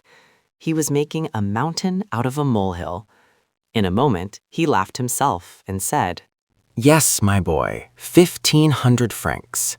You must know that I had not received 1 sou of my promised salary, and, more than that, she had borrowed from me the sum of 1,500 francs, all my youthful savings. And do you know why? To devote the money to charity. I am giving you a straight story. She wanted it for some poor people she was assisting, unknown to her husband. And my hard-earned money was wormed out of me by that silly pretense. Isn't it amusing, Hein? Arsène Lupin done out of 1,500 francs by the fair lady from whom he stole 4 millions in counterfeit bonds. And what a vast amount of time and patience and cunning I expended to achieve that result. It was the first time in my life that I was played for a fool, and I frankly confess that I was fooled that time to the Queen's taste. Chapter 8. The Black Pearl. A violent ringing of the bell awakened the concierge of No. 9 Avenue Hoche. She pulled the door string, grumbling. I thought everybody was in. It must be 3 o'clock. Perhaps it is someone for the doctor, muttered her husband. At that moment, a voice inquired, Dr. Harrel? What floor? 3rd floor left, but the doctor won't go out at night. He must go tonight. The visitor entered the vestibule, ascended to the 1st floor, the 2nd, the 3rd, and, without stopping at the doctor's door, he continued to the 5th floor. There he tried 2 keys.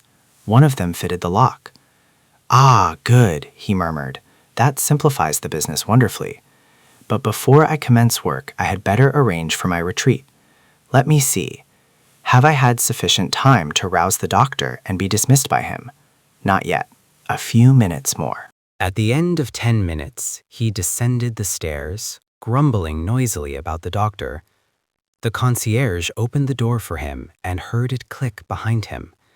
But the door did not lock, as the man had quickly inserted a piece of iron in the lock in such a manner that the bolt could not enter. Then, quietly, he entered the house again, unknown to the concierge. In case of alarm, his retreat was assured.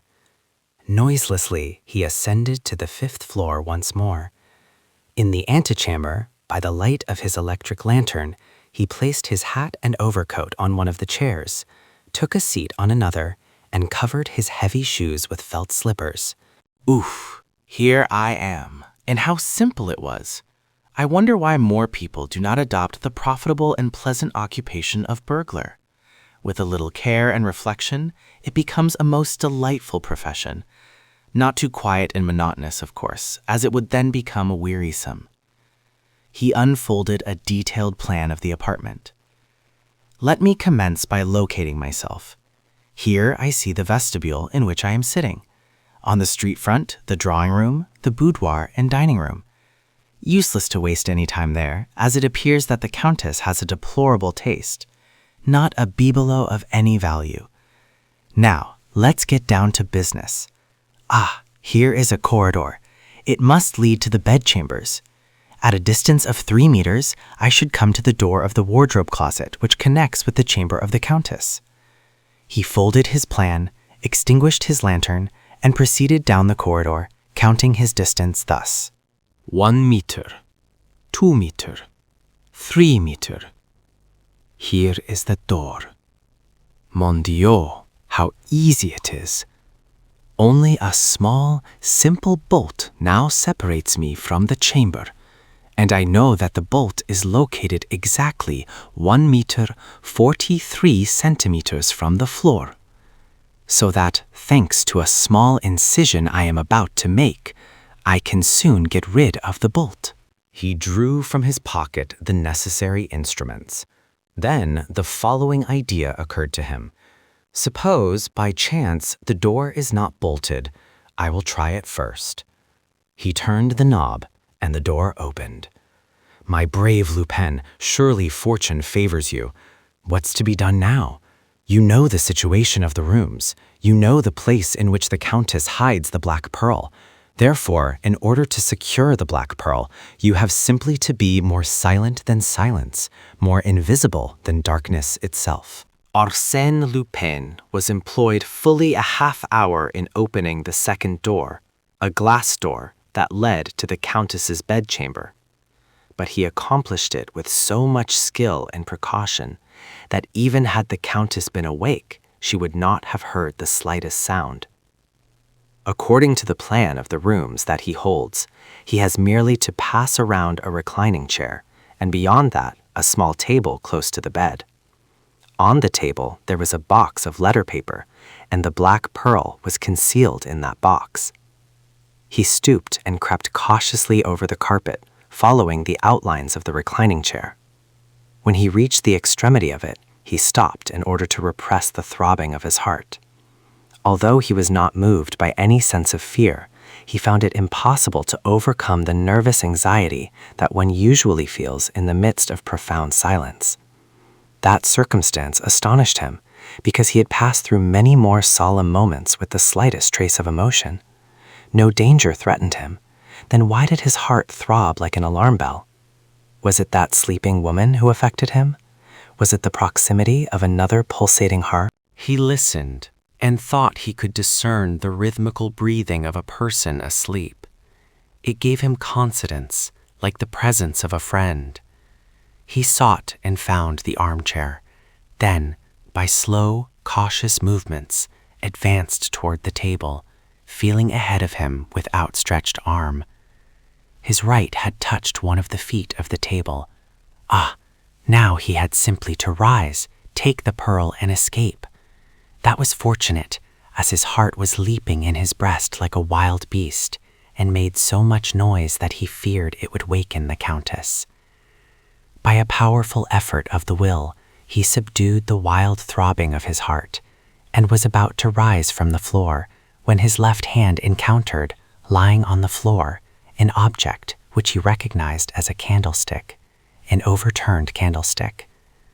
A moment later, his hand encountered another object, a clock, one of those small traveling clocks, covered with leather. Well, what had happened? He could not understand. That candlestick, that clock, why were those articles not in their accustomed places? Ah, what had happened in the dread silence of the night? Suddenly, a cry escaped him. He had touched, oh, some strange, unutterable thing. No, no, he thought, it cannot be. It is some fantasy of my excited brain. For 20 seconds, 30 seconds, he remained motionless, terrified, his forehead bathed with perspiration, and his fingers still retained the sensation of that dreadful contact. Making a desperate effort, he ventured to extend his arm again. Once more, his hand encountered that strange, unutterable thing. He felt it. He must feel it and find out what it is. He found that it was hair, human hair, and a human face, and that face was cold, almost icy. However frightful the circumstances may be, a man like Arsène Lupin controls himself and commands the situation as soon as he learns what it is. So, Arsène Lupin quickly brought his lantern into use. A woman was lying before him, covered with blood. Her neck and shoulders were covered with gaping wounds. He leaned over her and made a closer examination. She was dead. Dead. Dead, he repeated with a bewildered air. He stared at those fixed eyes, that grim mouth, that livid flesh, and that blood. All that blood which had flowed over the carpet and congealed there in thick black spots. He arose and turned on the electric lights. Then he beheld all the marks of a desperate struggle. The bed was in a state of great disorder.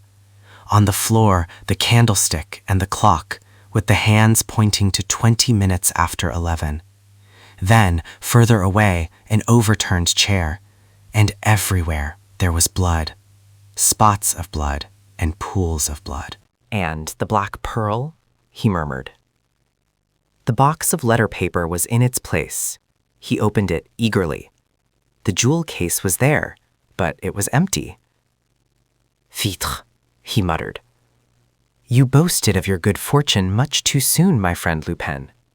With the Countess lying cold and dead, and the black pearl vanished, the situation is anything but pleasant.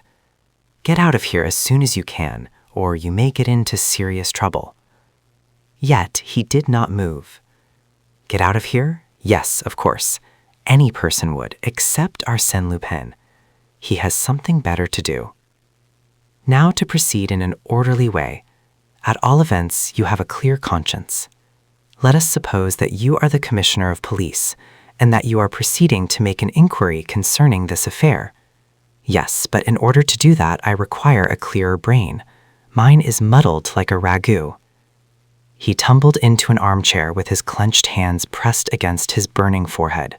The murder of the Avenue Hoche is one of those which have recently surprised and puzzled the Parisian public, and certainly I should never have mentioned the affair if the veil of mystery had not been removed by Arsène Lupin himself. No one knew the exact truth of the case. Who did not know, from having met her in the Bois, the fair Léontine Zalti, the once famous cantatrice, wife and widow of the Count d'Andillot, the Zalti, whose luxury dazzled all Paris some 20 years ago, the Zalti who acquired an European reputation for the magnificence of her diamonds and pearls. It was said that she wore upon her shoulders the capital of several banking houses and the gold mines of numerous Australian companies. Skillful jewelers worked for Zalti, as they had formerly wrought for kings and queens. And who does not remember the catastrophe in which all that wealth was swallowed up? Of all that marvelous collection, nothing remained except the famous black pearl. The black pearl, that is to say, a fortune, if she had wished to part with it. But she preferred to keep it, to live in a commonplace apartment with her companion, her cook, and a manservant, rather than sell that inestimable jewel. There was a reason for it, a reason she was not afraid to disclose. The black pearl was the gift of an emperor. Almost ruined and reduced to the most mediocre existence, she remained faithful to the companion of her happy and brilliant youth. The black pearl never left her possession. She wore it during the day, and at night concealed it in a place known to her alone. All these facts being republished in the columns of the public press served to stimulate curiosity, and, strange to say, but quite obvious to those who have the key to the mystery, the arrest of the presumed assassin only complicated the question and prolonged the excitement. 2 days later, the newspapers published the following item. Information has reached us of the arrest of Victor Danegray, the servant of the Countess d'Andillot. The evidence against him is clear and convincing. On the silken sleeve of his liveried waistcoat, which Chief Detective Duduis found in his garret between the mattresses of his bed, several spots of blood were discovered. In addition, a cloth-covered button was missing from that garment, and this button was found beneath the bed of the victim. It is supposed that after dinner, in place of going to his own room, Denègre slipped into the wardrobe closet and, through the glass door, had seen the Countess hide the precious black pearl. This is simply a theory, as yet unverified by any evidence. There is also another obscure point. At 7 o'clock in the morning, Denègre went to the tobacco shop on the Boulevard de Cresselles. The concierge and the shopkeeper both affirmed this fact. On the other hand, the Countess's companion and cook, who sleep at the end of the hall, both declare that when they arose at 8 o'clock, the door of the antechamber and the door of the kitchen were locked. These two persons have been in the service of the Countess for 20 years and are above suspicion. The question is, how did Denègre leave the apartment? Did he have another key? These are matters that the police will investigate. As a matter of fact, the police investigation threw no light on the mystery. It was learned that Victor Denègre was a dangerous criminal, a drunkard, and a debauchee. But as they proceeded with the investigation, the mystery deepened and new complications arose. In the first place, a young woman, Mademoiselle de Sinclaves, the cousin and sole heiress of the Countess, declared that the Countess, a month before her death, had written a letter to her, and in it described the manner in which the black pearl was concealed. The letter disappeared the day after she received it. Who had stolen it? Again, the concierge related how she had opened the door for a person who had inquired for Dr. Harel. On being questioned, the doctor testified that no one had rung his bell. Then who was that person? An accomplice? The theory of an accomplice was thereupon adopted by the press and public, and also by Ganimard, the famous detective. Lupin is at the bottom of this affair, he said to the judge. Bah, exclaimed the judge, you have Lupin on the brain. You see him everywhere. I see him everywhere because he is everywhere. Say rather that you see him every time you encounter something you cannot explain. Besides, you overlook the fact that the crime was committed at 20 minutes past 11 in the evening, as is shown by the clock, while the nocturnal visit, mentioned by the concierge, occurred at 3 o'clock in the morning. Officers of the law frequently form a hasty conviction as to the guilt of a suspected person, and then distort all subsequent discoveries to conform to their established theory. The deplorable antecedents of Victor Denègre, habitual criminal, drunkard, and rake, influenced the judge, and despite the fact that nothing new was discovered in corroboration of the early clues, his official opinion remained firm and unshaken. He closed his investigation, and, a few weeks later, the trial commenced. It proved to be slow and tedious. The judge was listless, and the public prosecutor presented the case in a careless manner. Under those circumstances, Denègre's counsel had an easy task.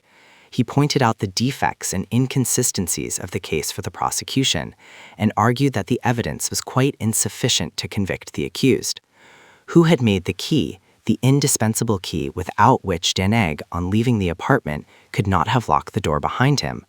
Who had ever seen such a key, and what had become of it? Who had seen the assassin's knife, and where is it now? In any event, argued the prisoner's counsel, the prosecution must prove beyond any reasonable doubt that the prisoner committed the murder. The prosecution must show that the mysterious individual who entered the house at 3 o'clock in the morning is not the guilty party. To be sure, the clock indicated 11 o'clock. But what of that? I contend that proves nothing. The assassin could turn the hands of the clock to any hour he pleased, and thus deceive us in regard to the exact hour of the crime. Victor Denègre was acquitted. He left the prison on Friday about dusk in the evening, weak and depressed by his 6 months' imprisonment. The inquisition, the solitude, the trial, the deliberations of the jury combined to fill him with a nervous fear. At night, he had been afflicted with terrible nightmares and haunted by weird visions of the scaffold. He was a mental and physical wreck. Under the assumed name of Anatole Dufour, he rented a small room on the heights of Montmartre and lived by doing odd jobs wherever he could find them. He led a pitiful existence. 3 times he obtained regular employment, only to be recognized and then discharged. Sometimes he had an idea that men were following him, detectives, no doubt, who were seeking to trap and denounce him. He could almost feel the strong hand of the law clutching him by the collar. One evening, as he was eating his dinner at a neighboring restaurant, a man entered and took a seat at the same table. He was a person about 40 years of age and wore a frock coat of doubtful cleanliness. He ordered soup, vegetables, and a bottle of wine. After he had finished his soup, he turned his eyes on Denègre and gazed at him intently. Denègre winced. He was certain that this was one of the men who had been following him for several weeks. What did he want? Denègre tried to rise but failed. His limbs refused to support him. The man poured himself a glass of wine and then filled Denègre's glass. The man raised his glass and said, "To your health, Victor Denègre." Victor started in alarm and stammered, No, I swear to you." "You will swear what? That you are not yourself? The servant of the Countess?" "What servant? My name is Dufour. Ask the proprietor." "Yes, Anatole Dufour to the proprietor of this restaurant, but Victor Denègre to the officers of the law." "That's not true. Someone has lied to you." The newcomer took a card from his pocket and handed it to Victor, who read on it, "Grimorden, ex-inspector of the detective force, private business transacted." Victor shuddered as he said, "You are connected with the police?" "No, not now, but I have a liking for the business, and I continue to work at it in a manner more profitable. From time to time, I strike upon a golden opportunity, such as your case presents." "My case?" "Yes, yours. I assure you it is a most promising affair, provided you are inclined to be reasonable." "But if I am not reasonable?" "Oh, my good fellow, you are not in a position to refuse me anything I may ask." "What is it you want?" stammered Victor, fearfully. "Well, I will inform you in a few words. I am sent by Mademoiselle de Sincleves, the heiress of the Countess d'Andillot." What for? To recover the black pearl.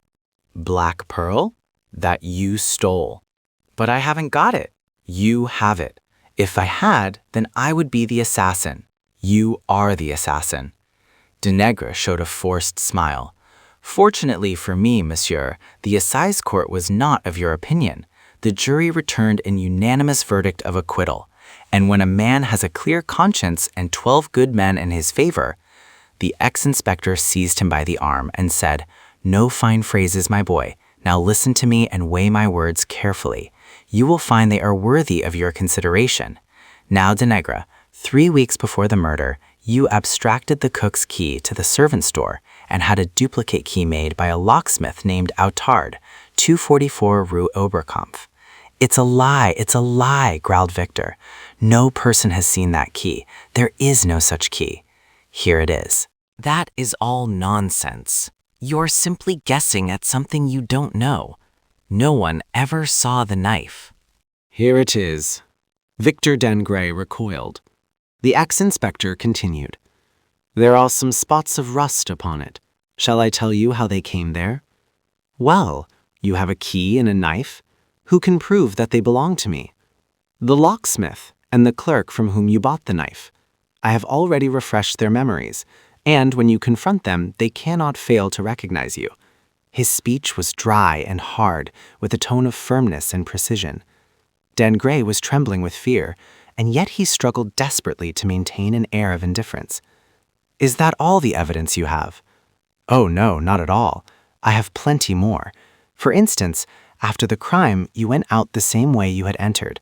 But in the center of the wardrobe room, being seized by some sudden fear, you leaned against the wall for support." "How do you know that? No one could know such a thing," argued the desperate man. "The police know nothing about it. Of course, they never think of lighting a candle and examining the walls. But if they had done so, they would have found on the white plaster a faint red spot, quite distinct, however, to trace in it the imprint of your thumb, which you had pressed against the wall while it was wet with blood. Now, as you are well aware, under the Bertillon system, thumb marks are one of the principal means of identification." Victor Denègre was livid. Great drops of perspiration rolled down his face and fell upon the table.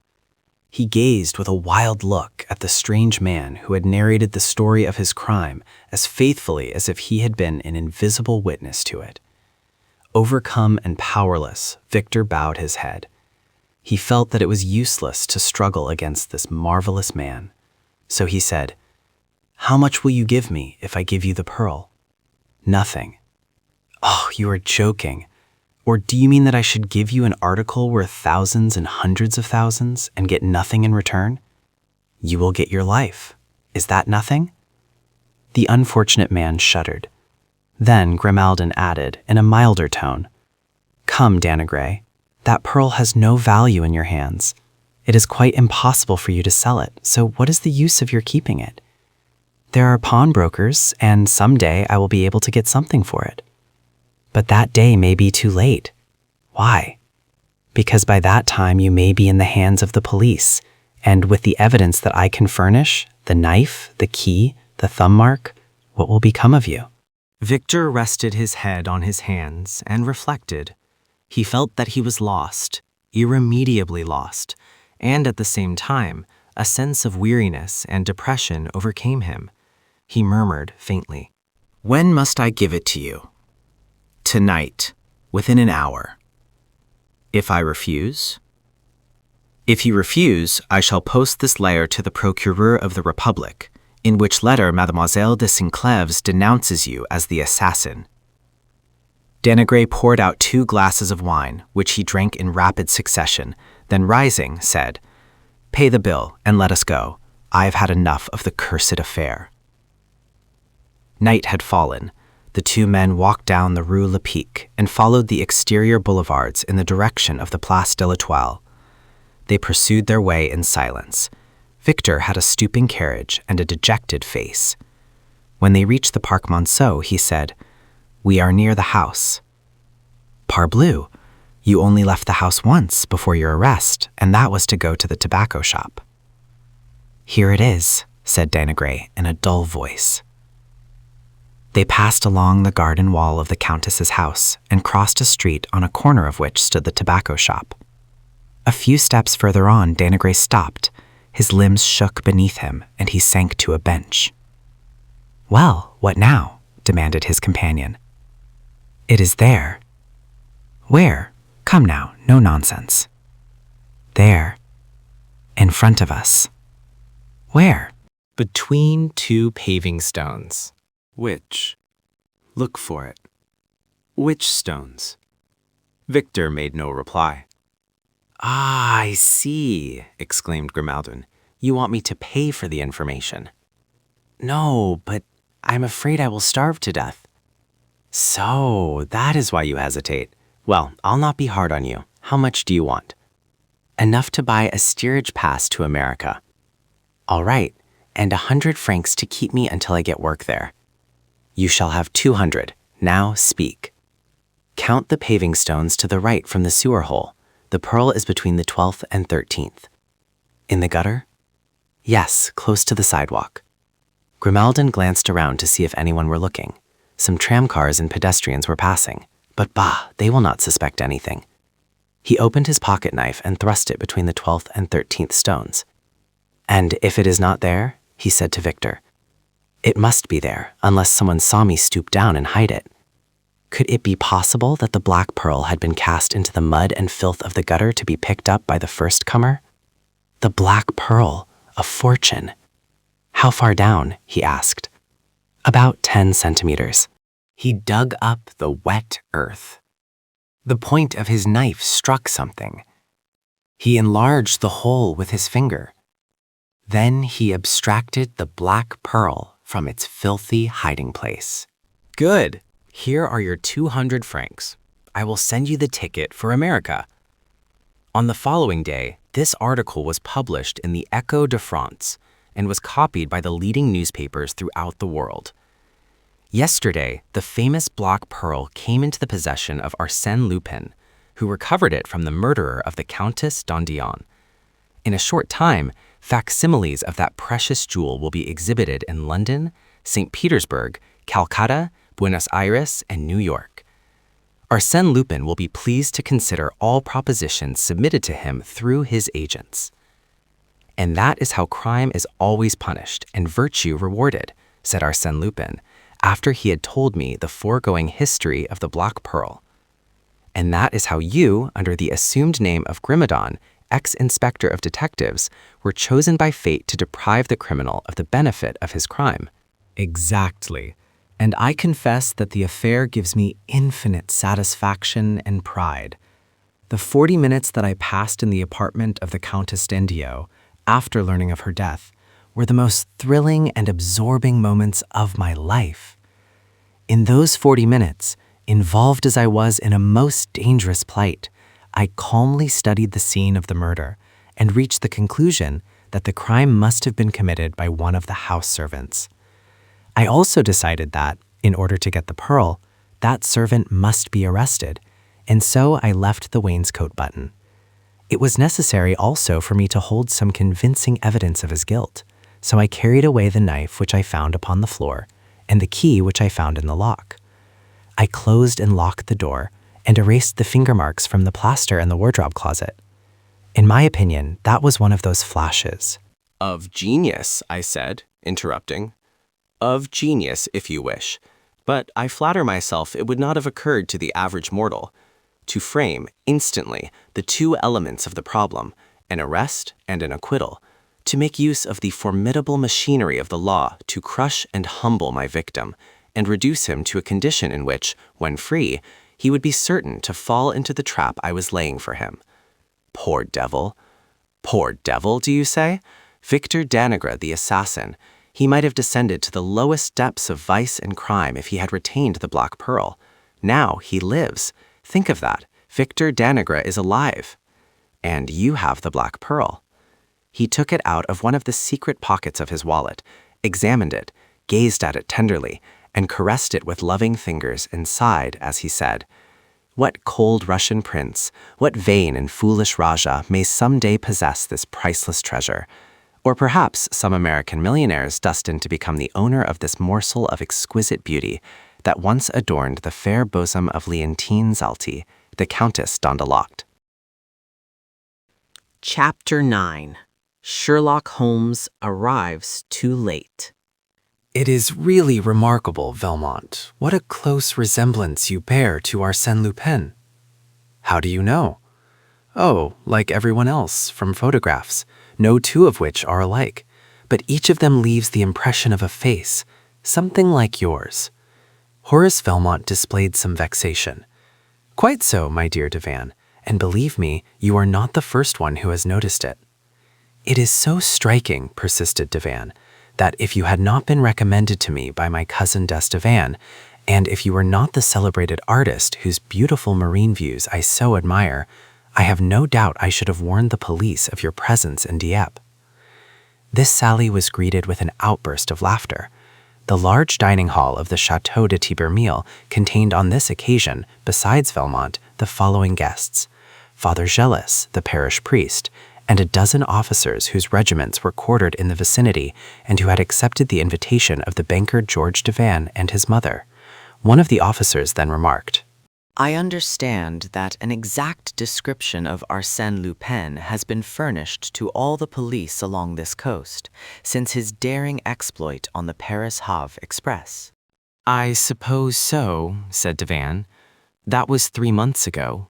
And a week later, I made the acquaintance of our friend Velmont at the casino, and since then, he has honored me with several visits, an agreeable preamble to a more serious visit that he will pay me one of these days, or rather, one of these nights.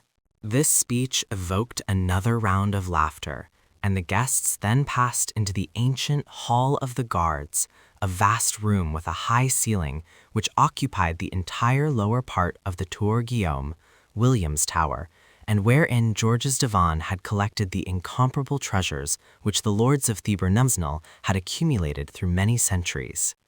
It contained ancient chests, credences, andirons, and chandeliers. The stone walls were overhung with magnificent tapestries.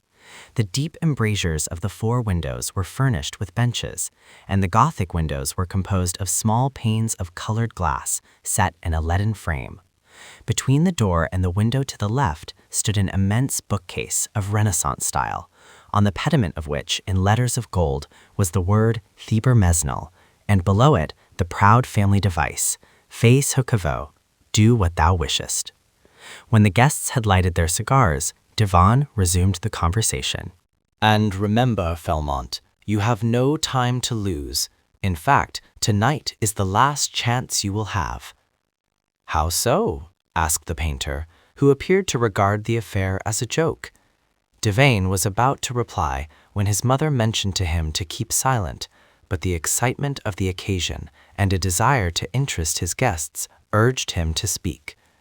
Bah, he murmured, I can tell it now. It won't do any harm. The guests drew closer, and he commenced to speak with the satisfied air of a man who has an important announcement to make.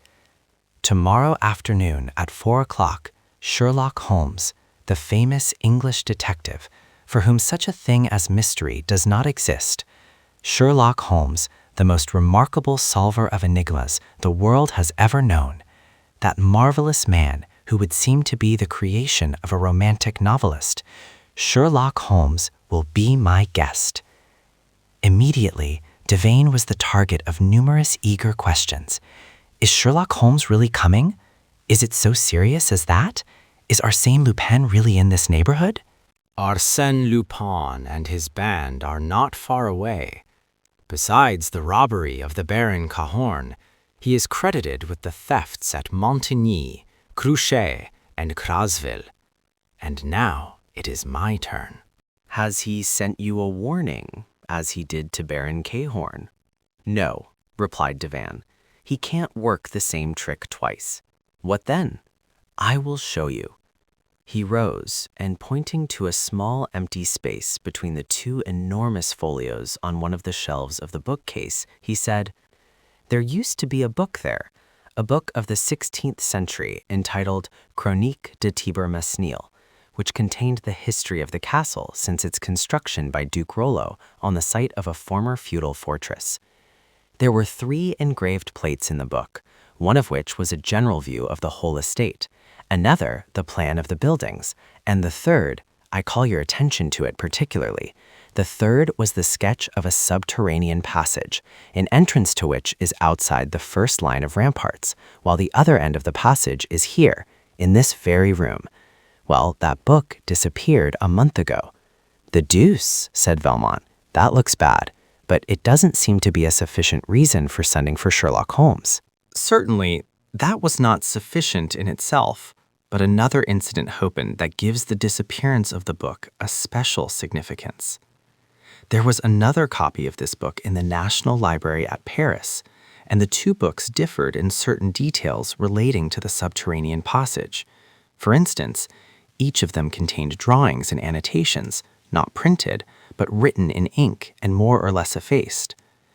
I knew those Fox, and I knew that the exact location of the passage could be determined only by a comparison of the 2 books. Now, the day after my book disappeared, the book was called for in the National Library by a reader who carried it away, and no one knows how the theft was effected. Certainly, the affair looks serious, said one. Well, the police investigated the matter and, as usual, discovered no clue whatever. They never do when Arsène Lupin is concerned in it. Exactly. And so I decided to ask the assistance of Sherlock Holmes, who replied that he was ready and anxious to enter the lists with Arsène Lupin. What glory for Arsène Lupin, said Valmont. But if our national thief, as they call him, has no evil designs on your castle, Sherlock Holmes will have his trip in vain. There are other things that will interest him, such as the discovery of the subterranean passage. But you told us that one end of the passage was outside the ramparts, and the other was in this very room. Yes, but in what part of the room? The line which represents the passage on the charts ends here, with a small circle marked with the letters TG, which no doubt stand for Tour Guillaume. But the tower is round, and who can tell the exact spot at which the passage touches the tower? Devane lighted a second cigar and poured himself a glass of Benedictine. His guests pressed him with questions, and he was pleased to observe the interest that his remarks had created. Then he continued. The secret is lost. No one knows it. The legend is to the effect that the former lords of the castle transmitted the secret from father to son on their deathbeds, until Geoffroy, the last of the race, was beheaded during the Revolution in his 19th year. That is over a century ago. Surely someone has looked for it since that time? Yes, but they failed to find it. After I purchased the castle, I made a diligent search for it, but without success. You must remember that this tower is surrounded by water and connected with the castle only by a bridge. Consequently, the passage must be underneath the old moat. The plan that was in the book in the National Library showed a series of stairs with a total of 48 steps, which indicates a depth of more than 10 meters. You see, the mystery lies within the walls of this room, and yet I dislike to tear them down. Is there nothing to show where it is? Nothing. Mount Devon, we should turn our attention to the 2 quotations, suggested Father Halis. Oh, exclaimed Mondavon, laughing, our worthy father is fond of reading memoirs and delving into the musty archives of the castle. Everything relating to Thibermesnil interests him greatly, but the quotations that he mentions only serve to complicate the mystery. He has read somewhere that 2 kings of France have known the key to the puzzle. 2 kings of France. Who were they? Henry IV and Louis XVI. And the legend runs like this. On the eve of the Battle of Arques, Henry IV spent the night in this castle. At 11 o'clock in the evening, Louise de Tancarville, the prettiest woman in Normandy, was brought into the castle through the subterranean passage by Duke Edgard, who, at the same time, informed the king of the secret passage. Afterward, the king confided the secret to his minister Sully, who, in turn, relates the story in his book Royal's Economies d'État, without making any comment upon it, but linking with it this incomprehensible sentence. Turn one eye on the bee that shakes. The other eye will lead to God. After a brief silence, Velmont laughed and said, Certainly it doesn't throw a dazzling light upon the subject. No, but Father Gellas claims that Sully concealed the key to the mystery in this strange sentence, in order to keep the secret from the secretaries to whom he dictated his memoirs. That is an ingenious theory, said Velmont. Yes, and it may be nothing more. I cannot see that it throws any light on the mysterious riddle. And was it also to receive the visit of a lady that Louis XVI caused the passage to be opened? I don't know, said Mondavon. All I can say is that the king stopped here one night in 1784, and that the famous iron casket found in the Louvre contained a paper bearing these words in the king's own writing, Thibermesnil, 3-4-11. Horace Ilmont laughed heartily and exclaimed, At last! And now that we have the magic key, where is the man who can fit it to the invisible lock? Laugh as much as you please, monsieur, said Father Gellas, but I am confident the solution is contained in those 2 sentences, and someday we will find a man able to interpret them. Sherlock Holmes is the man, said Mondavon, unless Arsène Lupin gets ahead of him. What is your opinion, Velmont? Velmont arose, placed his hand on Devon's shoulder, and declared, I think that the information furnished by your book and the book of the National Library was deficient in a very important detail which you have now supplied.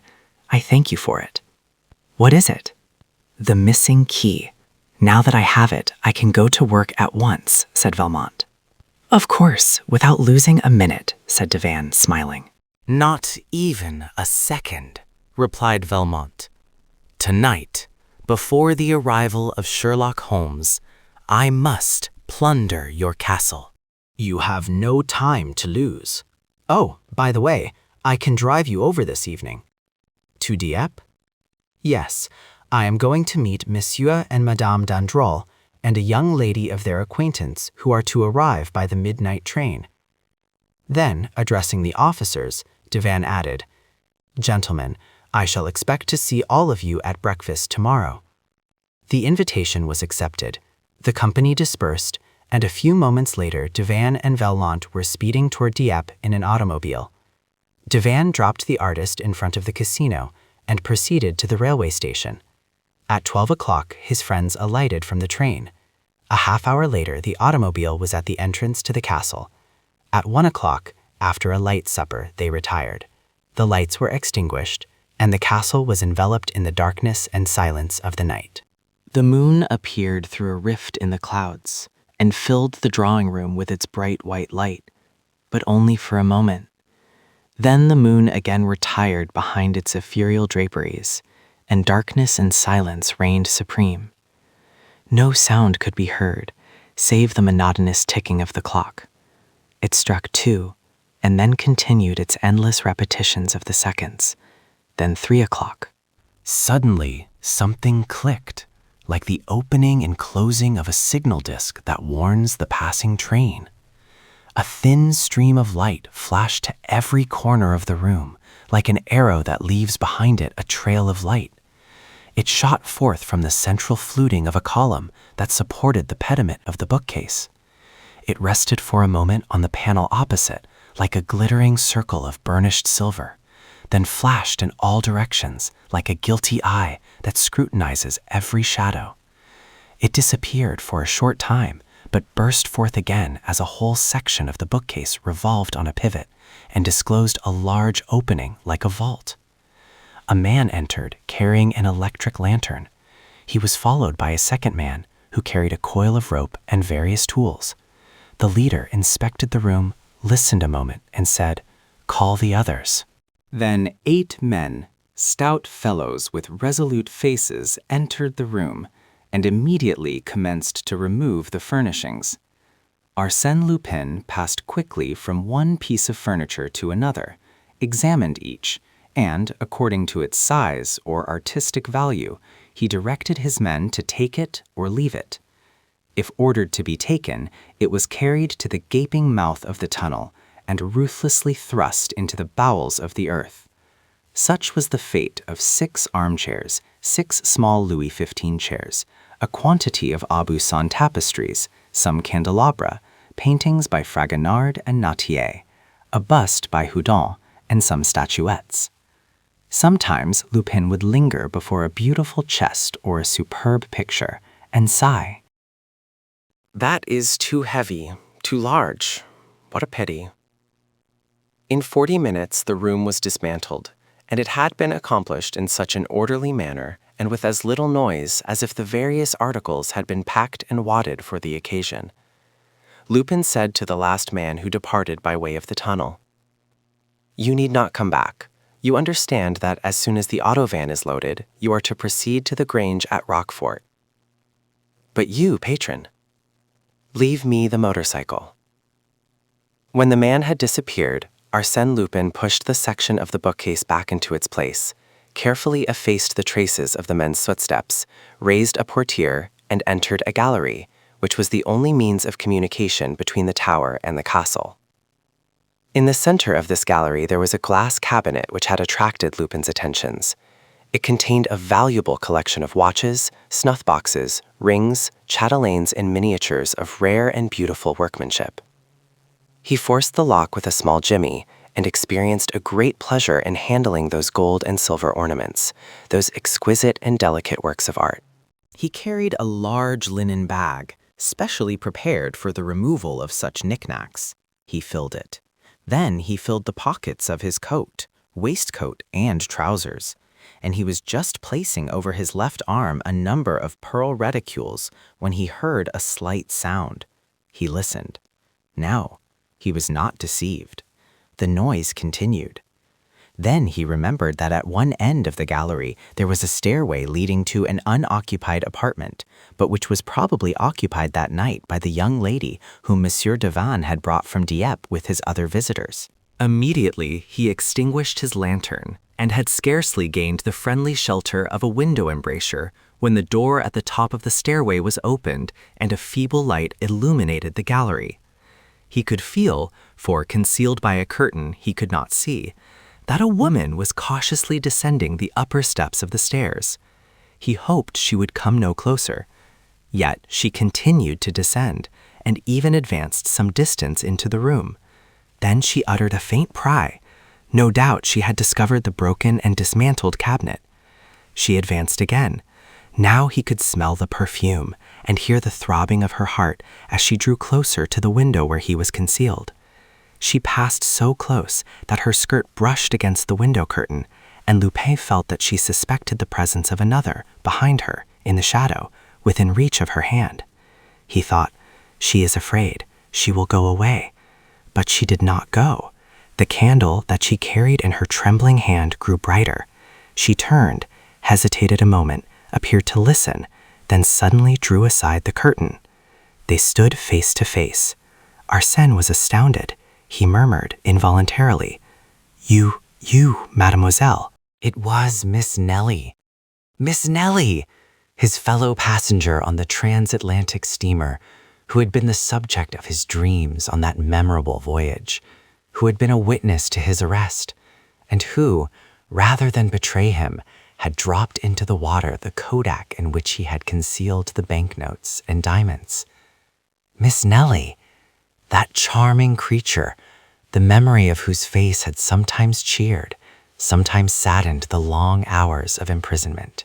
It was such an unexpected encounter that brought them face to face in that castle at that hour of the night that they could not move nor utter a word.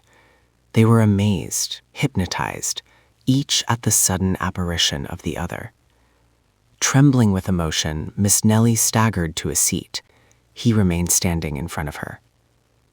Gradually, he realized the situation and conceived the impression he must have produced at that moment, with his arms laden with knickknacks and his pockets and a linen sock overflowing with plunder. He was overcome with confusion, and he actually blushed to find himself in the position of a thief caught in the act. To her, henceforth, he was a thief, a man who puts his hand in another's pocket, who steals into houses and robs people while they sleep. A watch fell upon the floor, then another. These were followed by other articles which slipped from his grasp one by one. Then, actuated by a sudden decision, he dropped the other articles into an armchair, emptied his pockets, and unpacked his sack. He felt very uncomfortable in Nellie's presence and stepped toward her with the intention of speaking to her, but she shuddered, rose quickly, and fled toward the salon. The portiere closed behind her. He followed her. She was standing trembling and amazed at the sight of the devastated room.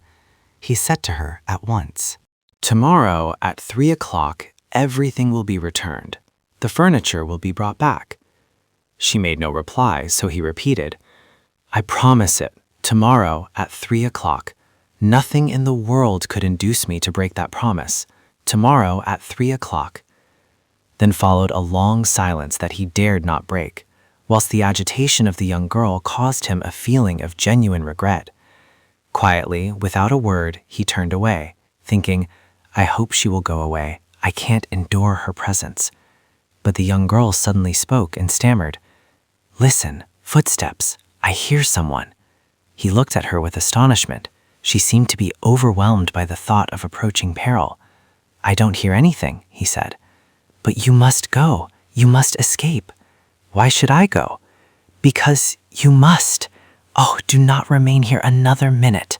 Go." She ran quickly to the door leading to the gallery and listened. No, there was no one there. Perhaps the noise was outside. She waited a moment, then returned reassured. But Arsène Lupin had disappeared. As soon as Mondevin was informed of the pillage of his castle, he said to himself, "It was Velmont who did it, and Velmont is Arsène Lupin." That theory explained everything, and there was no other plausible explanation, and yet the idea seemed preposterous. It was ridiculous to suppose that Velmont was anyone else than Velmont, the famous artist, and club fellow of his cousin d'Estevan. So when the captain of the gendarmes arrived to investigate the affair, Devon did not even think of mentioning his absurd theory. Throughout the forenoon, there was a lively commotion at the castle. The gendarmes, the local police, the chief of police from Dieppe, the villagers, all circulated to and fro in the halls, examining every nook and corner that was open to their inspection. The approach of the maneuvering troops, the rattling fire of the musketry, added to the picturesque character of the scene. The preliminary search furnished no clue. Neither the doors nor windows showed any signs of having been disturbed. Consequently, the removal of the goods must have been effected by means of the secret passage. Yet there were no indications of footsteps on the floor, nor any unusual marks upon the walls. Their investigations revealed, however, one curious fact that denoted the whimsical character of Arsène Lupin. The famous chronicle of the 16th century had been restored to its accustomed place in the library, and beside it there was a similar book, which was none other than the volume stolen from the National Library. At 11 o'clock, the military officers arrived. Devan welcomed them with his usual gaiety, for, no matter how much chagrin he might suffer from the loss of his artistic treasures, his great wealth enabled him to bear his loss philosophically. His guests, Monsieur and Madame d'Andrel and Miss Nelly, were introduced, and it was then noticed that one of the expected guests had not arrived. It was Horace Velmont. Would he come? His absence had awakened the suspicions of Monsieur Devan. But at 12 o'clock he arrived. Devan exclaimed, "Ah, here you are. Why, am I not punctual?" asked Velmont. "Yes, and I am surprised that you are, after such a busy night. I suppose you know the news." "What news?" "You have robbed the castle." "Nonsense," exclaimed Velmont, smiling. "Exactly as I predicted. But first, escort Miss Underdown to the dining room. Mademoiselle, allow me." He stopped as he remarked the extreme agitation of the young girl. Then, recalling the incident, he said, "Ah, of course, you met Arsène Lupin on the steamer before his arrest, and you are astonished at the resemblance. Is that it?" She did not reply. Velmont stood before her, smiling. He bowed. She took his proffered arm. He escorted her to her place and took his seat opposite her. During the breakfast, the conversation related exclusively to Arsène Lupin, the stolen goods, the secret passage, and Sherlock Holmes. It was only at the close of the repast, when the conversation had drifted to other subjects, that Velmont took any part in it. Then he was by turns amusing and grave, talkative and pensive, and all his remarks seemed to be directed to the young girl, but she, quite absorbed, did not appear to hear them. Coffee was served on the terrace overlooking the court of honor in the flower garden in front of the principal facade. The regimental band played on the lawn, and scores of soldiers and peasants wandered through the park. Miss Nelly had not forgotten, for one moment, Lupin's solemn promise. Tomorrow, at 3 o'clock, everything will be returned. At 3 o'clock, and the ands of the great clock in the right wing of the castle now marked 20 minutes to 3. In spite of herself, her eyes wandered to the clock every minute. She also watched Velmont, who was calmly swinging to and fro in a comfortable rocking chair. 10 minutes to 3, 5 minutes to 3. Nelly was impatient and anxious. Was it possible that Arsène Lupin would carry out his promise at the appointed hour, when the castle, the courtyard, and the park were filled with people, and at the very moment when the officers of the law were pursuing their investigations? And yet, Arsène Lupin had given her his solemn promise. It will be exactly as he said, thought she. So deeply was she impressed with the authority, energy, and assurance of that remarkable man. To her, it no longer assumed the form of a miracle, but on the contrary, a natural incident that must occur in the ordinary course of events. She blushed and turned her head. 3 o'clock. The great clock struck slowly. 1, 2, 3. Horace Velmont took out his watch, glanced at the clock, then returned the watch to his pocket. A few seconds passed in silence, and then the crowd in the courtyard parted to give passage to 2 wagons that had just entered the park gate, each drawn by 2 horses. They were army wagons, such as are used for the transportation of provisions, tents, and other necessary military stores. They stopped in front of the main entrance, and a commissary sergeant leaped from one of the wagons and inquired for Monsieur Devan. A moment later, that gentleman emerged from the house, descended the steps, and, under the canvas covers of the wagons, beheld his furniture, pictures, and ornaments carefully packaged and arranged. When questioned, the sergeant produced an order that he had received from the officer of the day.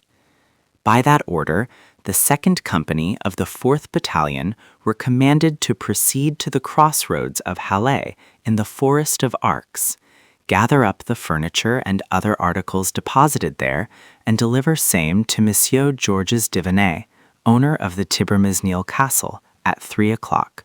Signed, Colonel Beauvel. At the crossroads, explained the sergeant, we found everything ready, lying on the grass, guarded by some passers-by. It seemed very strange, but the order was imperative. One of the officers examined the signature. He declared it a forgery, but a clever imitation. The wagons were unloaded and the goods restored to their proper places in the castle. During this commotion, Nellie had remained alone at the extreme end of the terrace, absorbed by confused and distracted thoughts. Suddenly, she observed Valmont approaching her. She would have avoided him, but the balustrade that surrounded the terrace cut off her retreat. She was cornered. She could not move. A gleam of sunshine, passing through the scant foliage of a bamboo, lighted up her beautiful golden hair. Someone spoke to her in a low voice. Have I not kept my promise? Arsène Lupin stood close to her. No one else was near. He repeated in a calm, soft voice, Have I not kept my promise? He expected a word of thanks, or at least some slight movement that would betray her interest in the fulfillment of his promise. But she remained silent. Her scornful attitude annoyed Arsène Lupin, and he realized the vast distance that separated him from Miss Nellie, now that she had learned the truth. He would gladly have justified himself in her eyes, or at least pleaded extenuating circumstances, but he perceived the absurdity and futility of such an attempt. Finally, dominated by a surging flood of memories, he murmured, Ah, how long ago that was. You remember the long hours on the deck of the Provence? Then you carried a rose in your hand, a white rose like the one you carry today. I asked you for it. You pretended you did not hear me. After you had gone away, I found the rose, forgotten, no doubt, and I kept it. She made no reply. She seemed to be far away. He continued. In memory of those happy hours, forget what you have learned since. Separate the past from the present. Do not regard me as the man you saw last night, but look at me, if only for a moment, as you did in those far-off days when I was Bernard d'Andrézy for a short time. Will you, please? She raised her eyes and looked at him as he had requested. Then, without saying a word, she pointed to a ring he was wearing on his forefinger. Only the ring was visible, but the setting, which was turned toward the palm of his hand, consisted of a magnificent ruby. Arsène Lupin blushed. The ring belonged to Georges Divan. He smiled bitterly and said, You are right. Nothing can be changed. Arsène Lupin is now and always will be Arsène Lupin. To you, he cannot be even so much as a memory. Pardon me. I should have known that any attention I may now offer you is simply an insult. Forgive me. He stepped aside, hat in hand. Nellie passed before him. He was inclined to detain her and beseech her forgiveness, but his courage failed, and he contented himself by following her with his eyes, as he had done when she descended the gangway to the pier at New York. She mounted the steps leading to the door and disappeared within the house. He saw her no more. A cloud obscured the sun. Arsène Lupin stood watching the imprints of her tiny feet in the sand. Suddenly he gave a start. Upon the box which contained the bamboo, beside which Nellie had been standing, he saw the rose, the white rose which he had desired but dared not ask for. Forgotten, no doubt, it also. But how? Designedly or through distraction? He seized it eagerly. Some of its petals fell to the ground. He picked them up, one by one, like precious relics. Come, he said to himself. I have nothing more to do here. I must think of my safety before Sherlock Holmes arrives. The park was deserted, but some gendarmes were stationed at the park gate. He entered a grove of pine trees, leaped over the wall, and as a shortcut to the railroad station, followed a path across the fields.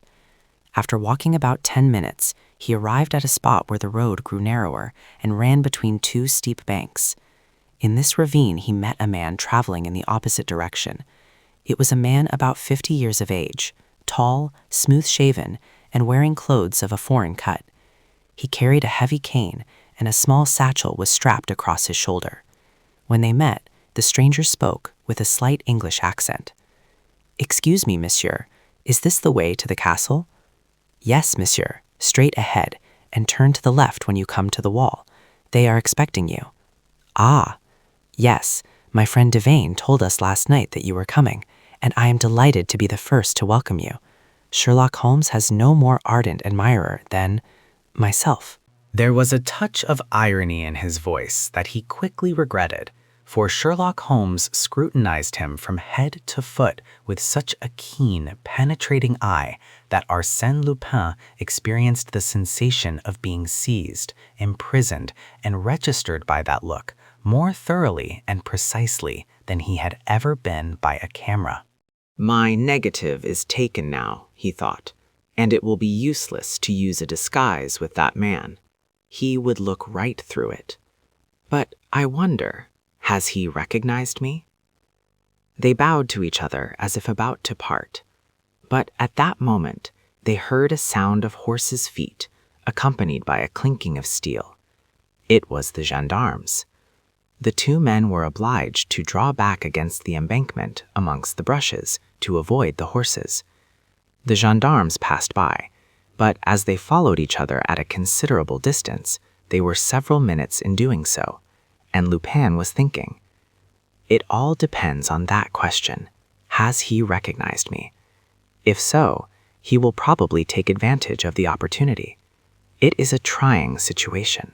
When the last horseman had passed, Sherlock Holmes stepped forth and brushed the dust from his clothes. Then, for a moment, he and Arsène Lupin gazed at each other, and if a person could have seen them at that moment, it would have been an interesting sight, and memorable as the first meeting of two remarkable men, so strange, so powerfully equipped, both of superior quality, and destined by fate through their peculiar attributes to hurl themselves one at the other, like two equal forces that nature opposes one against the other, in the realms of space. Then the Englishman said, "Thank you, monsieur." "You are quite welcome," replied Arsène Lupin. They parted. Lupin went toward the railway station, and Sherlock Holmes continued on his way to the castle. The local officers had given up the investigation after several hours of fruitless efforts, and the people at the castle were awaiting the arrival of the English detective with a lively curiosity. At first sight, they were a little disappointed on account of his commonplace appearance, which differed so greatly from the pictures they had formed of him in their own minds. He did not in any way resemble the romantic hero, the mysterious and diabolical personage that the name of Sherlock Holmes had evoked in their imaginations. However, Monsieur Devane exclaimed with much gusto, "Ah, monsieur, you are here. I am delighted to see you. It is a long-deferred pleasure. Really, I scarcely regret what has happened, since it affords me the opportunity to meet you. But how did you come?" "By the train. But I sent my automobile to meet you at the station." An official reception, eh? With music and fireworks? Oh no, not for me. That is not the way I do business, grumbled the Englishman. This disconcerted Devane, who replied with a forced smile, "Fortunately, the business has been greatly simplified since I wrote to you." "In what way?" "The robbery took place last night. If you had not announced my intended visit, it is probable the robbery would not have been committed last night." "When, then?" "Tomorrow, or some other day." "And in that case?" "Lupin would have been trapped," said the detective. "And my furniture?" "Would not have been carried away." "Ah, but my goods are here. They were brought back at 3 o'clock." "By Lupin?" Buy 2 army wagons. Sherlock Holmes put on his cap and adjusted his satchel. Devan exclaimed anxiously, "But, monsieur, what are you going to do?" "I am going home." "Why?" "Your goods have been returned. Arsène Lupin is far away. There is nothing for me to do." "Yes, there is. I need your assistance. What happened yesterday may happen again tomorrow, as we do not know how he entered or how he escaped, or why, a few hours later, he returned the goods." "Ah, you don't know." The idea of a problem to be solved quickened the interest of Sherlock Holmes. Very well. Let us make a search. At once, and alone if possible. Devan understood and conducted the Englishman to the salon. In a dry, crisp voice, in sentences that seemed to have been prepared in advance, Holmes asked a number of questions about the events of the preceding evening, and inquired also concerning the guests and the members of the household.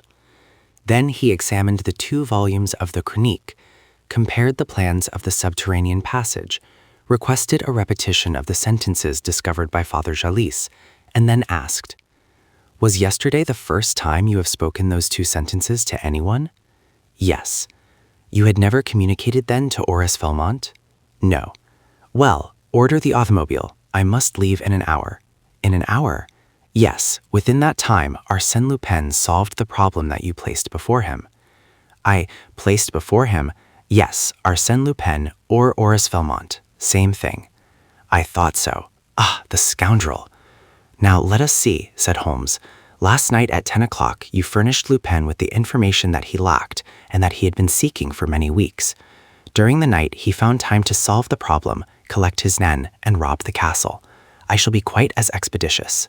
He walked from end to end of the room in deep thought, then sat down, crossed his long legs, and closed his eyes. Devan waited, quite embarrassed. Thought he, "Is the man asleep?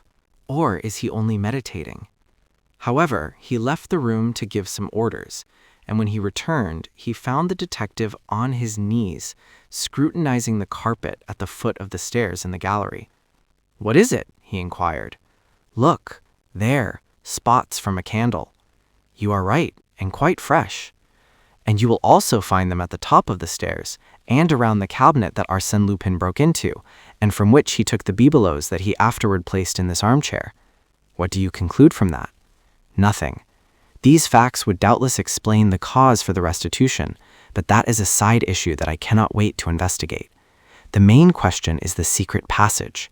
First, tell me, is there a chapel some 200 or 300 meters from the castle?" "Yes, a ruined chapel containing the tomb of Duke Rollo." "Tell your chauffeur to wait for us near that chapel." "My chauffeur hasn't returned. If he had, they would have informed me. Do you think the secret passage runs to the chapel? What reason have?" "I would ask you, monsieur," interrupted the detective, "to furnish me with a ladder and a lantern." "What? Do you require a ladder and a lantern?" "Certainly, or I shouldn't have asked for them." Devan, somewhat disconcerted by this crude logic, rang the bell. The 2 articles were given with the sternness and precision of military commands. Place the ladder against the bookcase, to the left of the word Thibermesnil. Devan placed the ladder as directed, and the Englishman continued. "More to the left. To the right. There. Now climb up. All the letters are in relief, aren't they?" "Yes." "First, turn the letter I one way or the other." "Which one? There are 2 of them." "The first one."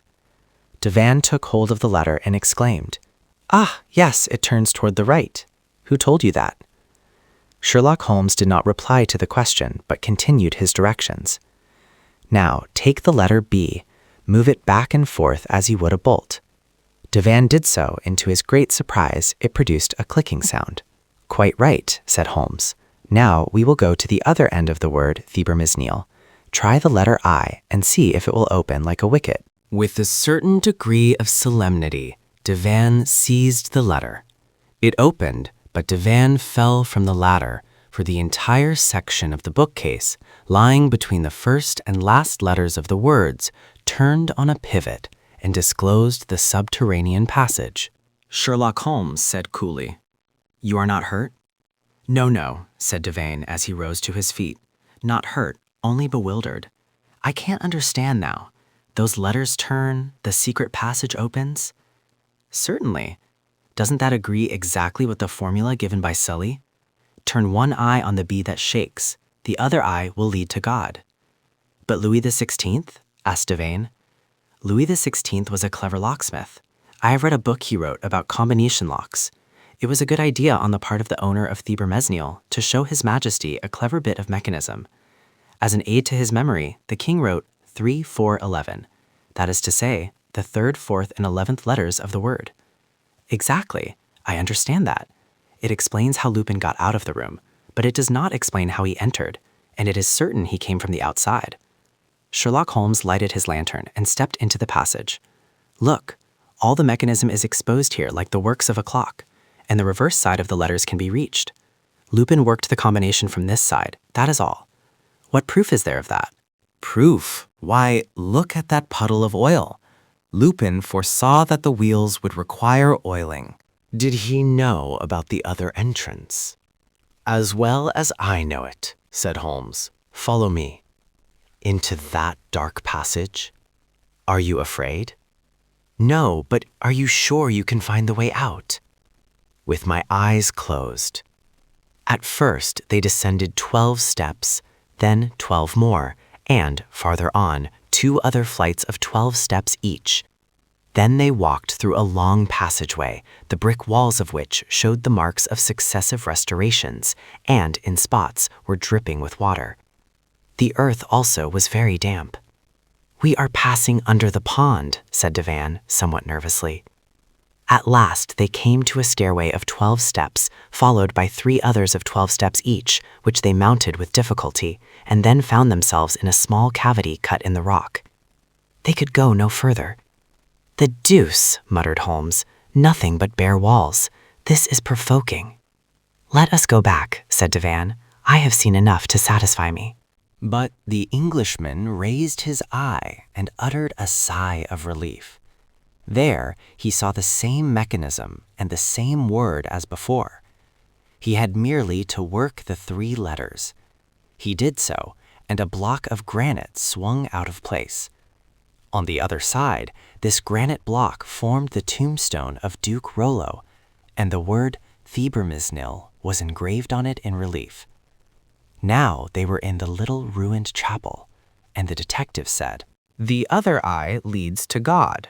That means to the chapel." "It is marvelous!" exclaimed Devane, amazed at the clairvoyance and vivacity of the Englishman. "Can it be possible that those few words were sufficient for you?" "Bah!" declared Holmes. "They weren't even necessary. In the chart in the book of the National Library, the drawing terminates at the left, as you know, in a circle, and at the right, as you do not know, in a cross. Now, that cross must refer to the chapel in which we now stand." Poor Devane could not believe his ears. It was all so new, so novel to him. He exclaimed, "It is incredible, miraculous, and yet of a childish simplicity. How is it that no one has ever solved the mystery?" "Because no one has ever united the essential elements, that is to say, the 2 books and the 2 sentences. No one but Arsène Lupin and myself. But Father Gélis and I knew all about those things, and likewise." Holmes smiled and said, "Monsieur Devane, everybody cannot solve riddles. I have been trying for 10 years to accomplish what you did in 10 minutes. Bah, I am used to it." They emerged from the chapel and found an automobile. Ah, there's an auto waiting for us. Yes, it is mine, said Devane. Yours? You said your chauffeur hadn't returned. They approached the machine, and Mondevane questioned the chauffeur. Edouard, who gave you orders to come here? Why, it was Monsieur Velmont. Velmont? Did you meet him? Near the railway station, and he told me to come to the chapel. To come to the chapel? What for? To wait for you, monsieur, and your friend. Devane and Holmes exchanged looks, and Mondevane said, "He knew the mystery would be a simple one for you. It is a delicate compliment." A smile of satisfaction lighted up the detective's serious features for a moment. The compliment pleased him. He shook his head as he said, "A clever man, I knew that when I saw him. Have you seen him? I met him a short time ago, on my way from the station. And you knew it was Horace Felmont? I mean, Arsène Lupin. That is right. I wonder how it came. No, but I supposed it was, from a certain ironical speech he made. And you allowed him to escape. Of course I did, and yet I had everything on my side, such as 5 gendarmes who passed us. Sacre bleu, cried Devan. You should have taken advantage of the opportunity. Really, monsieur, said the Englishman haughtily, when I encounter an adversary like Arsène Lupin, I do not take advantage of chance opportunities. I create them. But time pressed, and since Lupin had been so kind as to send the automobile, they resolved to profit by it. They seated themselves in the comfortable limousine. Edouard took his place at the wheel, and away they went toward the railway station. Suddenly, Devan's eyes fell upon a small package in one of the pockets of the carriage. Ah, what is that? A package. Whose is it? Why, it is for you. For me? Yes, it is addressed, Sherlock Holmes, from Arsène Lupin. The Englishman took the package, opened it, and found that it contained a watch. Ah, he exclaimed with an angry gesture. A watch, said Devan. How did it come there? The detective did not reply. Oh, it is your watch. Arsène Lupin returns your watch. But in order to return it, he must have taken it. Ah, I see. He took your watch. That is a good one.